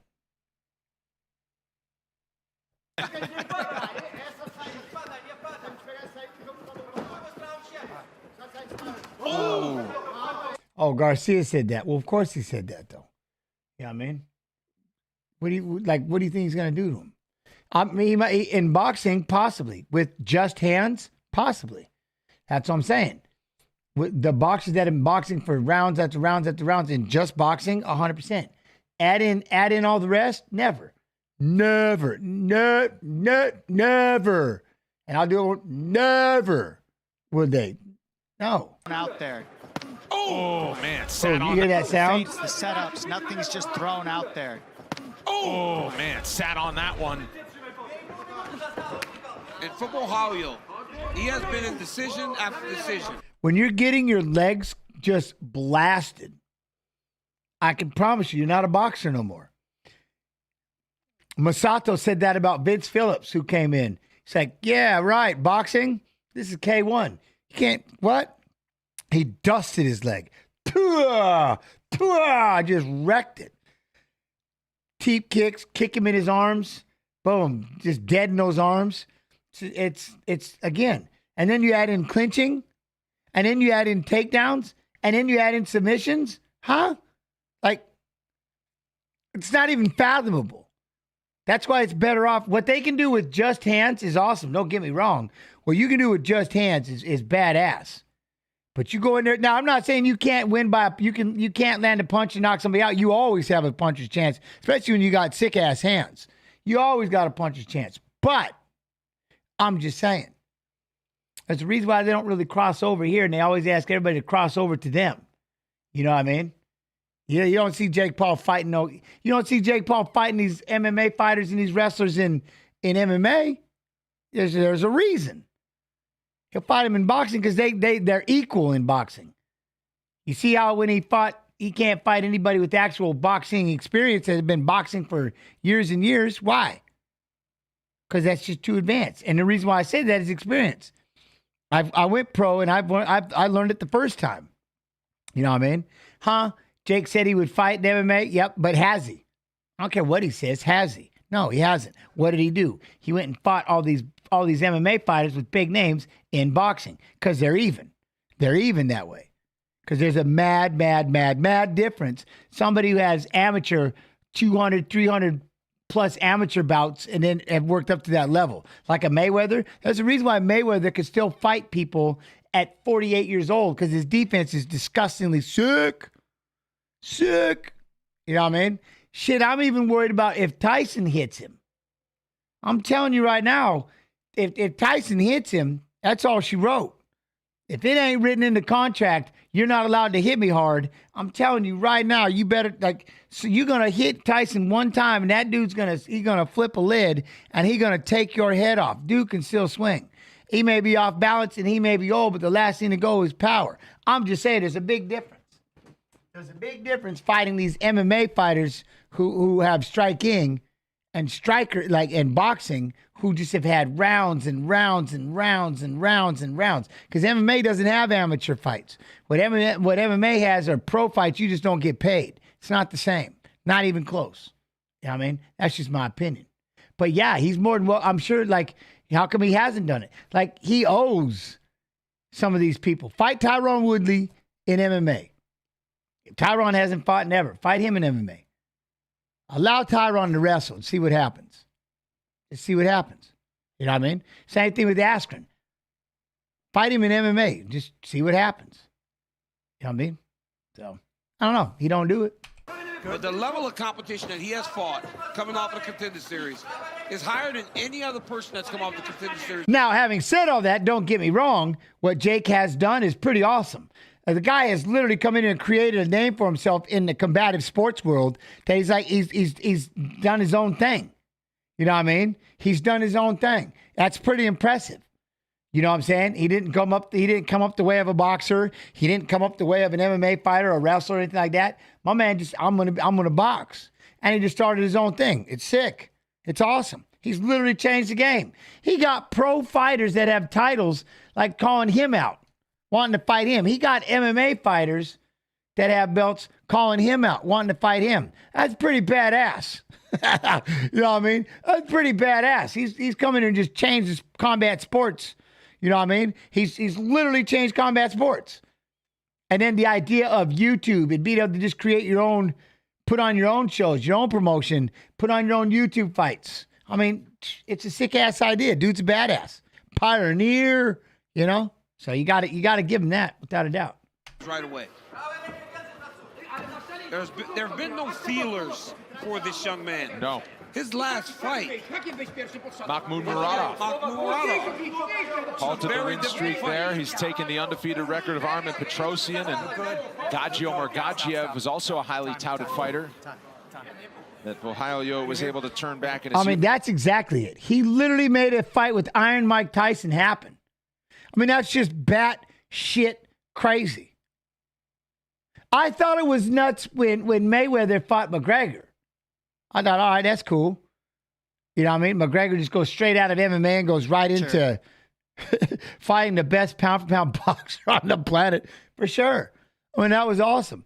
But the fact that Jake Paul is somehow going to get Tyson, and Now, I don't want to, man, whatever. Keeps getting closer and closer, and when you get Kyle up against the fence, he can't lean back to dodge that left hand.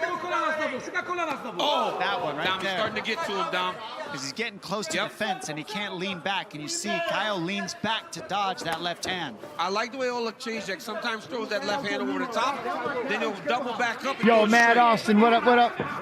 And he's not just headbutting, he goes to the body. He does a lot of things really well. The Hey! big difference we're seeing is that the Nice energy knee. that Kyle has to use for his movements is much more than the energy we're seeing Mikal use with the boxing and the pressure. I'm really surprised Oleg Chazek has defended takedowns. Well, I wouldn't just say, here's the thing. I wouldn't just say Tyson's after that cash again as much as there's literally something about the opportunity, man. The opportunity to fight again. The opportunity to train. The opportunity to have that back. It's like if somebody asked me right now to do that, I don't want to miss this fight. So I'm going to pause 1 second.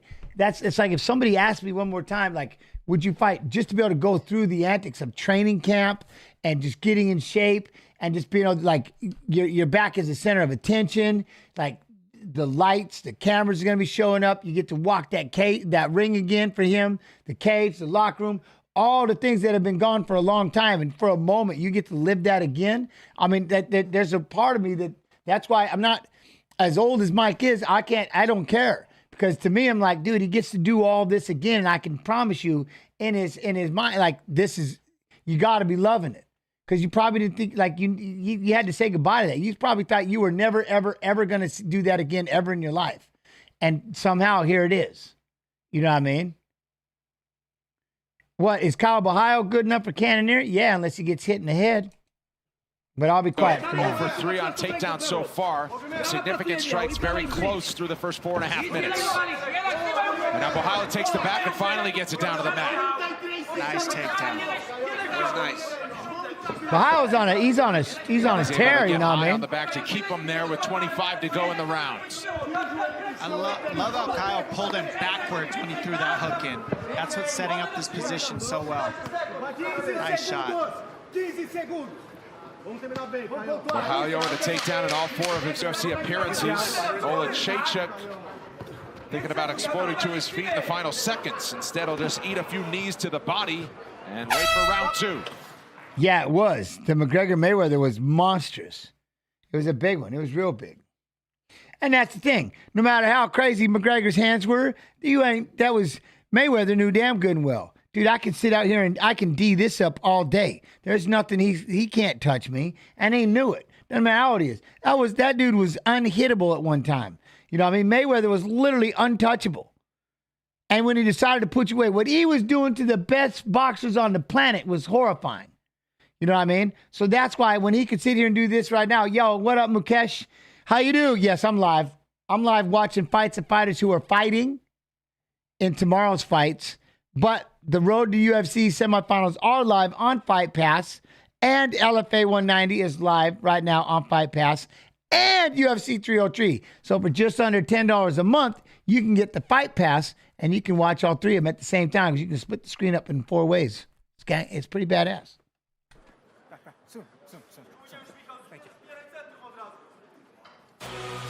Heavyweights assemble on ABC for our next UFC Everyone Fight is Night good until knockout they're hit in the head. specialist. I know. Rosenstruik Right? looks to cut down one of the hottest heavyweights in the game, Jailton Almeida. It's an early night from Charlotte, North Carolina, 3 p.m. Eastern on ABC for the main card. Prelims get the action going at 11:30 The last fight in LFA was a nasty knockout. Was it? Damn. Foot on the gas for Michal Damn. Olajejczyk I used to be able to play round these 2. fights for like a couple of After a seconds, but close I first can't 5 no more. minutes. I don't know why. Very close, but he was able to close the distance very early. You heard the Bohalio corner telling him, don't just shoot takedowns. You got to set it up with your hands before you go. Oh, big kick. Oh, big kick. Split scorecards according to Twitter. Oh, Nope, feint. Doing so good with those fakes. See how many times he fakes before he throws? I mean, he's always faking, he's always feinting, he's always moving backwards to counter. Look at that. Then he shot. Didn't even throw the punch. Such a nice stuff. Watch this. So good with those Feint. fakes. See how many times he fakes before he throws? I mean, he's always faking, he's always feinting, he's always moving back. Look it. He swore up and down, but you're supposed to. He did the right thing. Hands go up. Hands are for blocking the head. He did the right thing when he dipped in. Boom. Now, once he gets a hold of you, now you're a wrestler. That's why you don't ever want to drop those hands down and become a wrestler. Here comes the floater. Boom. Sting you on the top as you're trying to get inside. Counter you. But having said that, that was still beautiful of Bohalio. Upstairs, gets him to put those hands up. Boom. Drops underneath. Double leg. Beautiful level change. Such a nice cover. Beautiful level change. Got to settle him now, though. That's another one. That was another one that could hit. Well, I'd watch him, man, Foreman. Now Olajejczyk. Casual guys, a good Friday to you as well. Good Friday to you too. You just had a dream last night. Oh, there you go. Elon and Zuck actually fought in the UFC, and you were the commentator. Awesome. Awesome. See him peel him off the fence and twist him. Yep. And he's got to try to turn him down. Awesome. I would do it. Get his body between the fence, because otherwise Olajejczyk is just going to use the fence to get back to his feet. And he's done so. He's in the half guard. Now we're going to see him go to mount, and then he'll threaten the back from here. He'll go back and forth like we saw earlier with Vieira between the arm triangle. Man, hey, can I need a favor too? I forgot. And ground and pound in this position. Now he's in mount, and now he can take the back from here. And that's the problem for Olajejczyk, is he defends takedowns initially. What? No, man, I would I want to be right here. Lost on the ground. You know what I mean? Quindle 16. What up, Quindle? Kyle, that's what the key in these positions is, the hand control. You got to deal with the hand before you can get up here. Your wrestling coach will always tell you, don't even try to stand up unless you get hand control or you get launched. He's got that wrist tied up underneath, making it very difficult for Olajejczyk. So nice how he's got that position. Hooks in. The last thing to leave is power. Now he can transition this to arm Oh, triangle. yeah, no, yeah. Oh, if he loses yeah. this back mount position, he's got to chase him back to the mount, right now? Yeah, he can go to mount or he can go to arm triangle here. But he switched the lock, so now he's making. Yeah, I'll say it on to WhatsApp. the other side, turn away from the fence. Very annoying for me. It's faster to say, but too much to type. The chuck on over 1.5 rounds. In a minute. I'm not in a hurry. Oh, thinking for it. So it's the chin, and there's the tap. Kyle Bohalio with the UFC finish he's been looking for. The win streak is 11. You see this now. You see this now. Put respect on my fucking name. He said there aren't many doubters out there, but I plan to silence the ones that are left. And after withstanding some heavy pressure in round 1 from Olajejczyk, Kyle Bohalio very much on the rise. And that's what you got to watch out for. You got to be running your feet if you're going to finish these double legs. Then he takes the back from that half guard position, throws this body triangle in, and he's on the hands perfectly. He starts getting the hand fight going, and right here he gets it right under the chin, locks it in, and that's all she wrote. That's the end of the fight right there. Chokes him out, gets the win. On to the next for Kyle Bohalio. The team in Sao Paulo. Bohalio. Our guy fight. For your winner, the natural, Kyle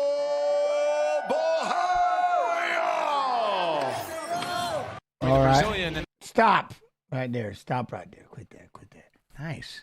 Nice. What do I weigh? Huh? I don't know.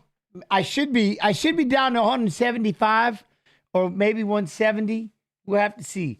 That 190 was, but I'm losing all of my fat. All the fat is dipping. So I want to get it to about, if I can, I want to be about 185, 190 pounds of just, you know, that's what I'm trying to do. So we'll see. We'll see. I haven't been lifting too hard just yet. Just yet. Little breather, you know what I mean? Little breather on the lifting.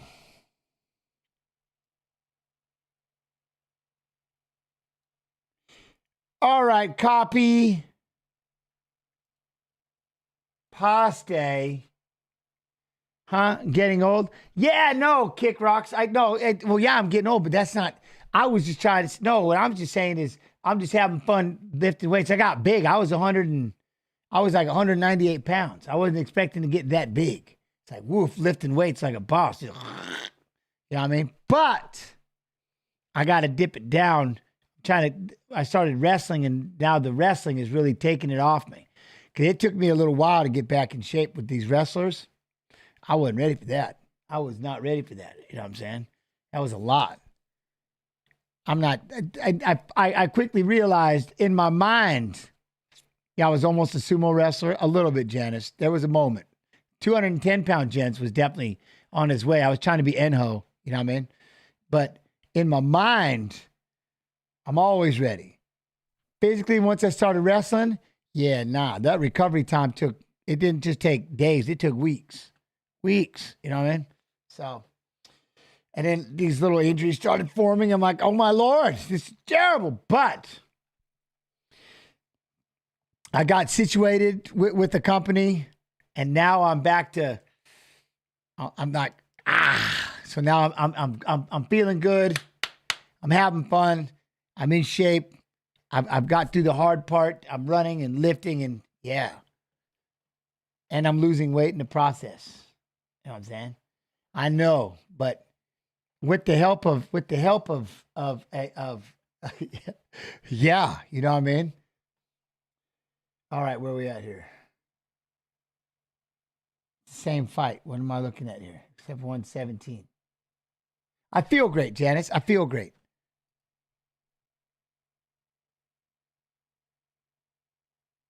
This tale of the tape brought to you by Modelo Especial, brewed with a fighting spirit since 1925. David Branch, born in 1981. Jared Cannonier, 3 years his junior, 34 years old. Branch the taller man by 2 inches. You see Cannonier making weight successfully for his UFC middleweight debut. Half-inch reach advantage. Zepic, I would never touch that stuff. I just diet. I watch what I eat. I eat steak and eggs. That's every day. That's what I do. Steak and eggs. That's it. 1 meal a day, steak and eggs. Protein shakes twice if I have to. That's it. That's all I do. I don't eat before noon. I don't touch food after well, I don't know what it was, 7 o'clock, 6 o'clock. I just intermittent fast every day. There it is. That's it. If you get any smaller, you'll start looking like Steve-O, man. I know everybody says that though. Kick Rocks. You know that. I've had Steve-O on the watch along, and I keep to everybody go, I'm like, dude, everybody says I'm your doppelganger. That I'm Steve-O. I don't mind such things, but you know, everybody says that. But I was rapping with him one time. I'm like, hey, I go, everybody says this. Oh, dude, it was. We had him on what, 2 watch alongs? Man, he is funnier than. Nah, man, you just all you got to just no, you don't need any of that. Just cook your food, man. Well, whatever. I'm not getting. Everybody's got their own way of doing their things. I like to just cook my own food. Oh yeah, you make me rock. Yeah, Kick Rock. Yeah, you got me laughing. But yeah, no, it's like I said, just be active. That's the biggest thing, man. Be active. Yeah. Your voice a little too. I don't sound like him. That's some shit right there. Whatever. The red corner with David Branch. All right, now back inside to the venerable Bruce Butler. Ladies and gentlemen, this fight is 3 rounds in the Yeah, that's the thing, Alan. I don't eat food till division. noon. Introducing first, fighting out of the blue corner, a mixed martial artist holding a professional record, 10 wins, 4 losses. He stands 5 feet 11 inches tall, weighing in at 184 1/2 pounds. Fighting out of Glendale, Arizona, presenting Jared. What do you do in between? Gorilla. What do you mean? What do you do in between? What, for me? Oh, you talking about Silver Gem. I was going to say. Never mind. And now introducing his opponent, fighting out of the red corner, a mixed martial artist holding a professional record, 22 wins, 4 losses. He stands 6 feet 1 inch tall, weighing in at 185 1/2 pounds. Fighting out of Brooklyn, New York, presenting the number 7 ranked middleweight contender in the world, David Brown. Did you put up that podcast video, with Steve-O on YouTube? No, it was one of our Twitch. It was one of our watch-alongs. And when the action begins, our referee in charge. I don't know where all those are. Peterson. One of the best in the no business. Nonsense. Keith Peterson, our referee. Jared Cannonier has really handled himself during this fight week as if he knows something that we don't. He said, if they think that I have no grappling, you're in for a rude awakening. Certainly working with John Crouch and everybody else in Arizona every day has sharpened his tools in that area. Let's see how it goes for Cannonier here tonight. Tonight's Fight Clock brought to you by Modelo Especial, brewed with a fighting spirit since 1925. Nasty leg kick right away by Cannonier. And you got to remember, this guy's been fighting way bigger people all of his career.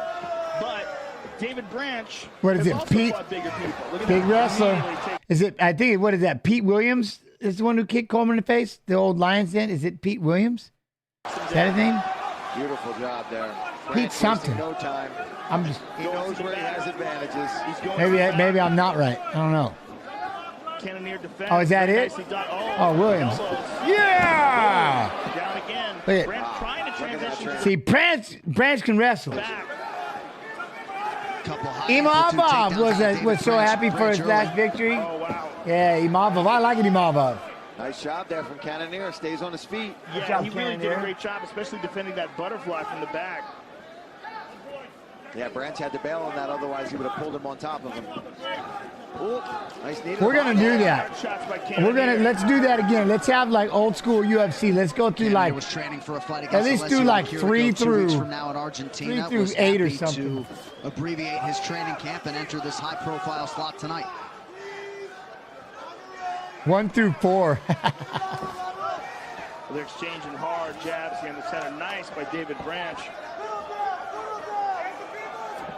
I think Cannonier needs to go right It's back about to that leg time kick. again. We did it once, and then now that it's getting close, we get back to our Drops that tough level, another takedown. after the This time he's tying up that right leg. LFA. So right now we've got UFC 303, Road to UFC semifinals, and LFA all live on Fight Pass. Got over under now. So just under $10 a month. Like there's 4 live fights. Cannonier registered some 3 sort things, of 4 complaint things to the happening right. referee. 3 things happening right now.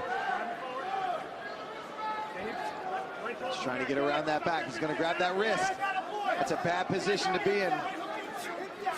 Yo, Lee, how you doing, my bro? Really defend What does yourself. Cannonier keep? What is he keeps complaining. Yeah. Complaining again.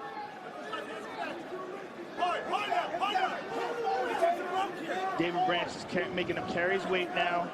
I wonder if he's saying that he's maybe grabbing the inside of his glove or something. I mean, that seems to be the only thing he could be complaining about in that position. Yeah, I agree with you. See Cannonier repeatedly looking to his corner for advice defensively here. Cannonier's almost up. Yeah, he's up. But Branch is behind him still. You can tell he's Yeah, Ludovic, he's 100%. But that's because Bahaio is on such a tear. But Cannonier's been fighting. he's so strong and he's so damn good, right? But I will have to see. Look at that thing. If that would have just hit right there. Where's those leg kicks at, though? And lead hook. I'm worried about being taken down. Yeah, I guess you're right. If he can get Branch worried about that jab, he's got a nice jab and he's displayed it already. Get him thinking punches. Yeah, and that leg kick is thunder. There's a lot of man. Look at all that. Look at all that splatter all over the cage, though. Round one, Cannonier, 34 years old, but short on the MMA miles. Feels like he's still a couple years away from his fighting prime. Another entry from Branch, nothing doing there. Yeah, that was a little slower from Branch, but he's using that jab really well too, and just staying on the outside, getting Cannonier worried about some punches, worried about a little bit of punches and strikes, and then boom, he drops his level and goes right underneath for the takedown.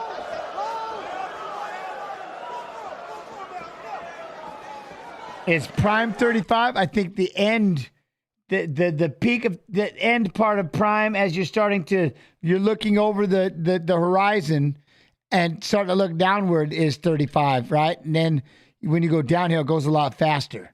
But 35 is like, your prime. You're looking over your prime. 35 years old. You know what I mean? You're still at the top of the mountain, but you're on the other side heading downward. At 35, I would think. Right back up to his feet. In my opinion. So a lot of effort put in by Branch to get him to the ground with very little results in terms of damage done. Yeah, I would say that. Nah, I'm with you. I mean, like I said, what do you mean? I'm about to be 50. I feel incredible. I never felt so, man, I feel incredible. That's what I'm saying. Right now at 50, man, oof, I'm telling you, I feel unreal. It's dumb. Big shot forward. Big shots by Cannonier. Danger. Branch able to shake that one off, but Cannonier had forced him to retreat there for a moment. Final seconds of the round. Yeah, Branch, he is strong. You can tell Cannonier's very. Oh, good hits. Oh, nice little short elbow. Oof. And another elbow for good measure. Tonight's Corner Cam is brought to you by Body Armor. Switch to Body Armor, the more natural, better. Today at Circle K, Body Armor, the official. There you go. That's all you got to do, John Doe, is just that. You know what I mean? She's only 3, but when she sees the punch, then just let her punch it. Let her just be around it. You know what I mean? Let her be around it. Yo, Tudo! What up, Tudo? Hey, massive salutes. I appreciate you, my friend. What's going on? I need you to make your belly real Great big, show as always. Greetings from our entire rugby team currently in Northern UK and getting ready for our away test tomorrow morning. Good luck. Good luck. I hope you all the best. You got to stop through the watch along tomorrow and let me know how it went, all right? I wish you all the best, though. Good luck. He's shooting on your jab, timing your 2. So when you show your 2, I need you to come up and circle off. You can't stay right in front of him. Hold up. Coach. If I've never been in a fight before, should I take a fight? All right. Wait, what do you mean? Like, are you training to be, you know what I mean? Yo, what up, Ice? What up, Icy? Icy Lemons, what's going on? You know what I'm saying? Are you training to be in a fight, or you just like you need to just be? Or should I take a fight? Like you've never trained in one, you just want to get in one just to see what it's like and fight. But man, you can just go do some amateur sparring in a gym and find that out. You know what I mean? You can just roll into an MMA gym and say, hey, I just like to know what this feels like. And then just spar with somebody a little bit. You find out really quick. Hopefully they're not that big of an ass hat and size is not of, they're not taking advantage of the situation. But if you don't want to, I mean, should I take it? Like, you don't need to fight if you don't want to. Just have fun training. I would just get into just training and get in shape. You don't need to fight. Who cares?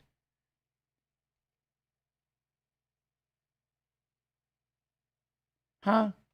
Pappy Jens, you going to the game next weekend? What game? I'm too busy. 20. Hey, what are we doing next weekend? I don't know. I think I have the date. I don't know what we're doing. Next weekend there's no, wait, am I saying that right? There's no fights?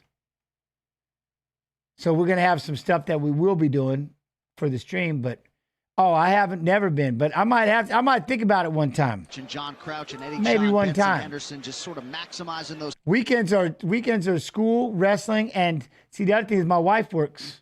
She works weekends. Weekends are like our work time. So we're always we have the week off. 60 seconds, and I guess it helps to have a coachable. And that's the thing. Make sure you're learning how to spar and learning how to fight when you do it. Just enjoy it. Don't sit there and deal with some asshat that's just going to take pride in trying to hurt you, and they feel like they've climbed some big ass mountain because they're beating you up because you're trying to learn. Don't do that either. I mean, make sure Make sure you're around people that are teaching and you can have fun and figure it out. You don't need to be horrified at the idea of sparring and stuff like that. Then all you do is do it in front of a crowd. And then you're really like, oh, he cracked him. He cracked him. Get off me. Boom. That's one hand. One hand. And Cannonier, they said, hey, remember how we said he's got 3 good takedowns in him? That was 5. Boom. So Branch forced to cover up. Oh, Branch is hurt. He's hurt bad.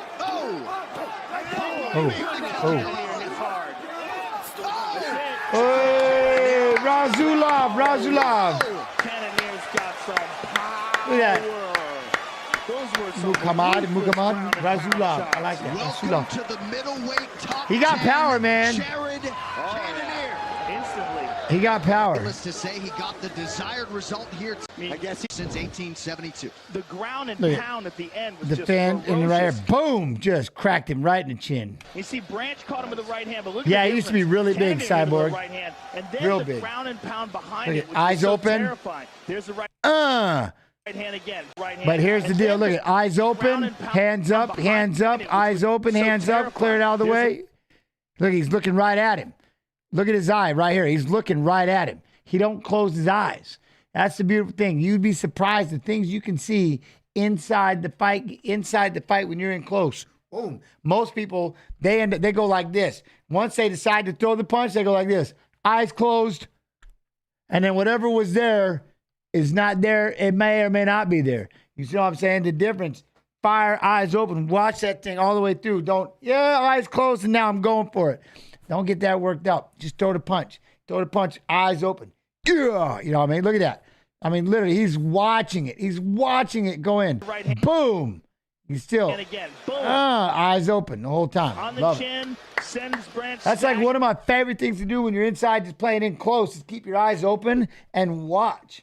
And look at all the little mistakes that they make. You can see them. Boom, boom. The other thing is when you get in close, don't try to do this. Don't try to go from here and wind it up all the way back here and try to throw the shot. They're right here face to face. Boom. This is all you need. Eyes up. Boom. Right there. A block. Boom. Just that little boom.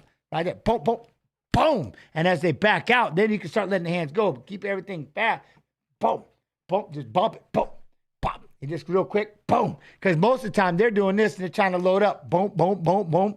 You'll hit them 3-4 times before they even throw the damn shot. You know what I mean? Cannonier jumps on him and just starts swinging. Hammers. Boom. And the referee rescued him. Perfect time. Yeah, that was impressive, man. That straight right, actually more like an angled overhand. And he had caught him with it earlier, and he was catching David Branch, but that was the cleanest shot. It's the 7th career Bruce Buffer. Ladies and gentlemen, referee Keith Peterson has called a stop to this contest at 29 seconds of round number 2. What? You know I used to watch UFC all day, every day. Haven't watched it for years. What? Well, now you watch it with me, Icy Lemons, and it's a whole different deal. That's all these. That's you know what's funny? There was a lot of people. Like there used to be. Hold on. Declaring the winner by TKO, Jared the Killer Gorilla Cannonier. So there was a time. See, I didn't have to do that. I couldn't stop right there. The fight. There was a time where people used to get like some people would come in here and they'd be like the hardcore MMA. Don't get me wrong, love and appreciate the hardcore, but they'd be like, you know, we already know how this fight ends and how this fight goes, and they like that's what I always do the no spoilers. Like, what do you mean? I go no spoilers. It's obvious we know who wins, but we don't need to say why or anything like that. No spoilers. Why? Because there's somebody who hasn't never seen this fight, and those are the people we want to find. And those are the people we want to talk to. Like I love people that have never watched, never a day. You know what I mean? AK Snoo, you know the one that runs this with me. My man didn't know shit about MMA until I started doing it. I mean, until I was like, hey, we're going to start doing MMA. And then now he's, you know what I mean? So that's my favorite thing is just introduce everybody to it. But you get some of these hardcore people and they almost try to talk down on people. They almost try to act like you're a quote unquote dumbass if you don't know who this fighter is or this fighter. Who gives a shit? You know what I mean? I don't know half of them. That's why I don't mind being wrong. I'll just throw things off the top of my head. I might be right. I might be wrong, but I don't mind being educated. You know what I'm saying? But there are some people They're like, you're a damn fool if you don't know this. And they're like, man, you ought to stop it. You know? I just love having everybody come in. That's why we don't do spoilers, because somebody might be watching it for the first time. You know what I mean? All right.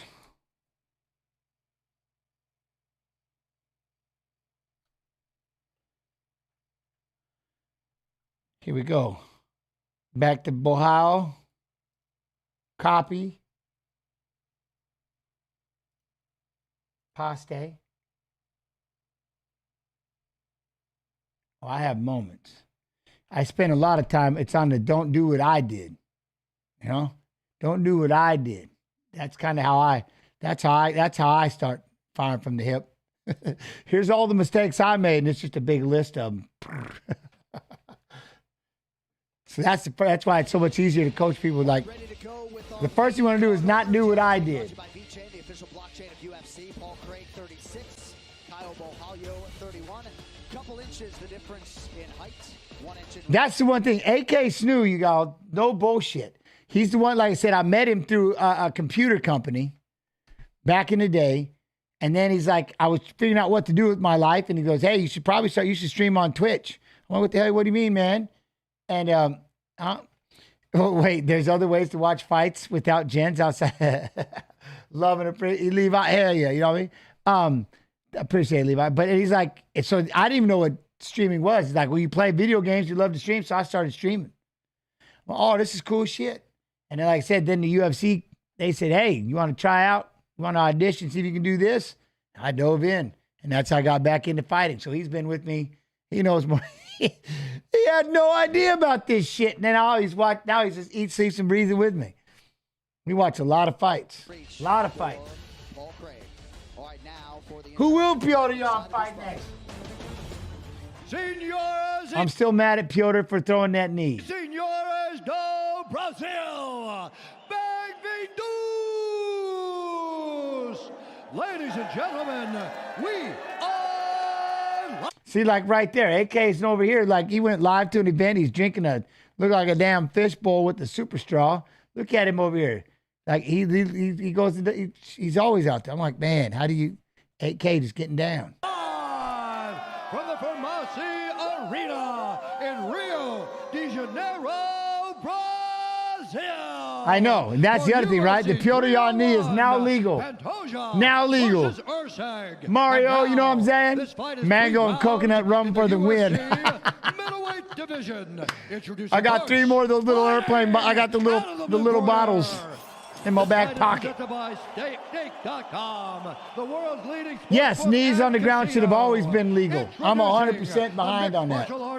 With a professional record of 15 wins, 1 loss, and 1. Yo, I appreciate you, Icy Lemons, 1993. 1/2 inches tall. Remember, tomorrow we got to watch along. 86 pounds, fighting out of São Luís, Maranhão, Brazil. Now watch how he just takes off right off the bat. That's the one thing right here. You know what I mean? Is how he. That's the only thing. Kyle, the natural. But he can start off, get aggressive, get punched right in the face too. If you had to pick your favorite hand-to-hand combat movie, what would it be? Or top 3 favorites, if that makes it easier. Oof, man, I was on that. Oh, man, we just watched it. I mean, the Kumite, right? Bloodsport. It's almost like you have to have Bloodsport. You kind of have to have Bloodsport. Kumite. The outfits, like I had my wife watching that. She was dying. My man had like, he had a tank top that it had like suspender clips for the tank top. Like he had the tank top that came around and suspender clipped to the front of the tank top. What the, huh? Who wore that shit? He did, evidently. He did. And he had those pants so high up around his waist, that belt looked like it was a world title belt. That thing was up there. When he was out at the bar. Go look at that scene. When he goes out to the bar, and now he's been training for a while, and they get him fighting, and he got that damn, they clip on like right here, like they suspenders or something. It's absolutely bad shit. Anyway, so we was laughing about that. So, I mean, how do you not like that movie? That movie's sick. You know what I'm saying? But my favorite movie, hands down, the one, I'm really getting into Reacher right now. The first movie, Jack Reacher, like, I really like because he's just so damn rude all the time. He cracking me up watching that again. You know what I'm saying? But Rounders, there's nothing. Rounders, there is no. That's it. Rounders. That is the movie. That's it. And now, introducing his opponent, fighting out of the red corner, a mixed martial art. You need to see a YouTube vid with about Jens on MMA. Wait, what is it? Holding a professional record, 17 I thought he looked like Dan Hangman for a minute. He stands 6 feet 3½ inches tall, weighing in at 185 Where did these little pounds. things come from? Fighting out of Coatbridge, Scotland. Opened up the door. Paul Bearju Craig. And when the action begins, our referee in charge, Mark Goddard. One of two main card assignments. What? Everybody is doing GQ vids with experts about movies? Oh, I don't know what any of that is.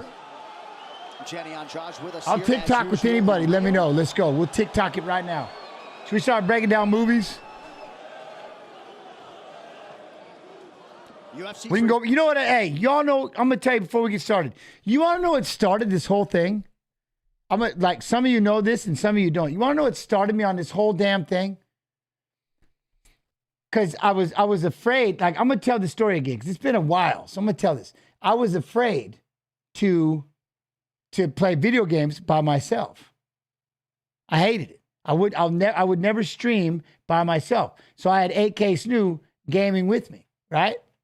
And then one day, 8K had to go do something. And I promised him we created the schedule. And I'm like, yeah, man, I'll stream every day. I got the schedule. And that, like I said, I had to create my own schedule, create my own calendar, hold myself accountable. 8K made sure I held myself accountable.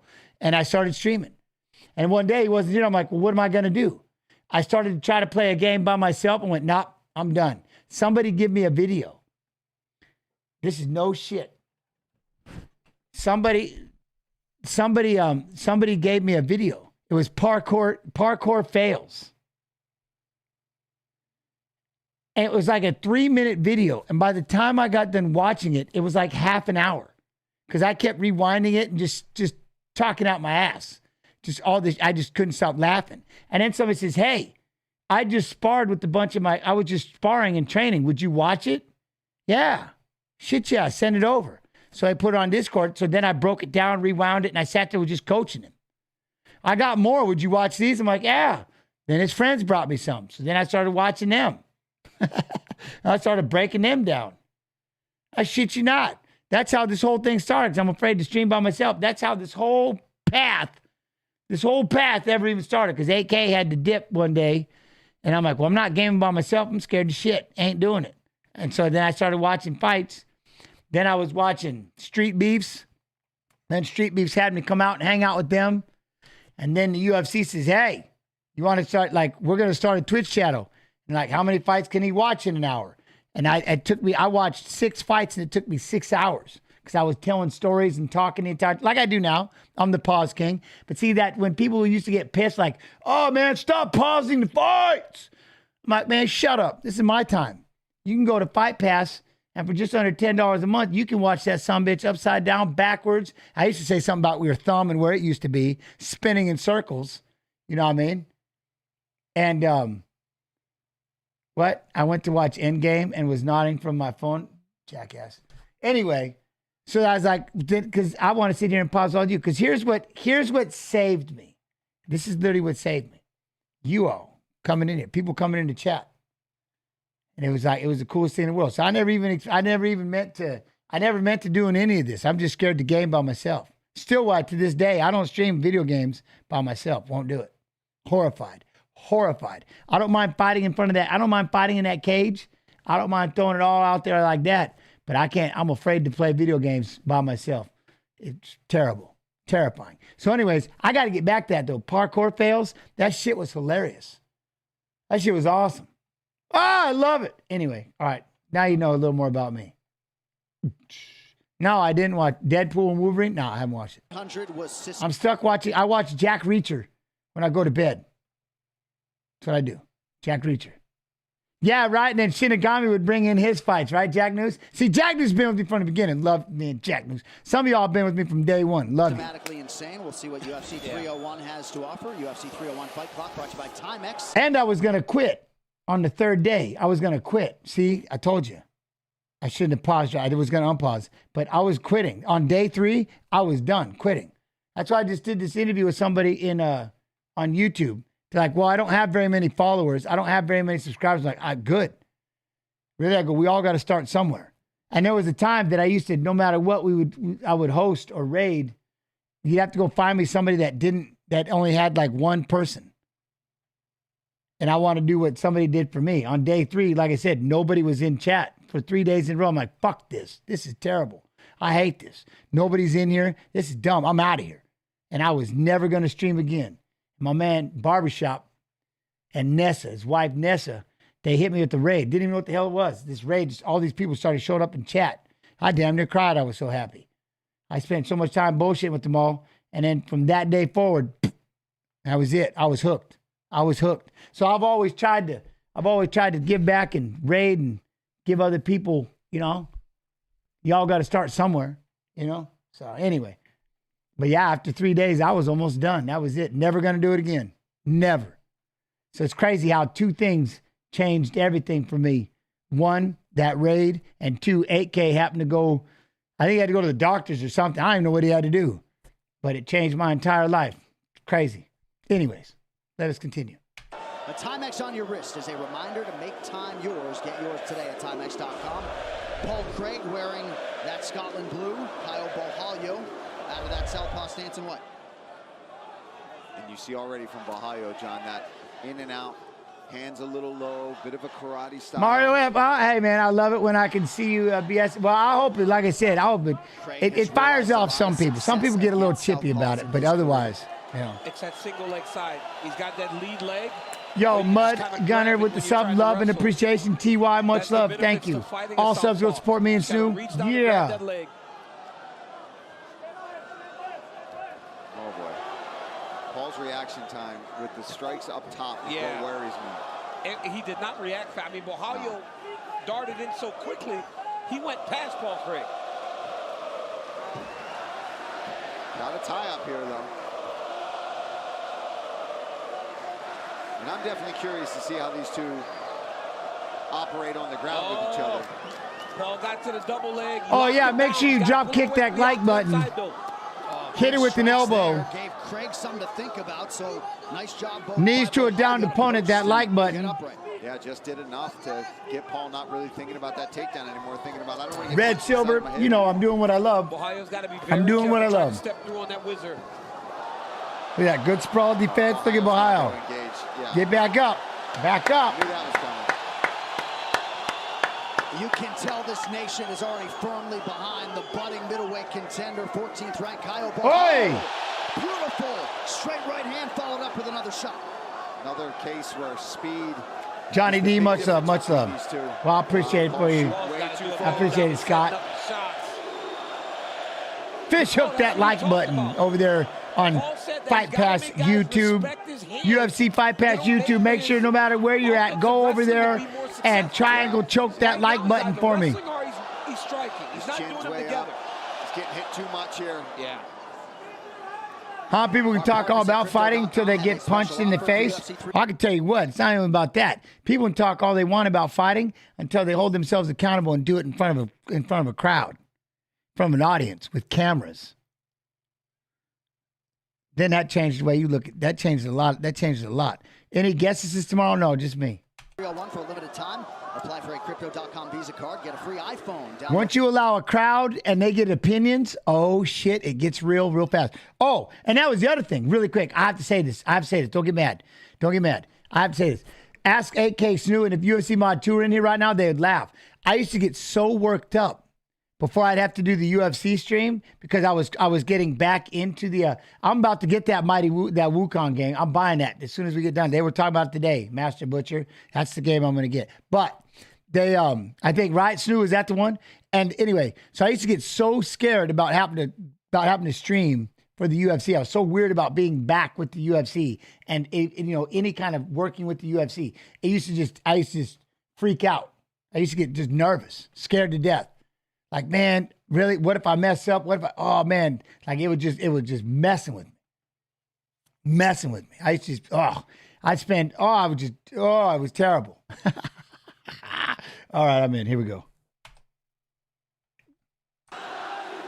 Wukong, great. All right, I'm going to get Body kick for Craig. Jens was badass fighting in school. I just got sued. What? Why are you fighting in school? Don't be fighting in no damn school. Why you don't fight in school? You don't be fighting. Doesn't want to engage there. They just stand up. And Paul has got to address it. He can't just throw these kicks out in front of Caio Borralho. And he's leaving his chin in the same line. Good inside leg kick from Craig now. Under 2 minutes to go, round one. Borralho's reaching because he doesn't feel the threat. What? Jens was badass fighting in school. I just got sued. You didn't, LOL. Huh? No. Coming back from Craig. So you can Yeah, no, I don't want anybody. Don't ever fight. I say it all the time. Learn how to be your own best friend so you can just walk away. Don't let words from somebody say anything. Unless you have to defend your family or somebody close to you or something. You have to defend something and you're willing to, and you're willing to suffer the consequences of what could happen for your actions. But just because somebody says some kind of word to you, who cares? Learning how to man, be your own best friend. Keep that scale nice and even, and then they can say whatever. You just off you go. Just look at that. He's just Walk away. Walk away. Coming back from Craig. So you can just look at that. He just dives in with his shots because there's nothing he has to worry about on the opposite side. Well, that, and you just got to make sure that inside your own head, that's the biggest battle, is what they're saying. As long as it doesn't even fade you. Like, that's all it takes. Is some people get so they're ready to go just on an eyebrow, just on a dirty look. Some people you got to insult, like just blatant, like you're a B word, or you're this or you're that, and it's like, and yet they get mad. It's like just the most mundane, stupid ass, generic things, and people get pissed off. It's like, man, I catch you. Like I said, you come near my wife and children. Yeah, somebody's gonna meet something. There's gonna be, but I'm also ready to, you know what I'm saying? I'm also ready to, goodbye to my freedom. I'll do anything to protect my family. I'll do anything to protect my friends. And don't ever let me see you picking on a child. Ever. Don't ever let me catch you picking on a child, ever, in my lifetime. You know what I mean? Don't ever. See, I can't even think about it. Craig needs to try to look at that. He just dives in with his shots because there's nothing he has to worry about on the opposite side. Craig needs to try to change his approach and try to change levels when Borralho attacks him. Maybe a counter shot would be good for him. Paul Craig 0 for 5 on his takedown attempts thus far.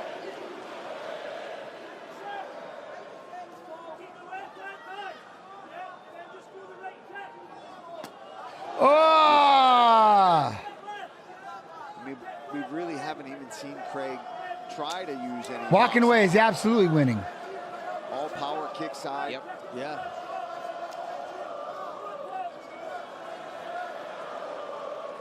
Yes, I do, Butcher. I know he did the second kick on purpose. I 100% believe he did. The first one moved the cup, but the second one damn near broke the ball. You know what I mean?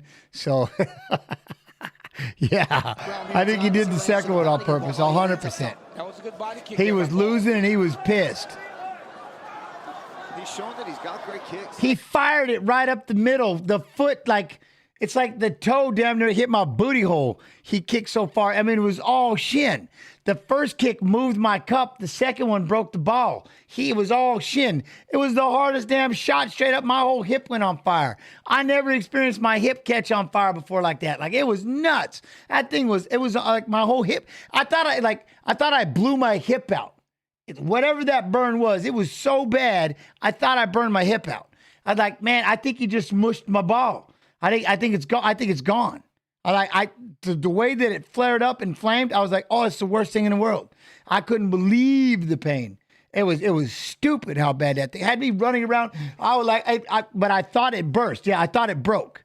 That's what it felt like. Like the whole thing just blew up. My whole hip and everything caught on fire. I was like, ah! And I've been kicked in the balls before, but I've never been kicked like that. And you watch me try to adjust it, and I couldn't move the cup, and then doof, I was like, ooh, and I was like instantly getting sick, throwing up in my shirt. It was it was terrible. It was horrifying. That thing, it burned so bad. I can't even describe how bad that burnt on the side of my, I've never felt anything like that. It was stupid. The problem is, to the body and Bohalio lands up top. That was a good body kick there by Paul.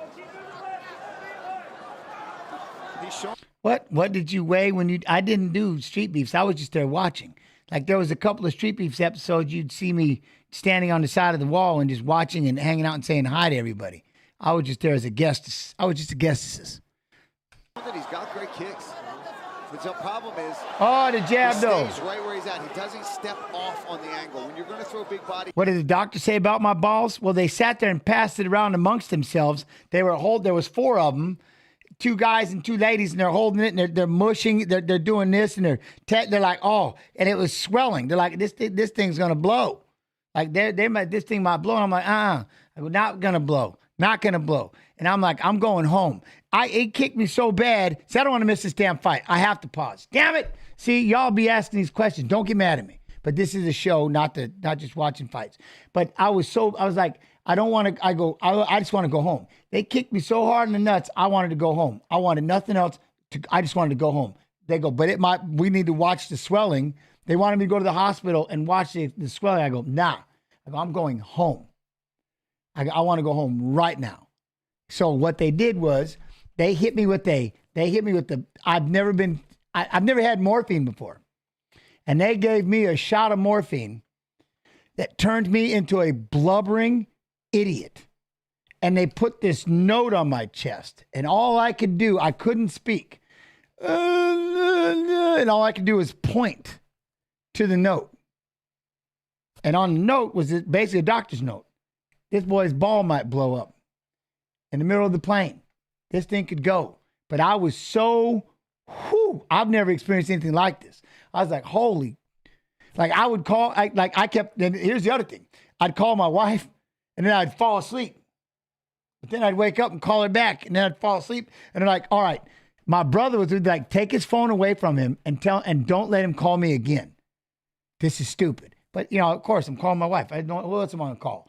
I'm a wounded animal. So anyways, then they put me on the plane, and I don't wake up again. I'm out. You know what I mean? I don't wake up. Yeah, no, the one day, when it wasn't really a Street Beef store, I was just meeting everybody, and I was just having everybody come in, and we were just doing rounds and playing around. Cool breeze, Tony. Yeah, no, I was at the gym one time, and we were just sparring around afterwards. I did like 12 rounds or something, just kind of moving around with everybody. Yeah. Anyway, so all I know is I woke up and I'm back home. And I'm like there, and I went back to the hospital. And like, well, if it blow, you should be good. It was big. I was a big nugget, but it didn't blow up. But it was big. Like it was big.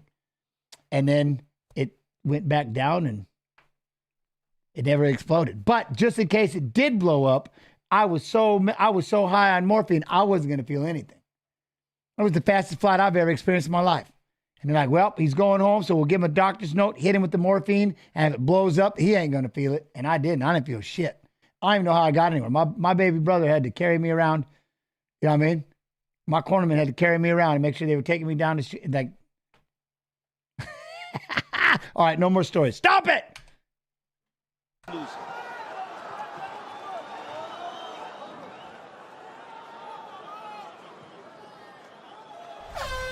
All right, strong start for the favorite. Corner Cam brought to you by Prime Hydration, the fastest growing beverage in history. And are we doing predictions for tomorrow's matches? That is an 8K snoo. I don't know. Electrolytes now available at Walmart. Just keep throwing the kicks, and then later on switch up to the head. Right. Cool. Right. Shadow box a wee bit with your hands in front of him, and then fake the kick and bang them the right on. Keep your left frame, keep your left. Yeah, morphine. When they gave me a shot, okay, so I have to pause. So they were looking at my ball, right? They had me laying on this stretcher, my pants down to my knees, and these people, there's like 4 or 5 people. They all have my nugget in their hand, and they're poking it, and they're doing this, and I go, whoa, stop. And I sat up, and I go, hey, my name's Jens. Nice to meet you. If y'all gonna be sitting there playing with my shit, I'm gonna at least I'm nice to meet you. Nice to meet you. Now you may continue. And I've laid back and, I mean, y'all just violating my satchel without like, you're gonna at least know my name. You know what I mean? I gotta at least meet you. You can't just be fanning this thing out. They're poking it and prodding it and dip. I'm like, what? You know, I'm nice to meet you. All right, now I'll shut up. We go. Good round, mate. I just let him run at the elbow, but runs at you, mate. It was a good round. The kicks are working beautiful. They just Nah, man, I already had the short tricks off. I was trying to rip him down. I didn't want to be on this stretcher. I was trying to rip him down. And they're like, nah, they're stretching me. I'm like, this thing's going to blow up. Get this off. He's straight in front of Bahayo. See, Jared should walk through this guy, but I don't know if he's going to. Part of the reason is because Bahayo's not bringing his base with him. See, I get so aggressive with my talking, my watch thinks I'm working out. Countdown is on. UFC 303, Conor McGregor, the sport's biggest star. Isn't it wild how long this has been going on? Pastor President is back. He faces the credentialed Michael Chandler. UFC 303 coming up June 29th. It is only on ESPN Plus pay-per-view. All right, Coach Dean Thomas with us all night. Dean, what are you seeing? It hasn't been that long. Bahayo is reaching for those shots, which is not allowing him to get him at the proper end of the punch. He'd be better served by pushing Paul Craig against the fence and throwing combinations because Paul Craig doesn't have the defense to deal with punches. If I'm Caio Bahayo, push him against the fence and throw combinations. Force him in the boxing range. Exactly, because all Craig is doing is kicking. He can't kick if you're smothering him. If you're smothering the kick, he can't kick. Ooh. But look at him lunge there. He's off balance, so he's not sitting down on his punches. Seems like he's getting a bit frustrated here. And Paul's, I mean, he's still landing these kicks. Oh, there's another jab, but again, he's in close. That's where Bahayo's got to try to capitalize. Once he gets in there. See those shots right there? These hit him. See now if Cannonier hits him. Ooh, this could be a good test. Big test for Bahayo. In a lot of ways. Craig has certainly closed the gap in terms of. Oh, there's left though. Oh, there's the knee. See, big test, but he's like. Appeared to eat it. Wow. Paul Craig gets back to his feet. Huh? I had all my kids.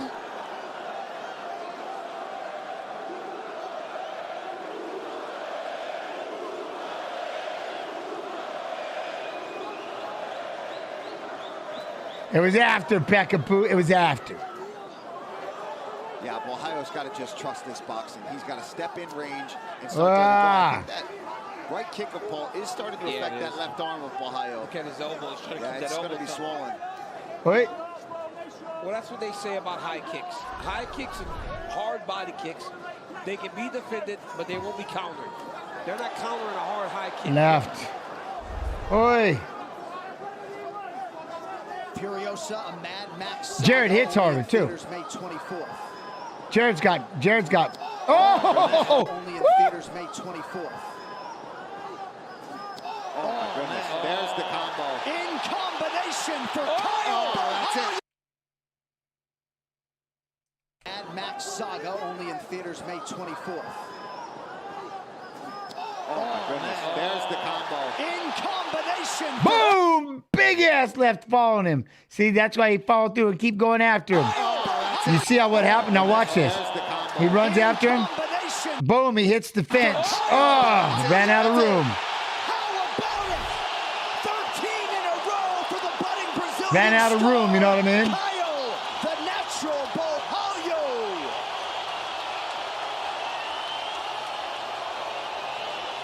And when he did it, he started landing clean and put. Replays brought to you by Monaco Can Cocktails. 2 shots in every can. Feel the fun. All right, let's take a look. This is some of the shots from Bahayo. Left hand. Which was really successful for Bahayo. He had really good striking throughout the fight. Oh, Lanito. Credit to Paul Craig. Somehow ate that one and got back up to his feet eventually, but it was the beginning of the end. There's another left. And that right over the ear right there.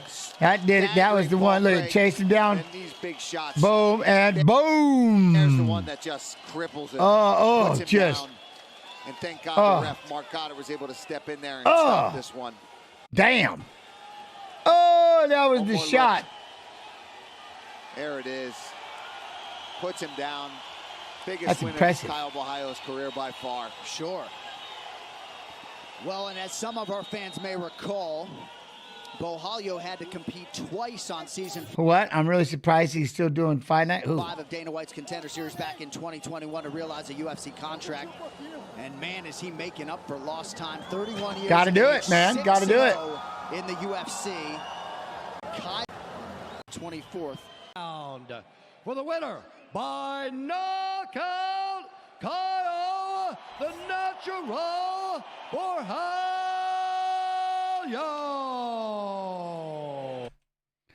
But, you know what I mean? His opponent got some power shots. He's got some power shots. This is going to be fun. It's going to be fun tomorrow. Dana White Contender Series has been fire. Yeah, we did the watch along. Y'all got to remember, we did the we did a watch along for the Contender Series. The last one. It was awesome. It was awesome. I forget how much fun I have doing those.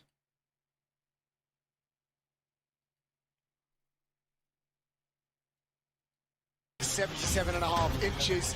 With the main event introductions, here's Bruce Buffer. Ladies and gentlemen, this is the main event of the evening. Our 3 judges scoring this contest in Octagon side are Macy Modoliski, Andy Roberts, and Paul Sutherland. And when the action begins, our referee in charge of the Octagon, Mark Goddard. And now, for those in attendance and UFC fans watching around the world, this is the moment you've all been waiting for. Live from the sold-out Royal Arena Arturo in Copenhagen, Denmark. It's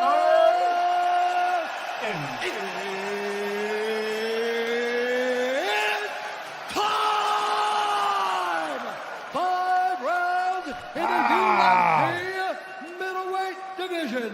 Introducing first. Fighting out of the blue corner, a mixed martial artist holding a professional record.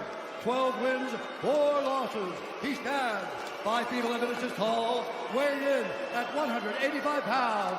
Fighting out of Glendale, Arizona, USA, presenting the number 9 ranked middleweight contender in the world, Jared the Killer Gorilla Cannonier.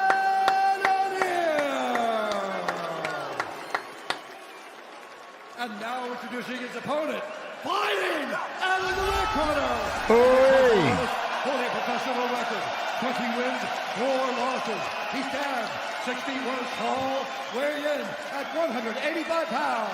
Fighting out of Oslo, Norway, by way of Uddevalla, Sweden, presenting the number 5 ranked middleweight contender in the world, Jack the Joker Hermanson.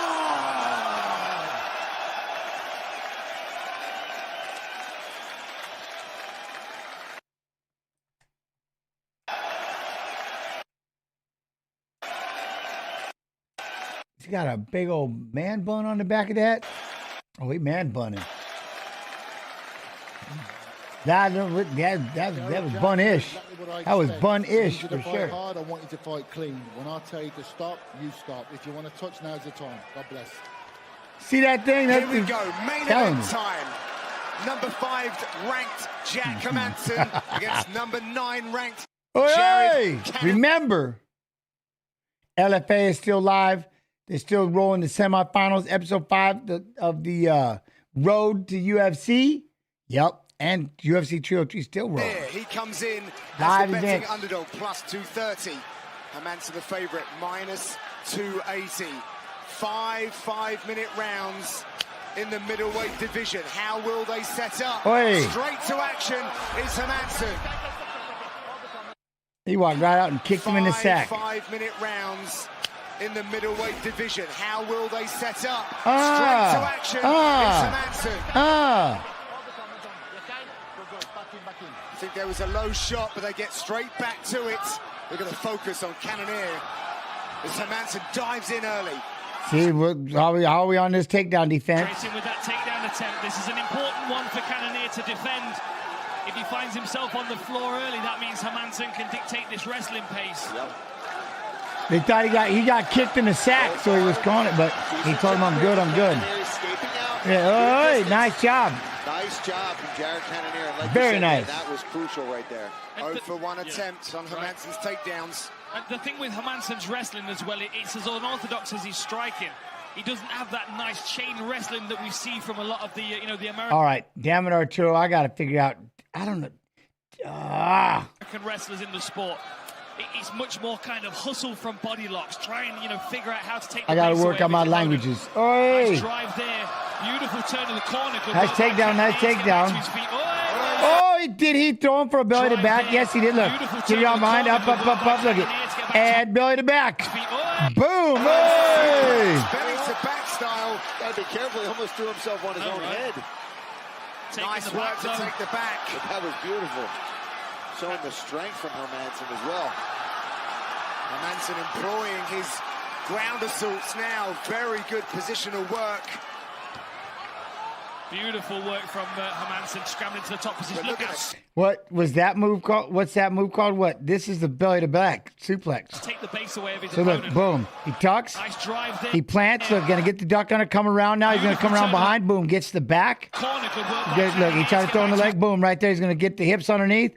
Launch, and he throw him straight back. Get him up a little higher and try to get those shoulders belly to back. He kind of, you want to arch it a little more so his shoulders hit instead of your shoulders hit. You know what I mean? A little more arch, but that was the direction, that belly to back. Boof, and then boom. So you kind of posted on your head, and their shoulders just hit 5 points, and it's over. If the shoulders touch, it's a foul. You know what I mean? Suplex, belly to back style. Belly to back, suplex. Nice work to take the back. But that was beautiful. Showing the strength from Hermanson as well. Hermanson employing his ground assaults now. Very good positional work. There you go, Cannonier. Good job of getting out of all that. No figure four in this. All the way back up to his feet. What? Exactly that, Dan. So strong. Look at that. All the way back up. Stop it. Training things together. Hermanson's trying to train. Now right here, underhook, keeping that head in the pocket. Beautiful. Chain it all beautiful. Oh, but he did a good job keeping his hips lower, so he flattened out with him. So strong is Cannonier. Wow, good job. And he spoke about chaining things together. See right here, look. Right here. Trying to look at his hips. His hips are lower. Chain it all up. So when he tried, because his hips were lower, he still had a good balance. Boom, right there, but he's still going to get leveled out with him. Coming around the side there. Nice job. Come up on top. Very nice. Oh, good uppercut. From Cannonier. This is a high pace, too, for the first round. Oh, it's not that much spring at all. Hermanson said tonight was all about the occasion rather than his opponent. He wants to position himself to fight up the food chain. And you see Cannonier really trying to stay very calm right now. Oh, big calf kick. Big calf kick. Hermanson said it's all about the occasion and not his opponent. Cannonier is all about the opponent. All about it. It's all about Jack Hermanson, about how he beats Jack Hermanson, about how what he becomes a is he? version of himself on this night. But don't think that Hermanson's not taking him seriously. I've been out. Well, I appreciate that. Thank you. Gym, half an hour before everyone else. Last to go home as well. His work ethic is sickening. Good low calf kick there from Hermanson. You know, Hot Rod, see, that's one thing, right? All that work for Hermanson, and it dealt no damage. And that's the part where, that's what I mean. When he literally threw that belly to back, and he had all that to take it back, and the way that Cannonier just worked his way all the way back up like that, yeah, man, that'll definitely take the wind out your sails. Like, damn, I did all that, and now he's walking you down. Oof. You know, man, you're going to have to come up with something. Cannonier dropping down from heavyweight. Have I ever been chicken wing during a fight? No, it was illegal in wrestling, but it's happened before. In practice, I have, but for the most part, no. David Branch, when Cannonier was fighting David Branch, Oi. the first two takedowns cover were right a hand. little bit more Boom. of an effort to stuff. But then after a while, he started to stuff the takedown much easier. Now, I didn't defend it, but I'm saying just get back up to your feet. Big kicks from Cannonier. Yeah, nice return there. finding a bit of rhythm now with his striking. Nice leg. Those kicks, dude. He's done 3 of these, just wrecking that leg. He's finding a bit of rhythm now with his striking.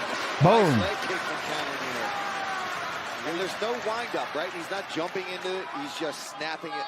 Chicken wing is like an arm bar behind your back, but then you lift it off. When you lift it off, it's illegal. So in wrestling, you can get the arm bar. You can put the arm goes through right here and kind of cups it right here on your side. But if you lift it off the back, lift it off, that starts becoming and pulling it forward, that becomes a chicken wing. It's illegal. MMA, you could probably do it. See, I never thought about doing things like that to people in a fight because they'd have to tap out. You just chicken wing them and just rip the damn thing off. But, you know. Right on that thigh. And remember what happened to Anderson Silva in the last time out. Yeah, the man can kick. Cannonier's dealing with the pressure of being away from home as well, expertly. All right, that jab though. Jab there. See? Oh, but I like how, so right there. I like what, like right here what Hermanson does. So look, he didn't get the takedown. Forward, boom, fires the knee though. Love it. Love it. Yo, what up, Stejma? Hermanson very much a mobile striker. I don't know. That's the one thing. Furry OP Gaming. Like people are asking. I'm assuming that's the individual that was fighting on Road to UFC. So once again, if you're looking for, that's on UFC Fight Pass.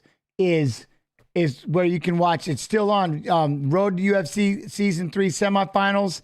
LFA is live, and they're still doing UFC 300 or 303. Sorry, which is live right now. So that was you have to go to Fight Pass to watch that. What I am for UFC Fight Pass is we're watching fights of fighters who are fighting in tomorrow's fights. An efficient striker who likes to deliver maximum power. It feels as though Cannonier knows this is probably Hermanson's best round to make something happen. That jab, look, he's out jabbing you. All right, Cannonier, you got to fire that jab back. And he does pick his pace up as the rounds go on as well. You go to the Kutalaba fight, and he was walking him down in the 3rd round and feinting him to get him to throw. Over a 5-round fight as well. What, Tom Cali? What, calisthenics? Kyle Ohio going to be a champ? I know, that's why this is a big test for him tomorrow. This will be a fun test to see what he can do. Frustrated here in the 1st round, having shot all those takedowns and really having 0 success so far. Boy, that kick though. Again by Cannonier. I would give this round to Hermanson, but he's not really dominating. But I would give it to him just for the throws and stuff like that. Came from Benson Henderson, who's in the corner tonight. But that leg's getting chopped up. One of the first guys that we saw using it in the octagon. Cannonier. He's got to watch slipping too hard with his hands down.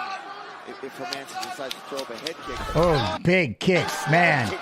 Oh, that one hurt him. Look at him. Last few seconds in the opening round. Hermanson facing him. Look at that jab. We'll be back in 30 seconds. Oh, big red. The thing about Cannonier that I like is he knows this is a 5-round fight. He's just putting in the work. He's just poop. Just you know what I mean? Those leg kicks, stuff like that. When that leg finally gives out by the 3rd round, it'll be done. There's no recovering from that. Once that leg is gone, it's done. You know what I mean? So he's putting in the work there. The jab is good. Hermanson, of course, he did a great job with that shot around behind, throwing to the back, stuff like that. Now he's trying to. It's almost like he's behind a little bit. Like, all right, shit, I've got to try to.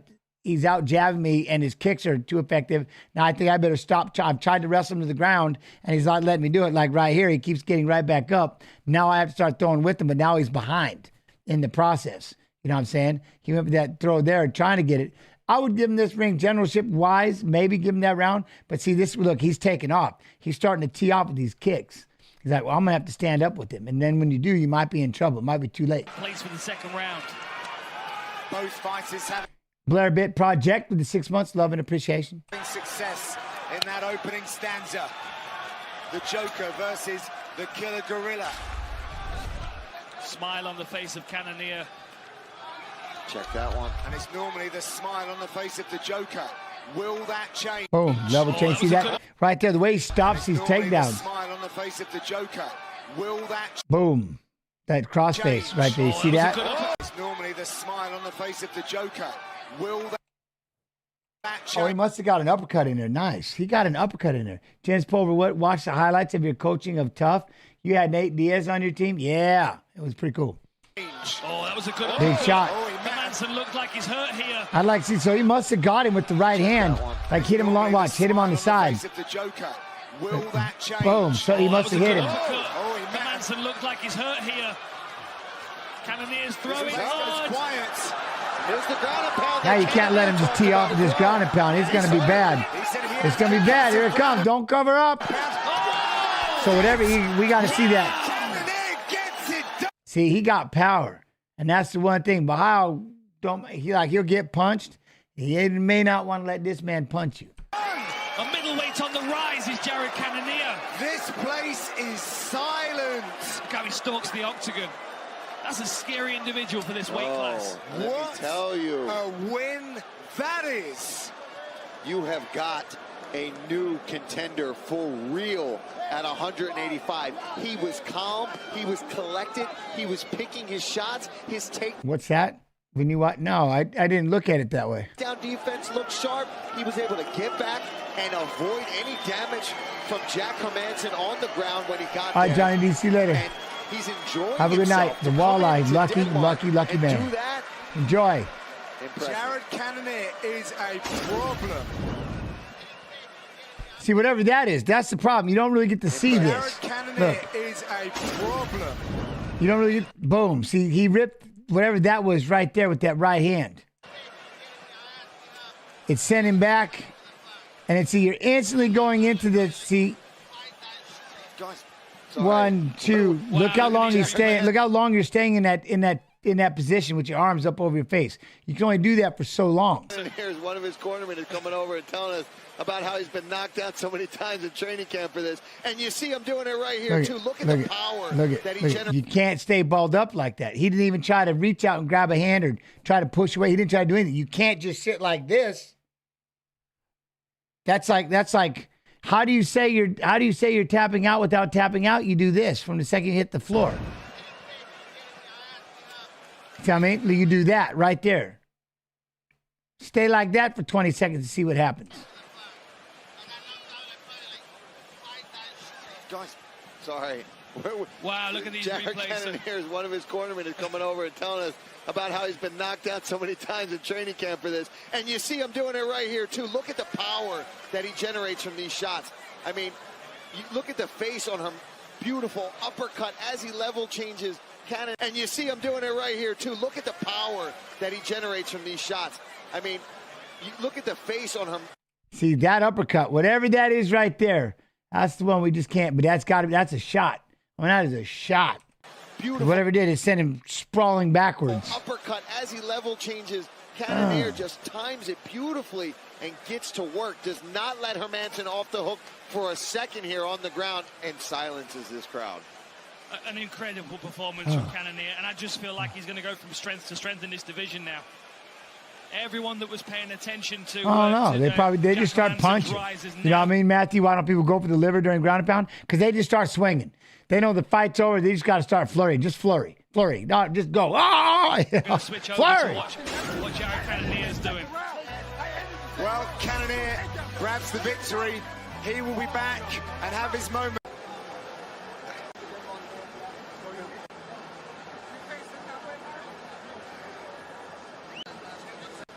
This one all official. Here's Bruce Buffer. Ladies and gentlemen, referee Mark Goddard has called a stop to this contest at 27 seconds of round number 2. But yes, you should always go for the liver. Always. Declaring the winner by TKO, Jared the Killer Gorilla Cannonier. And there it is. And there it is. So tomorrow, I think, what is it, 7 p.m. Eastern, the prelims start, 7 p.m. Eastern, something like that, I believe. Still got look at they still got the road to UFC, LFA 190. Man, you know what I mean? But that is it. Our time has come. Where did it go? It's always fast when you want it slow. We had some fun, just you and I, but now I must wave bye-bye. We played some games. We sang a song. I'm sorry, so sad you can't come along. But you can come back tomorrow. We have a watch along. As always, though, like I said, you can be anywhere in the world, man. The fact you come in here and hang out and spend your time with me, thank you so much. I appreciate you. Y'all are badasses. Love tonight's replay, gents. You're amazing, funny, truthful talks. You're crazy fulfilling. I'm out. Appreciate you, Mario. Love and appreciation. Hope we see y'all tomorrow. Seriously, man. Yeah, man. What? Oh, Mighty Mouse, is he doing it too? I'm gonna get that. I gotta get up on there today. I'll get that. I gotta talk to Snoo after this. I'm gonna hunt him down for a minute. I got 2 issues, but yes, that is one of them. So, no, but seriously, man, love and appreciate y'all. Thank y'all so much as always. Y'all be real. But they mentioned Cannon got knocked down several times during the camp. Maybe only. I think they were talking about his coaches kept getting knocked down training with him. Like he was beating everybody up, getting ready for this fight because he was a boss. See what I'm saying? Yo, YT PUBG. How you doing? I can't even play PUBG. I forgot about that. I can't even play PUBG. Man. All right. Anyway, love and appreciate y'all. Y'all be real. Y'all be good. Y'all be real good. I'll see you tomorrow, okay? Keep a smile on your face. Keep it real. Wait, what the? Oh, see ya.